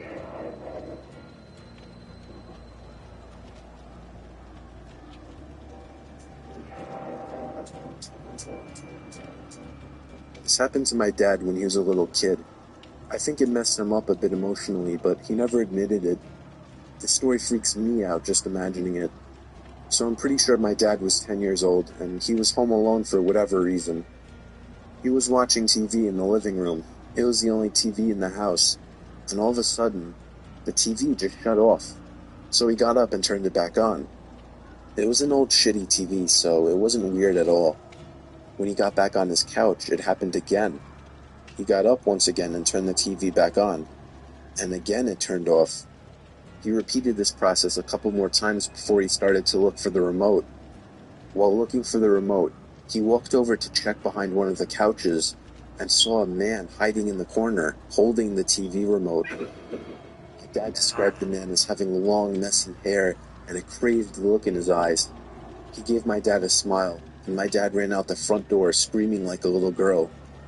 He went to his neighbors, who called the police. The man was still in the house when the police got there, so he was arrested. My dad told me that he still assumes the man was either homeless or crazy. Either way, this story is downright terrifying. My friend told me about something that happened to her when she was younger, about 8 or 9. She was walking home from school and got her key out to let herself into the house. Her single mom worked and came home later on weekdays. As she reached up to put the key in the door, her mom opened it, in a dressing gown, having left work sick. Instead of greeting her, she looked straight past my friend and immediately said, "Who are you?" My friend turned around, and a man in a long coat hurried back down the path and down the street. Being ill that day had possibly saved her daughter from something potentially horrible happening to her. Before I start this story, I want to note that Jacob's mother is a drug addict, and his father really didn't have much wrong with him outside of being with his mother. So one night, when Jacob and his father were asleep, they heard a series of loud banging, scratching, and moving noises coming from the mother's room. Jacob's father jumped out of the bed and ran down the hall and started slamming on the door. His mother opened it, yelling at him to quiet down and that he woke her up. He asked her about the sounds. She hadn't been awake to hear them. Jacob's dad would have assumed that she was on something again, but something was wrong. The window was open all the way, and the TV was moved across the room, still plugged in, and had the screen facing outside. Jacob's dad was reasonably scared. He shut the window, got his bat, locked the mother's room from the outside, and made her sleep in the living room. He stayed up most of the night. He woke up Jacob at 5. It was still dark out. Jacob went out to the kitchen where his mother already was. A couple minutes later, his dad walked in, wide-eyed. He pointed at Jacob and his mother and held his finger to his lips. They both quieted down. They heard something shuffling around on the roof, going from edge to edge. Jacob's dad had the bat. They sat together in the room, quietly. Minutes later, the sound went away. Jacob's grandmother was called. She was asked if everybody could stay over there for a little while. She said yes and told them she'd come pick them up. Jacob finished eating and went to go sit on the couch. There was no TV in that room, so he sat in silence. He looked over at a door to an empty room in the hallway. The door was open. There was a finger wrapped around the side of it. Jacob screamed and pointed to it, and his father grabbed him and ran out. Jacob's mother followed behind. They went to a gas station and sat out front until they saw Jacob's grandmother's truck. Jacob described how unnatural the finger looked to me. He said it reminded him a little bit of a foam finger in length and width. It was wrapped clear around the door frame, the door itself being latched on the opposite side. They didn't go back to that house much after that. Once they'd gotten everything out of it, they never went back again. Nothing was stolen, and the window in the empty room was open. I was 13 years old.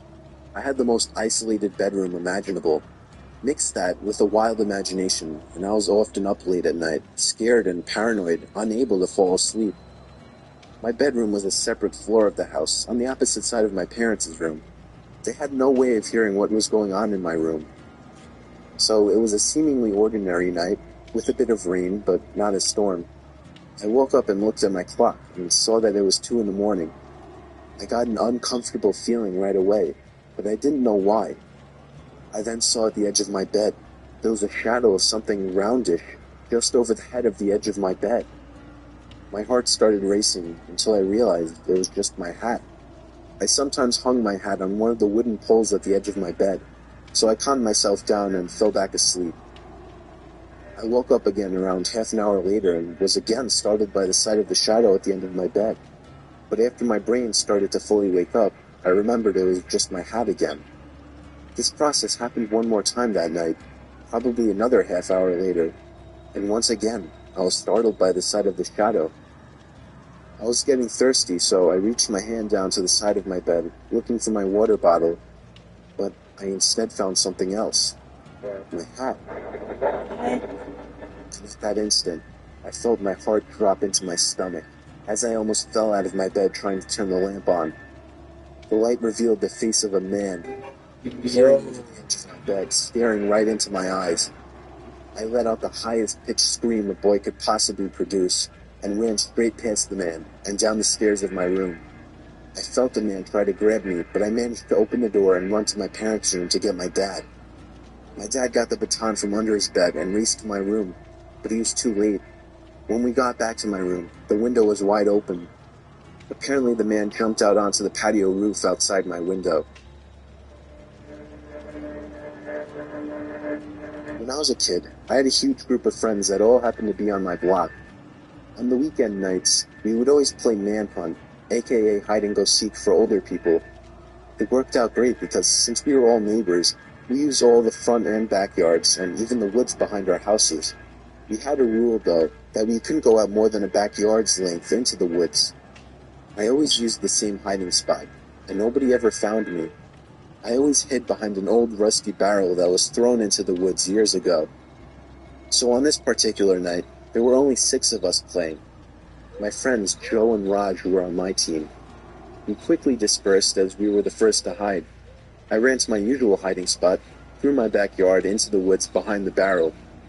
Usually I would see the flashlights of the other team shining through the backyards in the woods, but it was unusually quiet this time. And then, I finally heard footsteps nearby.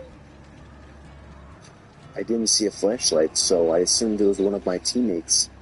I whispered Joe and Raj's names, but then whoever it was started charging at me, full-on sprinting. I immediately shot up and ran out of the woods to find a new hiding spot in my backyard, but nobody ever came out of the woods. I heard all my friends calling my name from out front, including Joe and Raj, so I assumed something was wrong and went up front.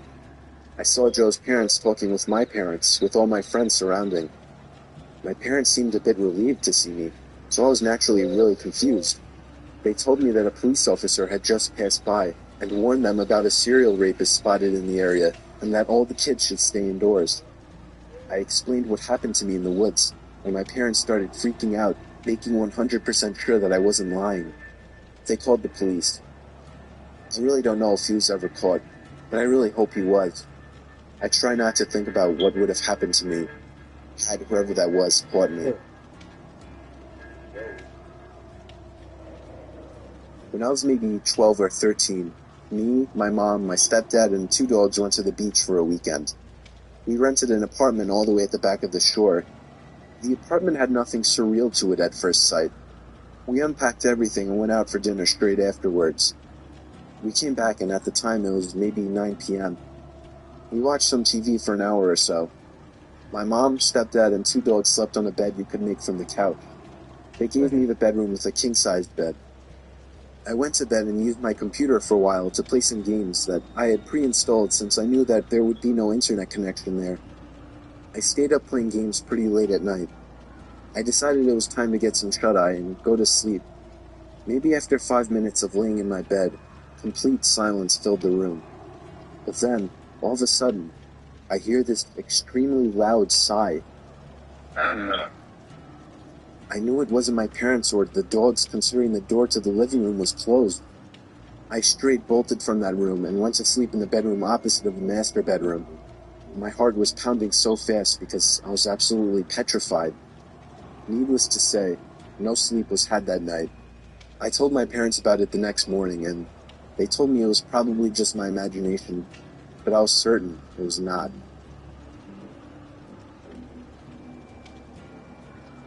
This story still gives me nightmares to this day. I was staying with one of my best friends in North Carolina where I had a job interview. I was coming from New Jersey, and my friend Mike offered to let me crash at his place for a few days. He didn't necessarily live too close to the company I was interviewing for, about 2 hours away, but I also just wanted to see one of my good friends again. So this happened after the second interview. I came back to Mike's place in a good mood as I had been offered the job on the spot. We celebrated in the yard that night with a few friends and a few beers, or a lot of beers. We stayed up late and basically got shit-faced. People were coming and going all night. That's the kind of person Mike is. He didn't really keep track of who entered and left his house. So at about 4 in the morning, after everyone had left, we called it a night. I struggled to make it up the stairs and to the bathroom. I drained the snake and soaked my face with hot water, and it was at that moment that I thought I could see something in the corner of my eye. I turned to the half-open door and saw an eye poking in at me through the crack of the door. I let out a loud, "Holy shit," and in my drunken, klutzy state, I fell to the floor. When I got back on my feet, the eye was gone. I stumbled out of the bathroom and called Mike's name. I heard him call out in response from downstairs in the kitchen. It couldn't have possibly been him. I didn't hear anyone go down the stairs. but I asked if he was up there anyway. Expectedly, he replied with a no. I can't remember fully, but I assume I just brushed it off under the assumption that I had too much to drink. I made it to the guest bedroom and basically fell onto the bed, barely managing to throw the covers over myself. You know when you're drunk you fall asleep easier. That's an understatement. I think I fell asleep seconds after falling onto that bed, only to wake up after an unknown duration of sleep. I immediately felt the unbearable headache coming on, and began to rub my head. It was probably a little before sunrise. The room was a bit chilly. My foot was sticking out of the covers, hanging over the edge of the bed. And then it happened. I felt something extremely cold grab onto my foot and start stroking it. I then heard a raspy voice whisper the words, "Can you help me?" I sat up and screamed at the top of my lungs before sprinting out of the bed and out of the room, meeting Mike at the top of the stairs. I called the police and they arrived shortly. The intruder was actually a woman in her late 40s who clearly suffered from some kind of addiction. She admitted to simply walking right into Mike's house and hiding in a closet. The eye I saw was hers, peeking at me while in the bathroom. I always make sure to cover my feet with my sheets now.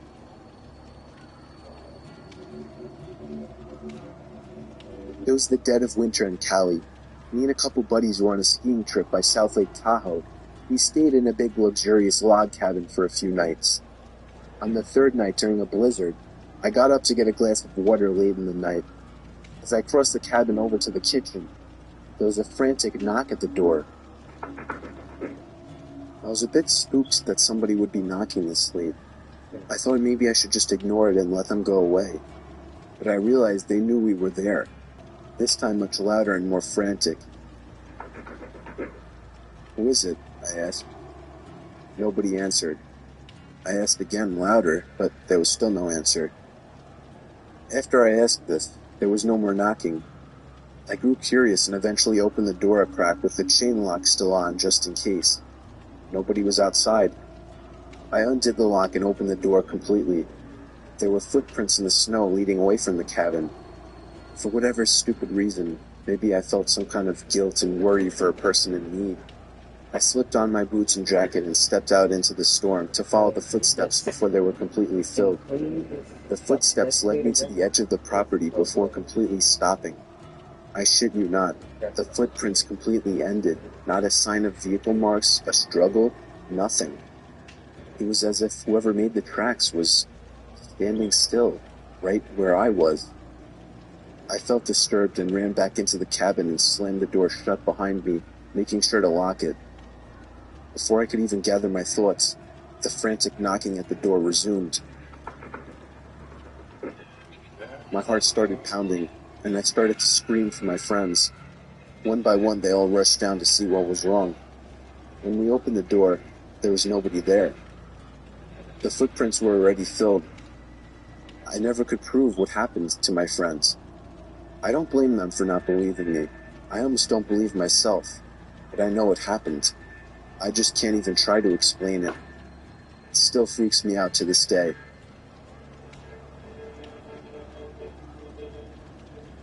My friend and I were going to a party a few hours out of town, so we decided to stay at her family's holiday house about an hour south of the party.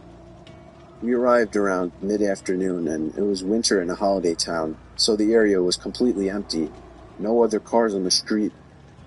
When we left for the party, I spent a moment deciding whether to pull the gate all the way closed.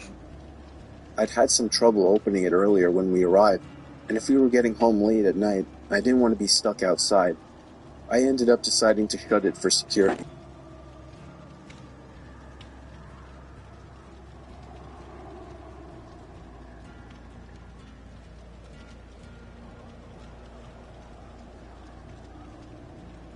Make a big deal, so I was vague when my friend asked me if I'd shut it.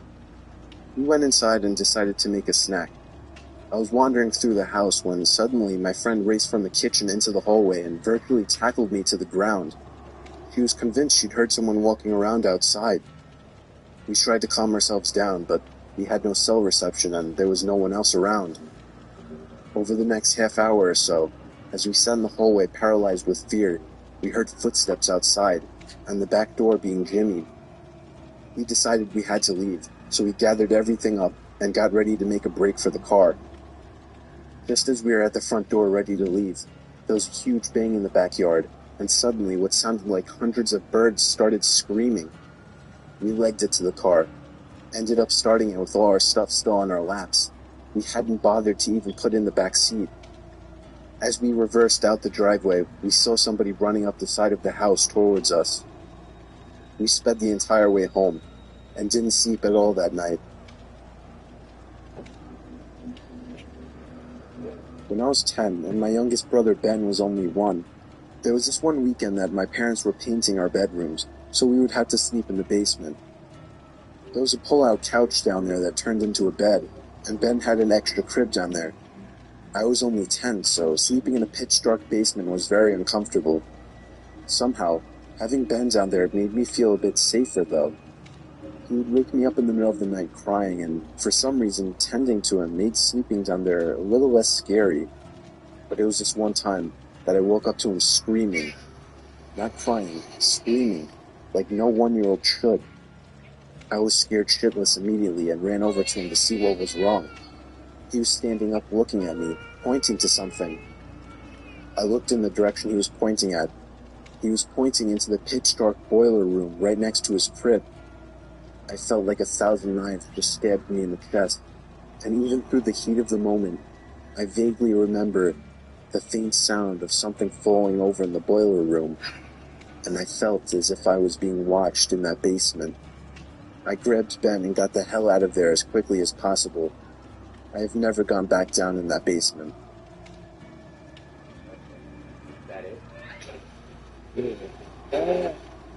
Hell no, that shit just left my soul.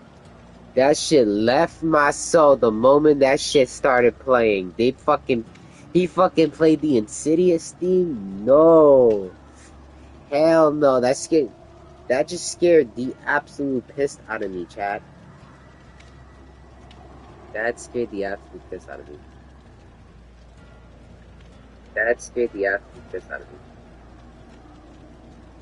That shit was fucking bonkers. Oh shit, yo, chat. Boogie did a shout out on me, bro. On Facebook? Yo, thanks, Boog. I appreciate you, bro. Word of me, I appreciate you, Boogie.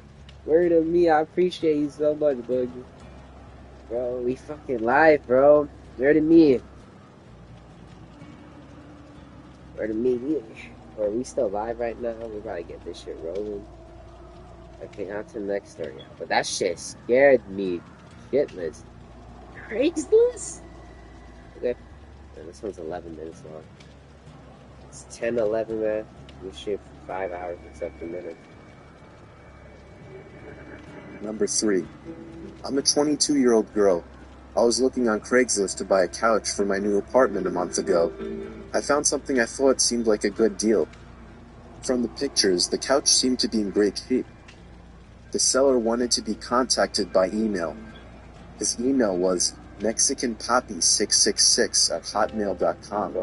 I felt that email was a bit off-putting, but I still went ahead and emailed the man my offer. He responded within 5 minutes, accepting the offer and asking for my address. I honestly felt uncomfortable with his asking. I did not want a stranger coming to my house. I suggested that I just come to his house to pick it up, but he continually insisted that he come to my house.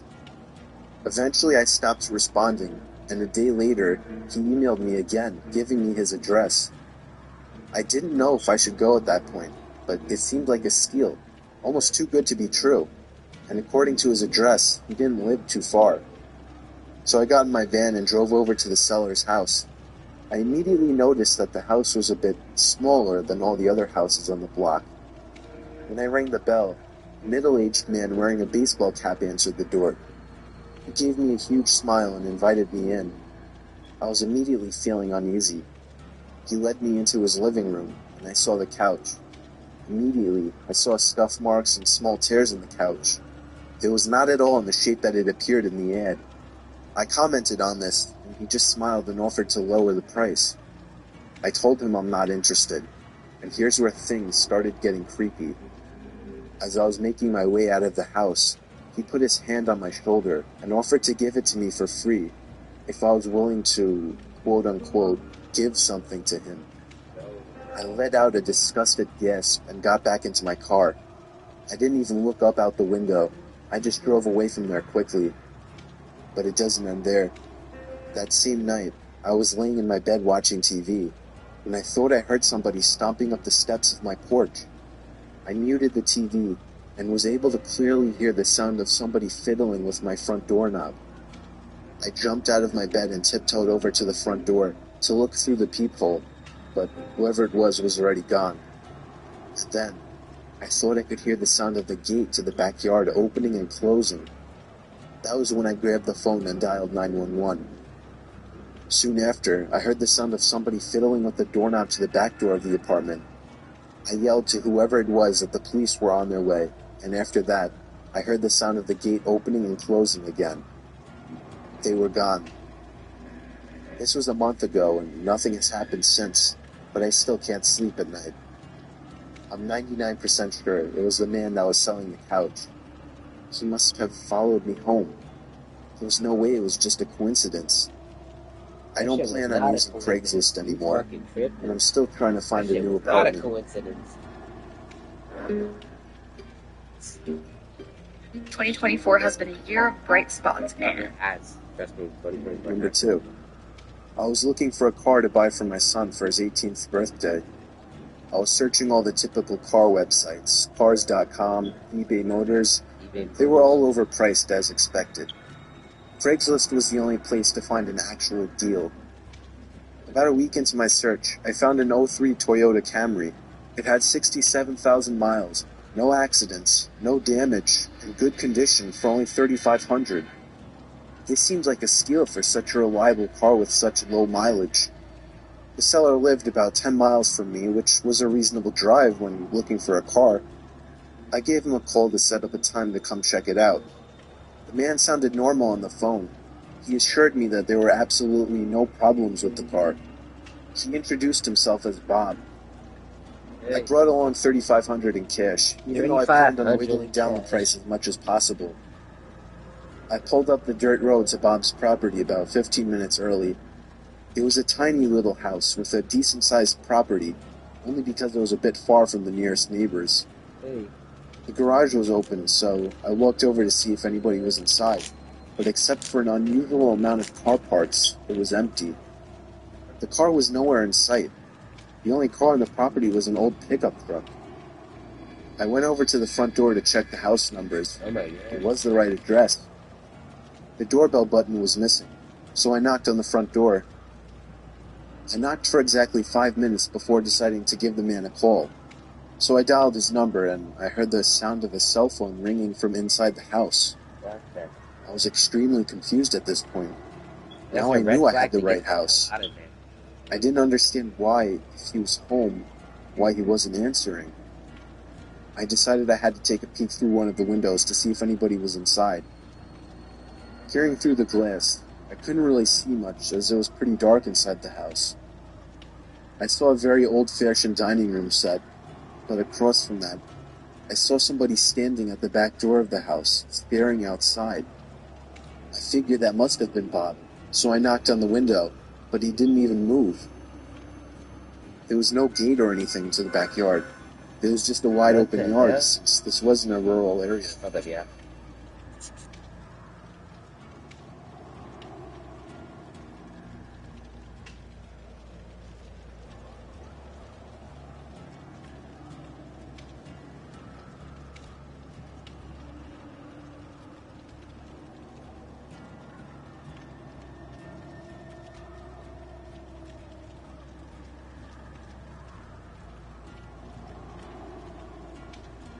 My bad, Chad. I was just.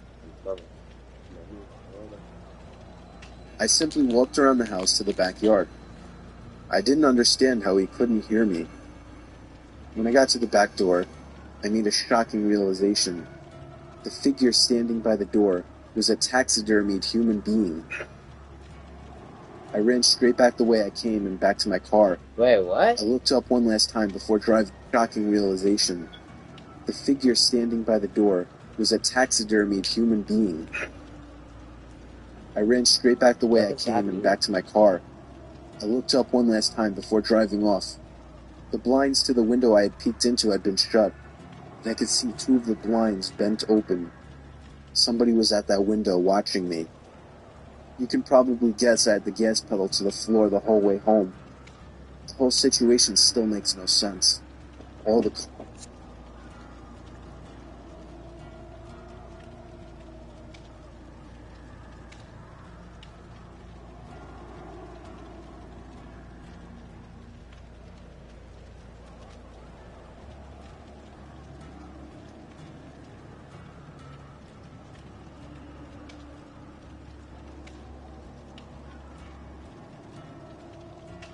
car parts, the fact that there was no Toyota Camry, the taxidermied human being.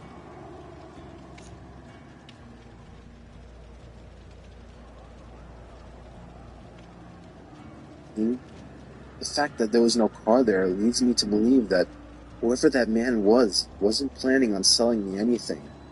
And that also leads to the disturbing thought that I was very close to becoming a lifeless statue staring at.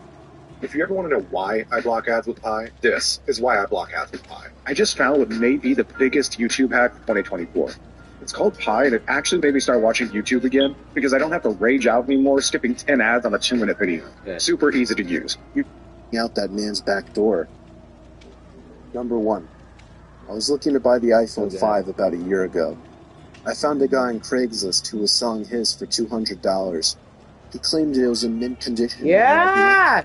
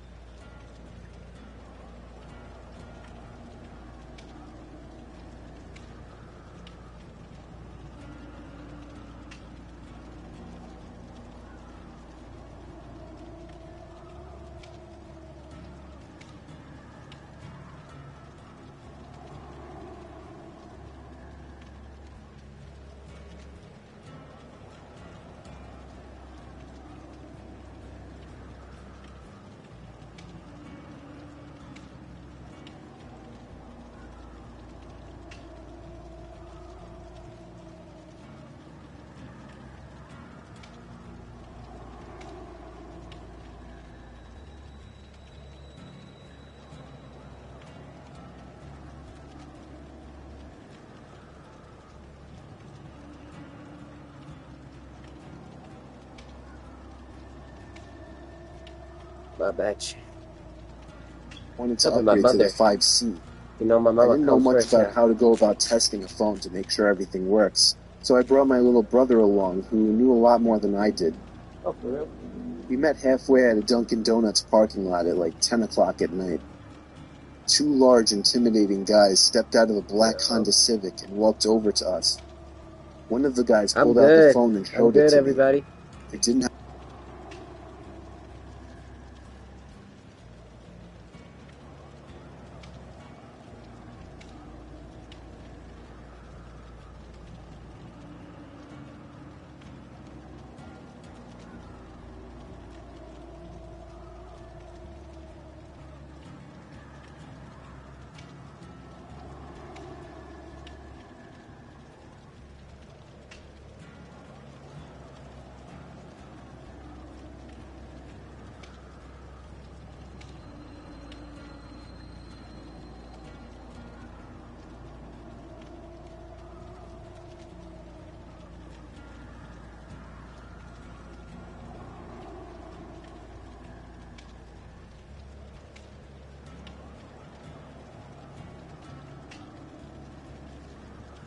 I drove down the turnpike and eventually stopped at a red light. Yo, thank That's you, when I Evil noticed Ways, the black man. Honda We Civic chilling right pull up now. right behind us in Pardon my me. rearview mirror. Listening to scary I found stories that a with the bit chat weird right now. since I'm sure they came from the opposite direction. I continued my drive home, but every single turn we made, they followed, and close on my tail too. My brother suggested I pull over, but there was no way I was going to do that. I knew those guys were looking for trouble. It got to the point where I was trying to lose them and started driving dangerously. If they needed something, they would call, or at least honk their horn, but they were looking for some kind of trouble. I tried something risky to lose them. At an intersection, the light had just turned red. I floored it across the intersection, before any of the cars would begin to pass. My brother shouted at me, calling me stupid and crazy, but it worked. They didn't follow. We got home after the extra long drive. My heart was still racing from the intensity of the situation. I was just happy I got a working phone for such a low cost. Later that night, I was playing around with the phone, trying to set some things up before going to bed. My parents and brother were already asleep at this point, and just then, the sound of two car doors slamming shut outside interrupted me. I looked out my window, and I felt like my heart completely stopped. The black Honda Civic was parked across the street. I could only assume the two guys were already halfway to our front door. I immediately woke up my dad and explained everything as quickly as possible. He got up, grabbed a baseball bat, and crouched behind the front door. A loud knock came at the front door. My dad screamed at them to go away. One of the guys on the other side of the door claimed to have a gun, and said that he would shoot the lock off of the door if he didn't open up. My dad told me to call Joe, our friend who lives 2 doors down who happens to be a police officer. I called Joe, and he said he would be right over, and to stay hidden. Here's the part that still scares me to this day. There was the sound of a silenced shot of a pistol. I peeked over and saw a bullet hole in the door. My dad ran away from the door, and we all listened. We heard Joe outside yelling at them to drop their weapons. My dad went outside to help when they lowered their guns. Joe arrested the two assholes. I have to say, this was the scariest day of my life, but it was also the best I had ever felt in my entire life.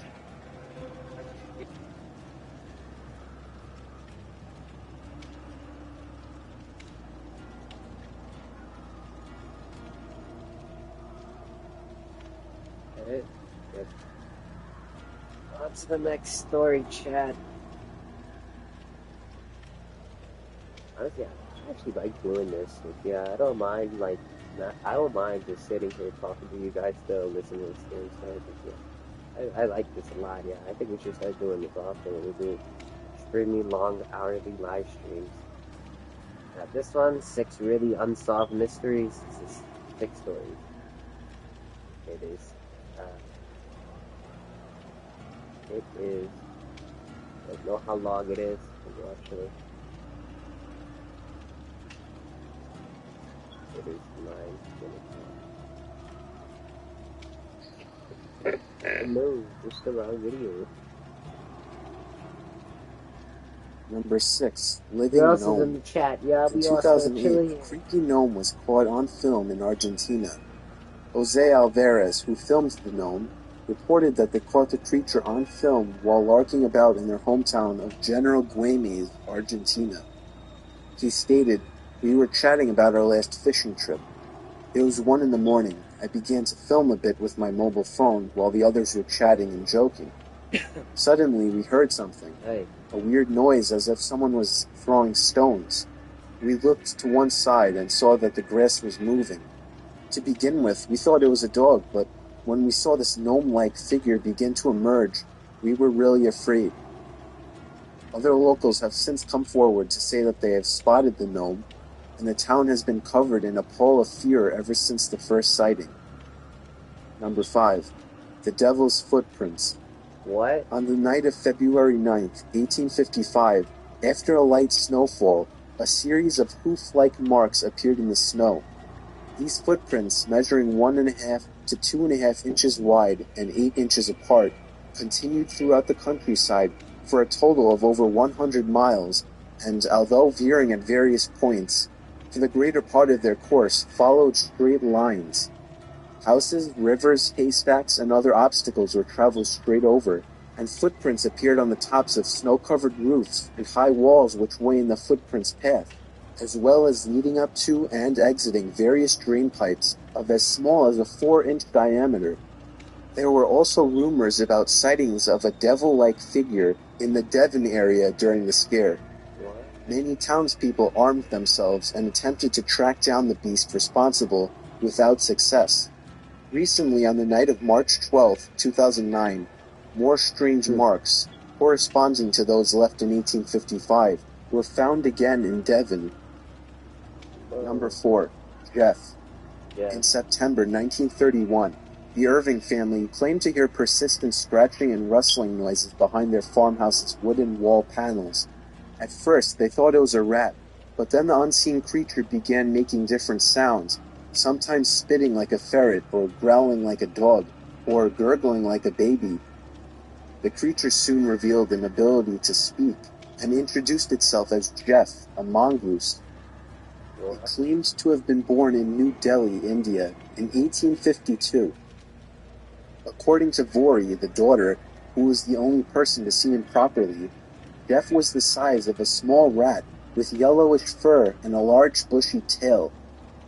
Jeff variously claimed to be an extra clever mongoose, an earthbound spirit, and a ghost in the form of a weasel. He once said, "I am a freak. I have hands and I have feet, and if you saw me, you would faint. You'd be petrified, mummified, turned into stone or a pillar of salt." Vori Irving, who took Jeff under her wing, died in 2005. In an interview published late in life, he claimed that Jeff was not her creation. Number 3, James Warson. On September 3rd, 1873, a man named James Warson had accepted a challenge to race in record time from the town of Leamington to the town of Coventry, a 20-mile trek. He had been boasting of his foot skills and then was asked to prove them. So, with sporting good spirits, he set about to do just that. 2 friends, Hamerson Burns and Barham Wise, followed behind in a horse-drawn carriage. Burns brought along his camera. Warson was never out of their sight, and would often turn around while running to exchange some friendly words with the 2 riders. Running in the middle of the road, Warson suddenly appeared to stumble and pitch forward, having time enough for only one short, piercing scream. Wise later said it was the most ghastly sound either of us have ever heard. But as Warson pitched forward with that terrible cry, instead of falling to the ground as he appeared to be about to have done, he completely and totally vanished in mid-fall before ever striking the ground. The road itself told the story, and Wise took the pictures to prove it. There, in the soft dirt, were Warson's footprints. They led down the middle of the road, looked as if the runner stumbled, and there they disappeared. A search was called, and the locals scoured the area for James. The bloodhounds used in the search were strangely reluctant to approach the spot where Warson disappeared. He was never seen or heard from again. Number 2. August 7th, 1973 will remain a day of mystery and possible tragedy. Several people in New Mexico that day, using CB radios, heard the disturbing cries for help from a little boy. He said his name was Larry, and that he was trapped in a red and white pickup truck. He was with his father, who he thinks had a heart attack and was dead. He said that they had been on a rabbit hunting trip when his father collapsed on the steering wheel. Larry claimed that the truck had flipped over into a ravine, and both doors were jammed shut and he was unable to escape. The boy's signal faded in and out over the next few days, and was also heard in California, Wyoming, and Arizona. In a panic, Larry began to flip between channels crying for help. Police began a search and rescue team. One helicopter pilot who was searching the Manzano Mountains in New Mexico for Larry says that he made contact with a little boy calling for help, but he called himself David, not Larry. What? A family traveling from Missouri was reported missing on August 11th, and they had a son named Larry, but they were eventually found. On August 12th, an Army sergeant claimed to have spoken to the boy for 3 hours, but could not get him to give more information about himself, like his phone number or address, etc. No more contact could be made with Larry. It is presumed his battery died. The search was called off on August 13th. The police stated that there was no concrete evidence. They also say that the boy, if real, may have died sooner than the transmission stopped, and that the subsequent transmissions from different states, some were even heard in Canada, were hoaxes. Many believe it was a hoax, but those who spoke to Larry swear to this day that it wasn't, that the emotion and the crying they heard from little Larry was no doubt the real thing. Number 1. 1970, a professor and his daughters were hiking in the Isdalen Valley in Norway when they came across the partially charred remains of a young woman. She was surrounded by a large quantity of sleeping pills and bottles of gasoline. All the clothing she was wearing had the tags removed, and her fingerprints had been sanded off. What the fuck? A dental screening was done, and some of her dental work was done using techniques only found in Latin America. She was eventually traced back to 2 suitcases at the NSB train station in Bergen. Her luggage contained a prescription lotion with the doctor's name removed, and a few pieces of broken glass with partial fingerprints, and 500 German marks, which is the equivalent of $350 US, under the lining of one of the suitcases. They discovered the woman had traveled by train across Europe under 9 different names. What the fuck? There were diaries found with her things that contained cryptic notes that the police deciphered were codes listing the places that she had been. Witnesses say she wore wigs as she traveled and spoke several languages such as French, German, English, and Dutch. She stayed at several hotels in Bergen. After checking in to eat, wild, she would change rooms several times, always requiring a balcony, and would always order porridge with milk for room service. A local man came to the police saying that 5 days prior to the body's discovery, he came across a very elegant woman while hiking. He noted that she wasn't dressed for being outdoors, much less on a remote hiking trail, and that her face was distorted with fear. He claimed that she attempted to mouth something to him, but was followed closely by 2 large men in black coats. The man waited 32 years to come public with this story, stating that when he contacted the police, the officer who answered told him, "Forget her. She was dispatched. The case will never be solved." That's it? No way. That one was interesting.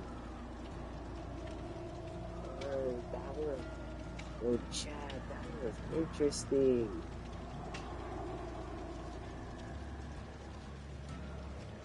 Wild. That's the next story, y'all. Hey.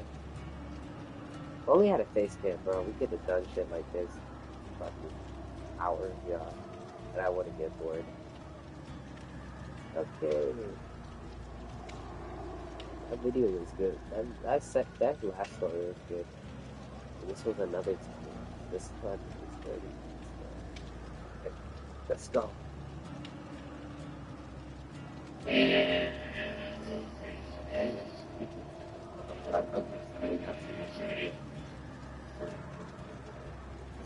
years ago, something very weird happened with my best friend and I. I was 15 years old. One night I decided to sleep over at my friend's house. After a night of scary movies, we were in the mood to do something exciting. Not far from my friend's house was a demolishing site. A block of houses in a very terrible state that would be demolished the day after tomorrow. The local government would demolish them to make room for new houses. The whole site was fenced in and warning signs saying "Do not enter" hung everywhere. The houses were boarded up by planks. Doors and windows were sealed shut. No one could get in. We decided to go for a walk on the old block and take some random photographs. My friend knew a spot where we could enter the old block. When we walked there, we noticed that every house was boarded up tight, so we couldn't get in. We noticed a house with a window on the top floor that wasn't very well boarded up. We could see into the room. We took a photo with a digital camera. Later we went home and took a look at the pictures we made. Suddenly, we came across the photo of the window. We saw a woman dressed in a brown raincoat with white skin and black hair as long as we could visibly see. The woman looked very sad. We hadn't seen any woman up there when we took the picture. Moreover, the windows and doors were boarded. We went back to the house to see if that was correct. After investigation, it really was. Everything was tied shut, and there was no woman.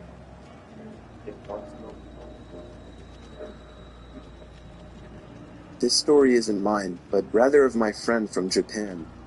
I'll call him Rita.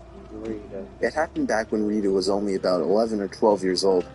Rita was a rather attractive kid and had his fair share of admirers. One girl was extreme with her crush, though. I'll call her Ayano. Ayano was a lot older than Rita. She was 17. She was an acquaintance of Rita and lived down the road from him. Rita hadn't thought much of her until she started stalking him.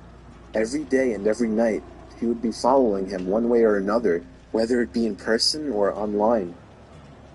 Rita first started getting the creeps when she would start messaging him over 20 times a day.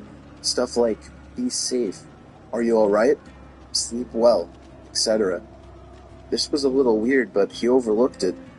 Then the messages started getting creepier. Instead of the usual checkup emails, they got more personal.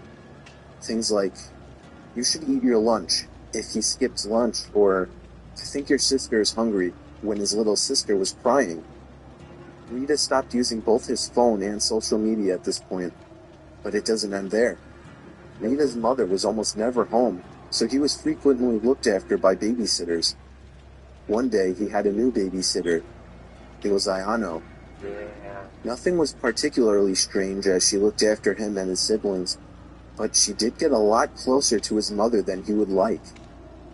One day at school, Ayano approached Rita and told him that his mother would be out of the country for a week, and that she told her to let Rita stay at her house. Rita was hesitant at first, but hey, it was his mother's wish. He couldn't go against that. Ayano told him that his mother had already left, so he could go home with her after school that day. Rita reluctantly agreed and went home with her. When he got there, her parents weren't home. Things get a little blurry here as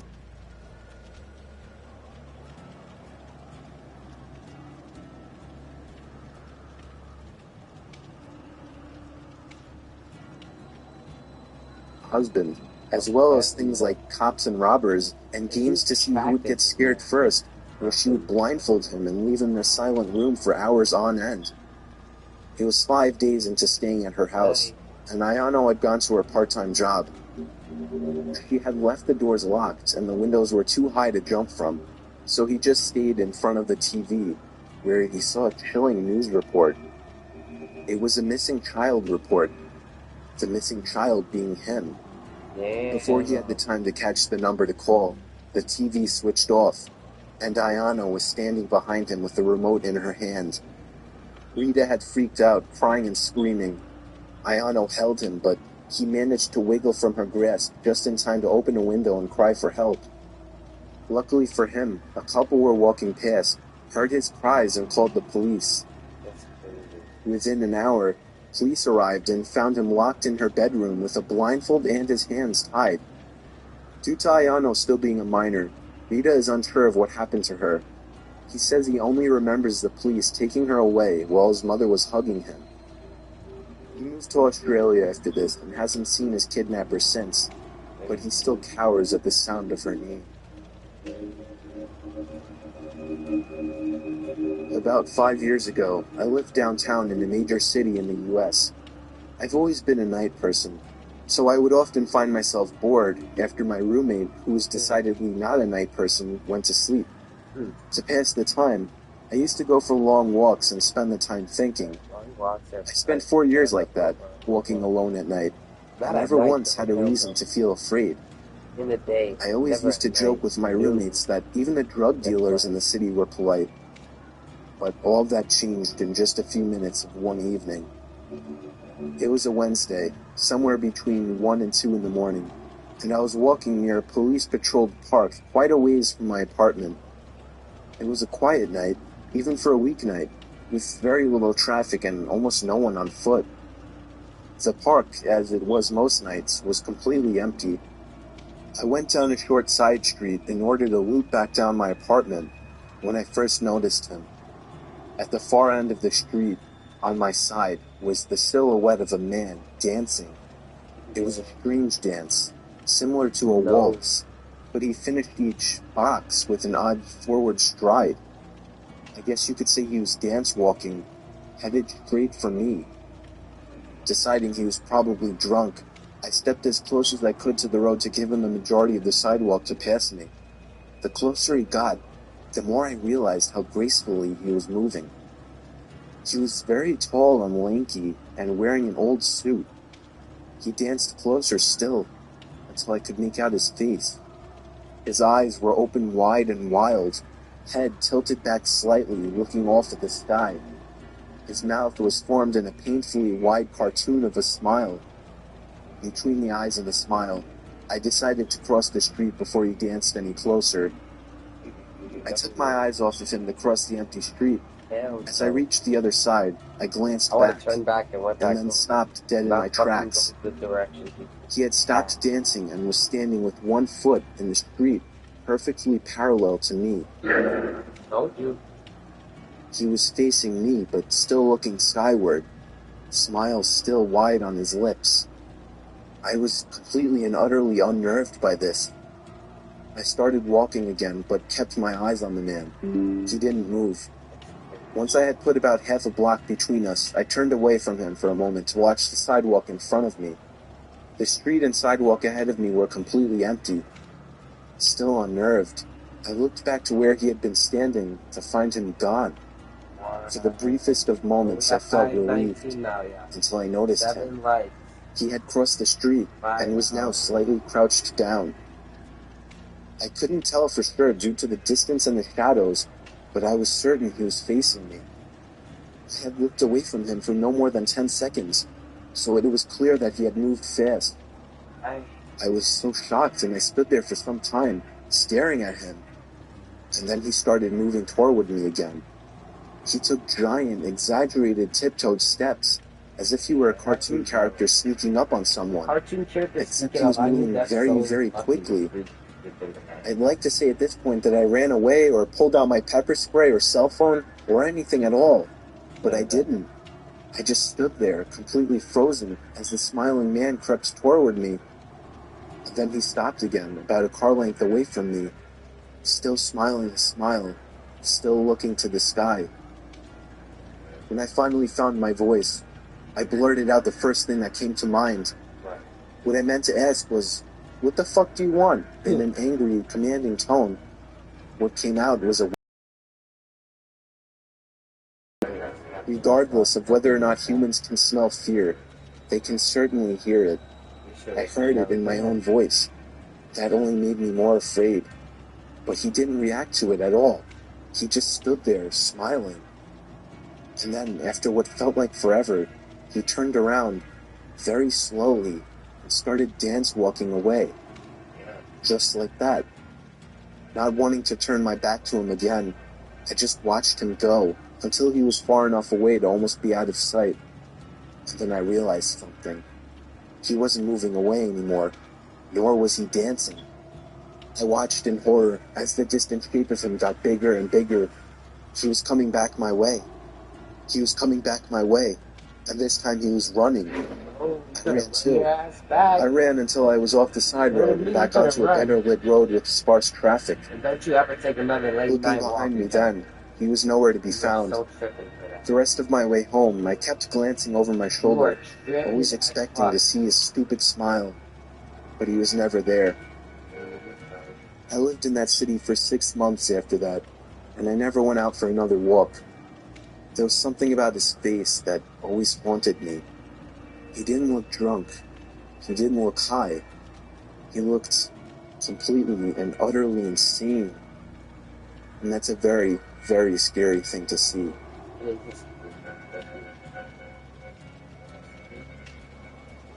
In the mid-'80s, my mom was a cleaner in Australia.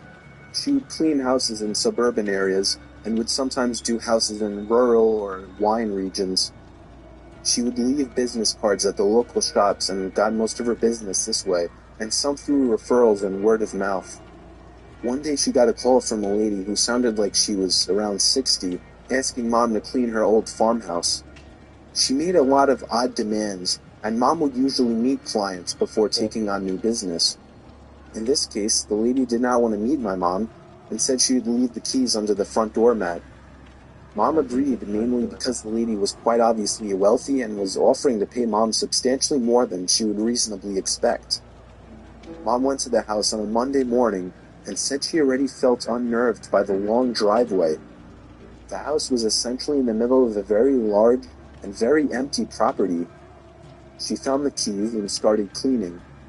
About an hour into the clean, she hears the back door shut. Mom was told no one would be at the house, so she immediately felt unsafe.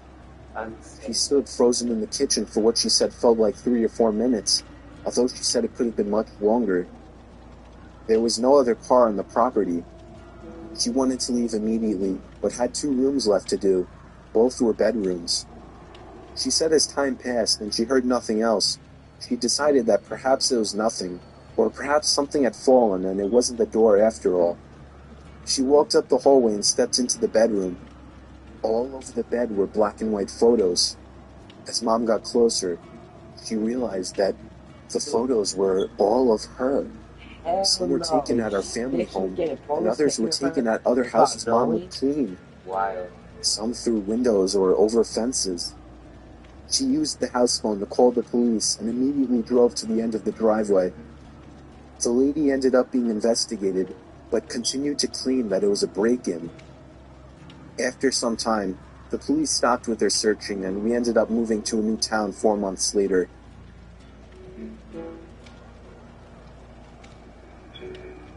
I'm 22, and this incident happened 1.5 years ago.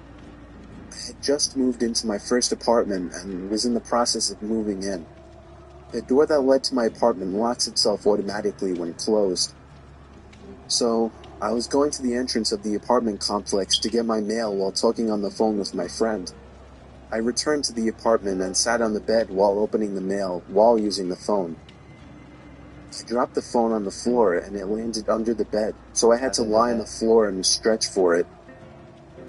I saw something that caught my eye. There was someone under my bed. My eyes widened, and I choked the urge to scream. I would scream myself. The person under my bed was lying still with his back towards me and his head to his chest, so I couldn't see his face. He didn't see me. Trying to be rational while so many thoughts rushed through my head, I picked up the phone, said, "Sorry, I dropped my phone. I'm just going to take a shower and call you back." The bathroom was right by my bed, so I hastily walked in, quietly locked the door, turned the shower on, jumped out my window, and called the police. They told me to wait nearby, but to go across the street and see if anybody comes out the door of the apartment complex. This was during the summer and it was still light out.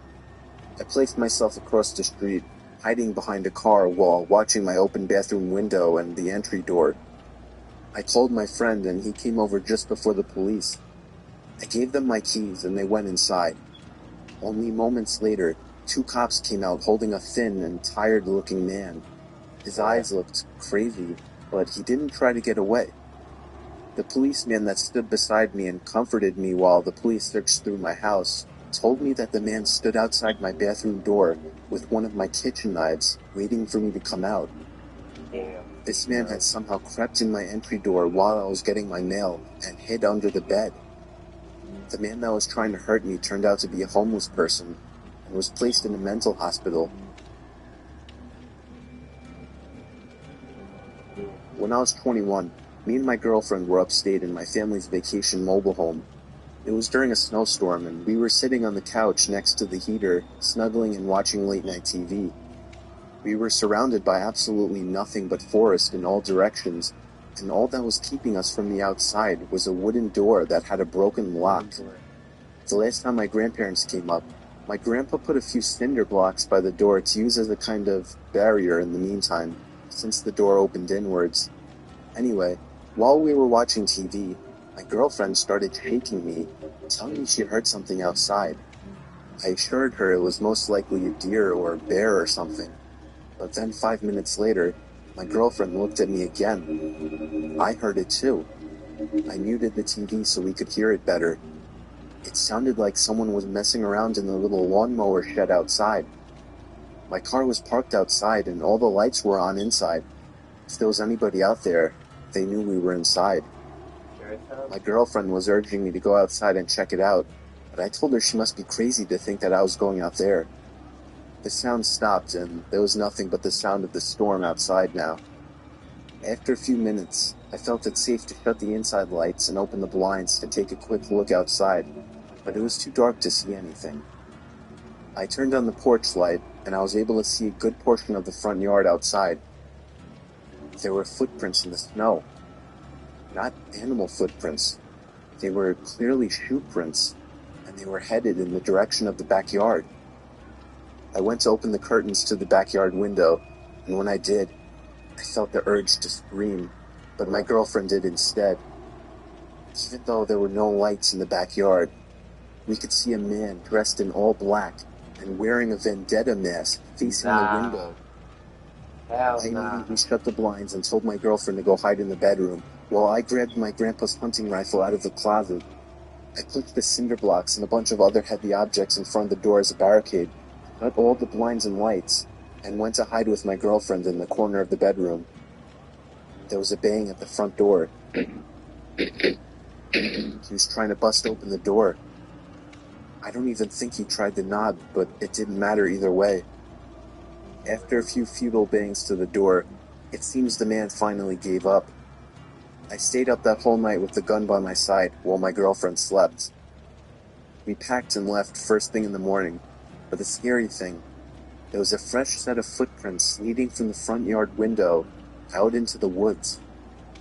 I haven't been up there since, but my grandparents have, and they said that there was no sign of a break-in or anything missing. I don't plan on ever going back up there. 6 hours now, yeah. Back when my grandma was still alive, I would always walk. 6 hours on the stream, yeah. 6 hours and listen to scary stories, yeah. I'm getting tired. I'm not sure when I'm gonna go to sleep, but like I said, when I go to sleep, the stream will still be on. Just hoping it doesn't end while I'm sleeping. I doubt it will. Even if it does, I'm just gonna continue. I'm going to start up a whole other stream and continue the number of hours that I have to complete in order to complete 24-hour live stream. Even if the live stream ends, I still have to complete the number of hours. So we're down 6 hours. Oh.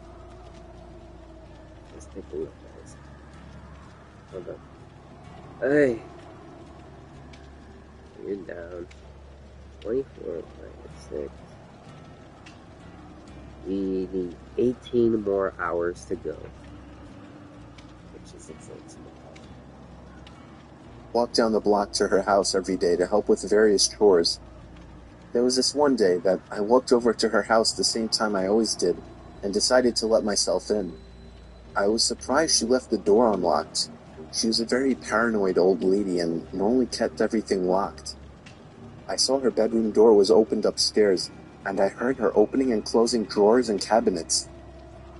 I walked upstairs calling Grandma, and as I was about 5 feet from the door, she slammed her bedroom door shut. I knocked, asking if everything was all right, and at that moment my cell phone began to ring. It was my grandma's phone number. I was so confused, but I picked up the phone anyway. Red flags, motherfucker. My grandma was on the other end, Stinks. telling me not to come over that day, as she was walking over to her seniors club. I felt my heart skip a beat as she told me this. I hung up the phone before she could say anything else, remaining silent. I knew exactly what was going on. I played dumb and said, "Grandma, I'll be downstairs," and made my way to my grandma's kitchen to grab a knife and dial 911. It remained silent in the bedroom after what happened. The police arrived and burst into the bedroom, and the loud and sudden bang of a gunshot caught me off guard. When the paramedics arrived and wheeled out the intruder, I recognized the man's face. It was my grandma's next-door neighbor.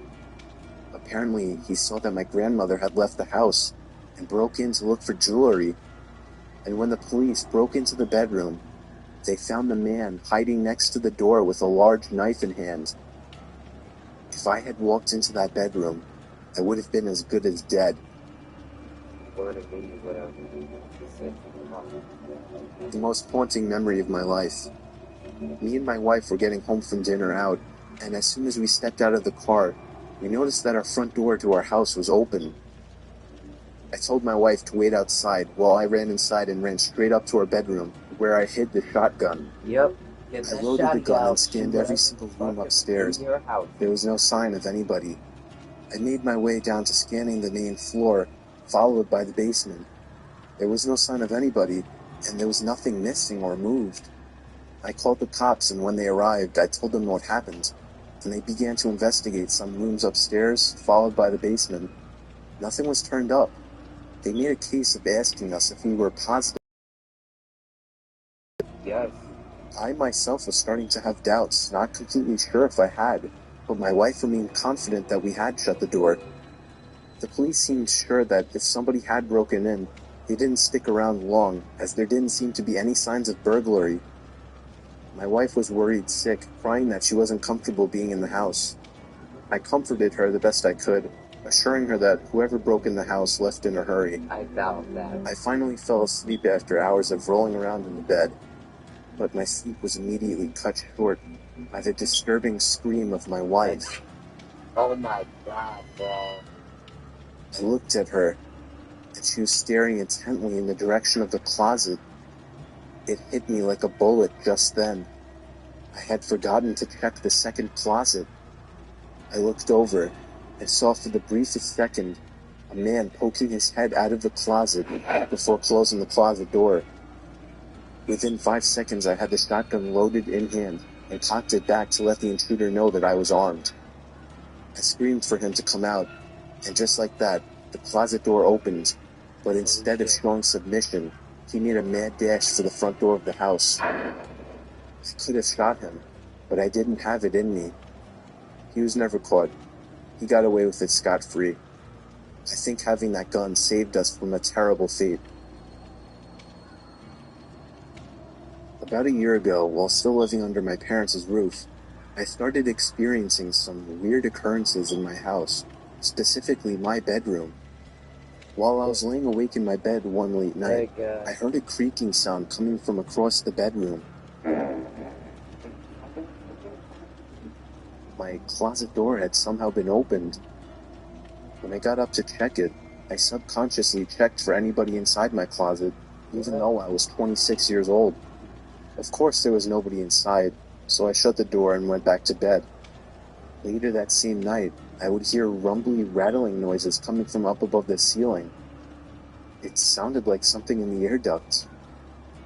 It was a very strange sound. I really had no idea what to think about it. Somebody But in your as soon fucking as it air stopped, duct. I kind of forgot about it quickly and fell asleep. In the morning, I did tell my dad about sounds in the attic the previous night, but annoyingly, he didn't seem too interested. or he just didn't take me very seriously. I'm pretty sure. That night, I again lay in my bed awake, reflecting on life, when yet again, the slow creak of the closet door creeping open broke the silence. This time, I felt genuinely afraid. I knew the door was completely shut. It would take somebody twisting the doorknob for it to be able to push open. Exactly. This time I took an extra careful look inside the closet for anybody, even though it wasn't a big closet and there really wasn't anywhere somebody could hide. I rationalized it as being a broken doorknob or something. And that same night, I again heard the rattling sounds coming from above the ceiling. It was exactly what happened the previous night. The next morning I convinced my dad to take a look at my closet door, but he quickly determined that the door was fine. When it was closed, he pulled on it, and it showed no signs of coming off the latch.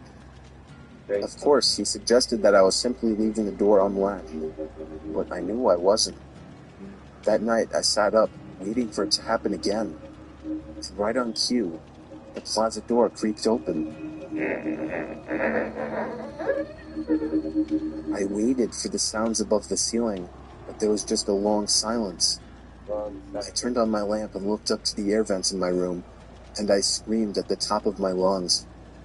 I could distinctly see two wide-open eyes peering through the vents at me. My parents barged into my room asking if I had gone insane. I explained everything, and they looked at each other like I had completely lost it.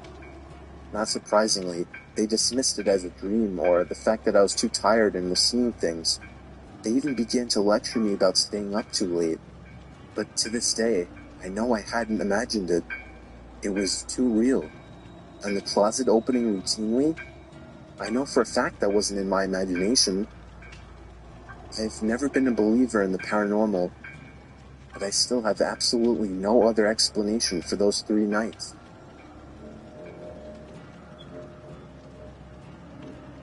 I live in the Poconos with my wife and kids. There's a small lake about a quarter mile away from our backyard.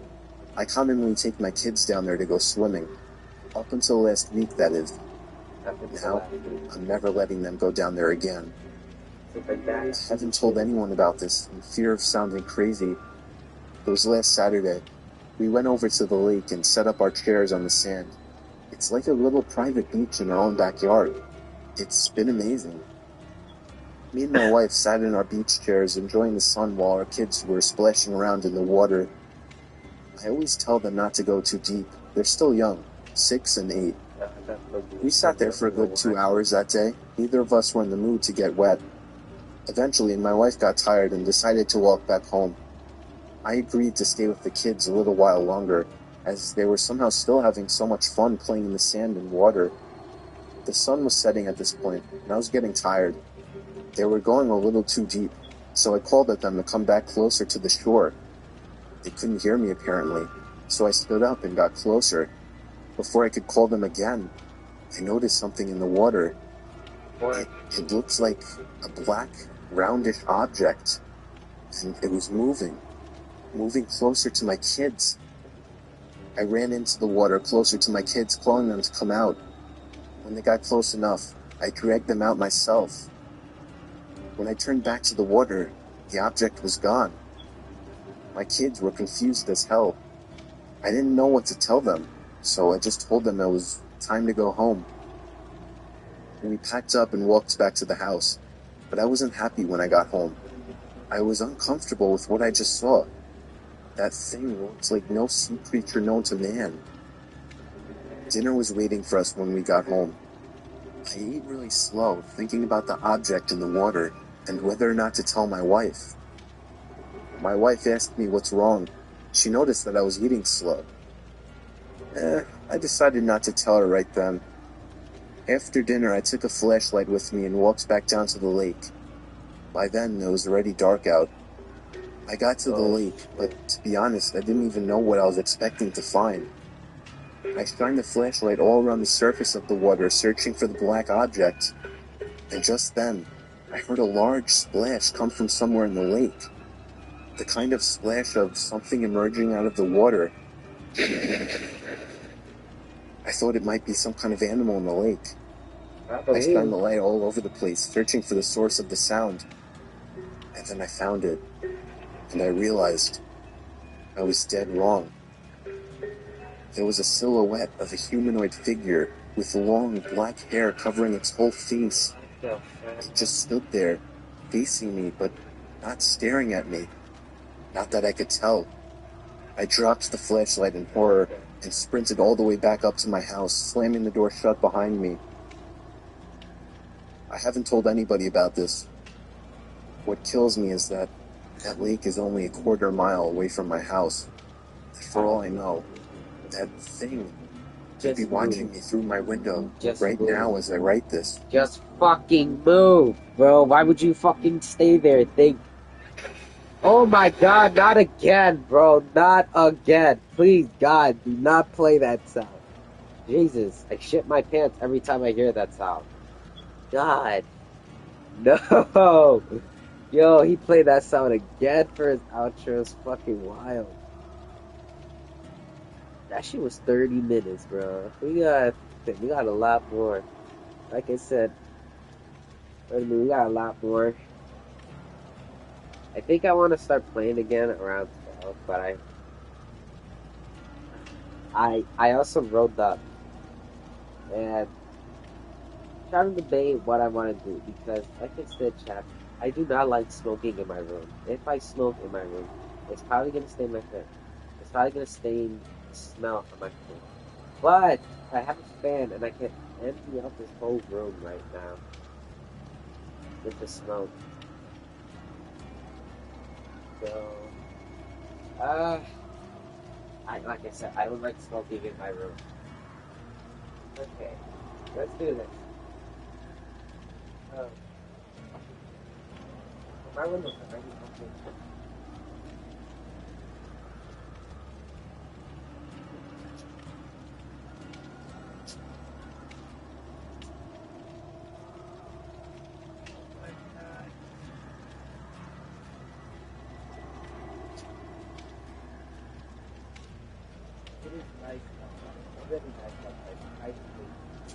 God, it's so nice outside. There's no snow outside. All the snow melted and it's 50 degrees outside.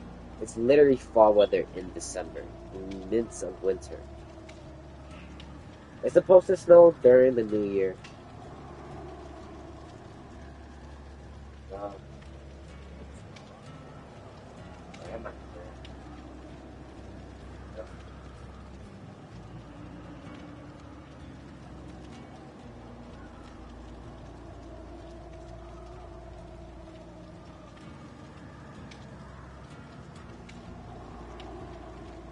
Okay, chat. Got a lighter.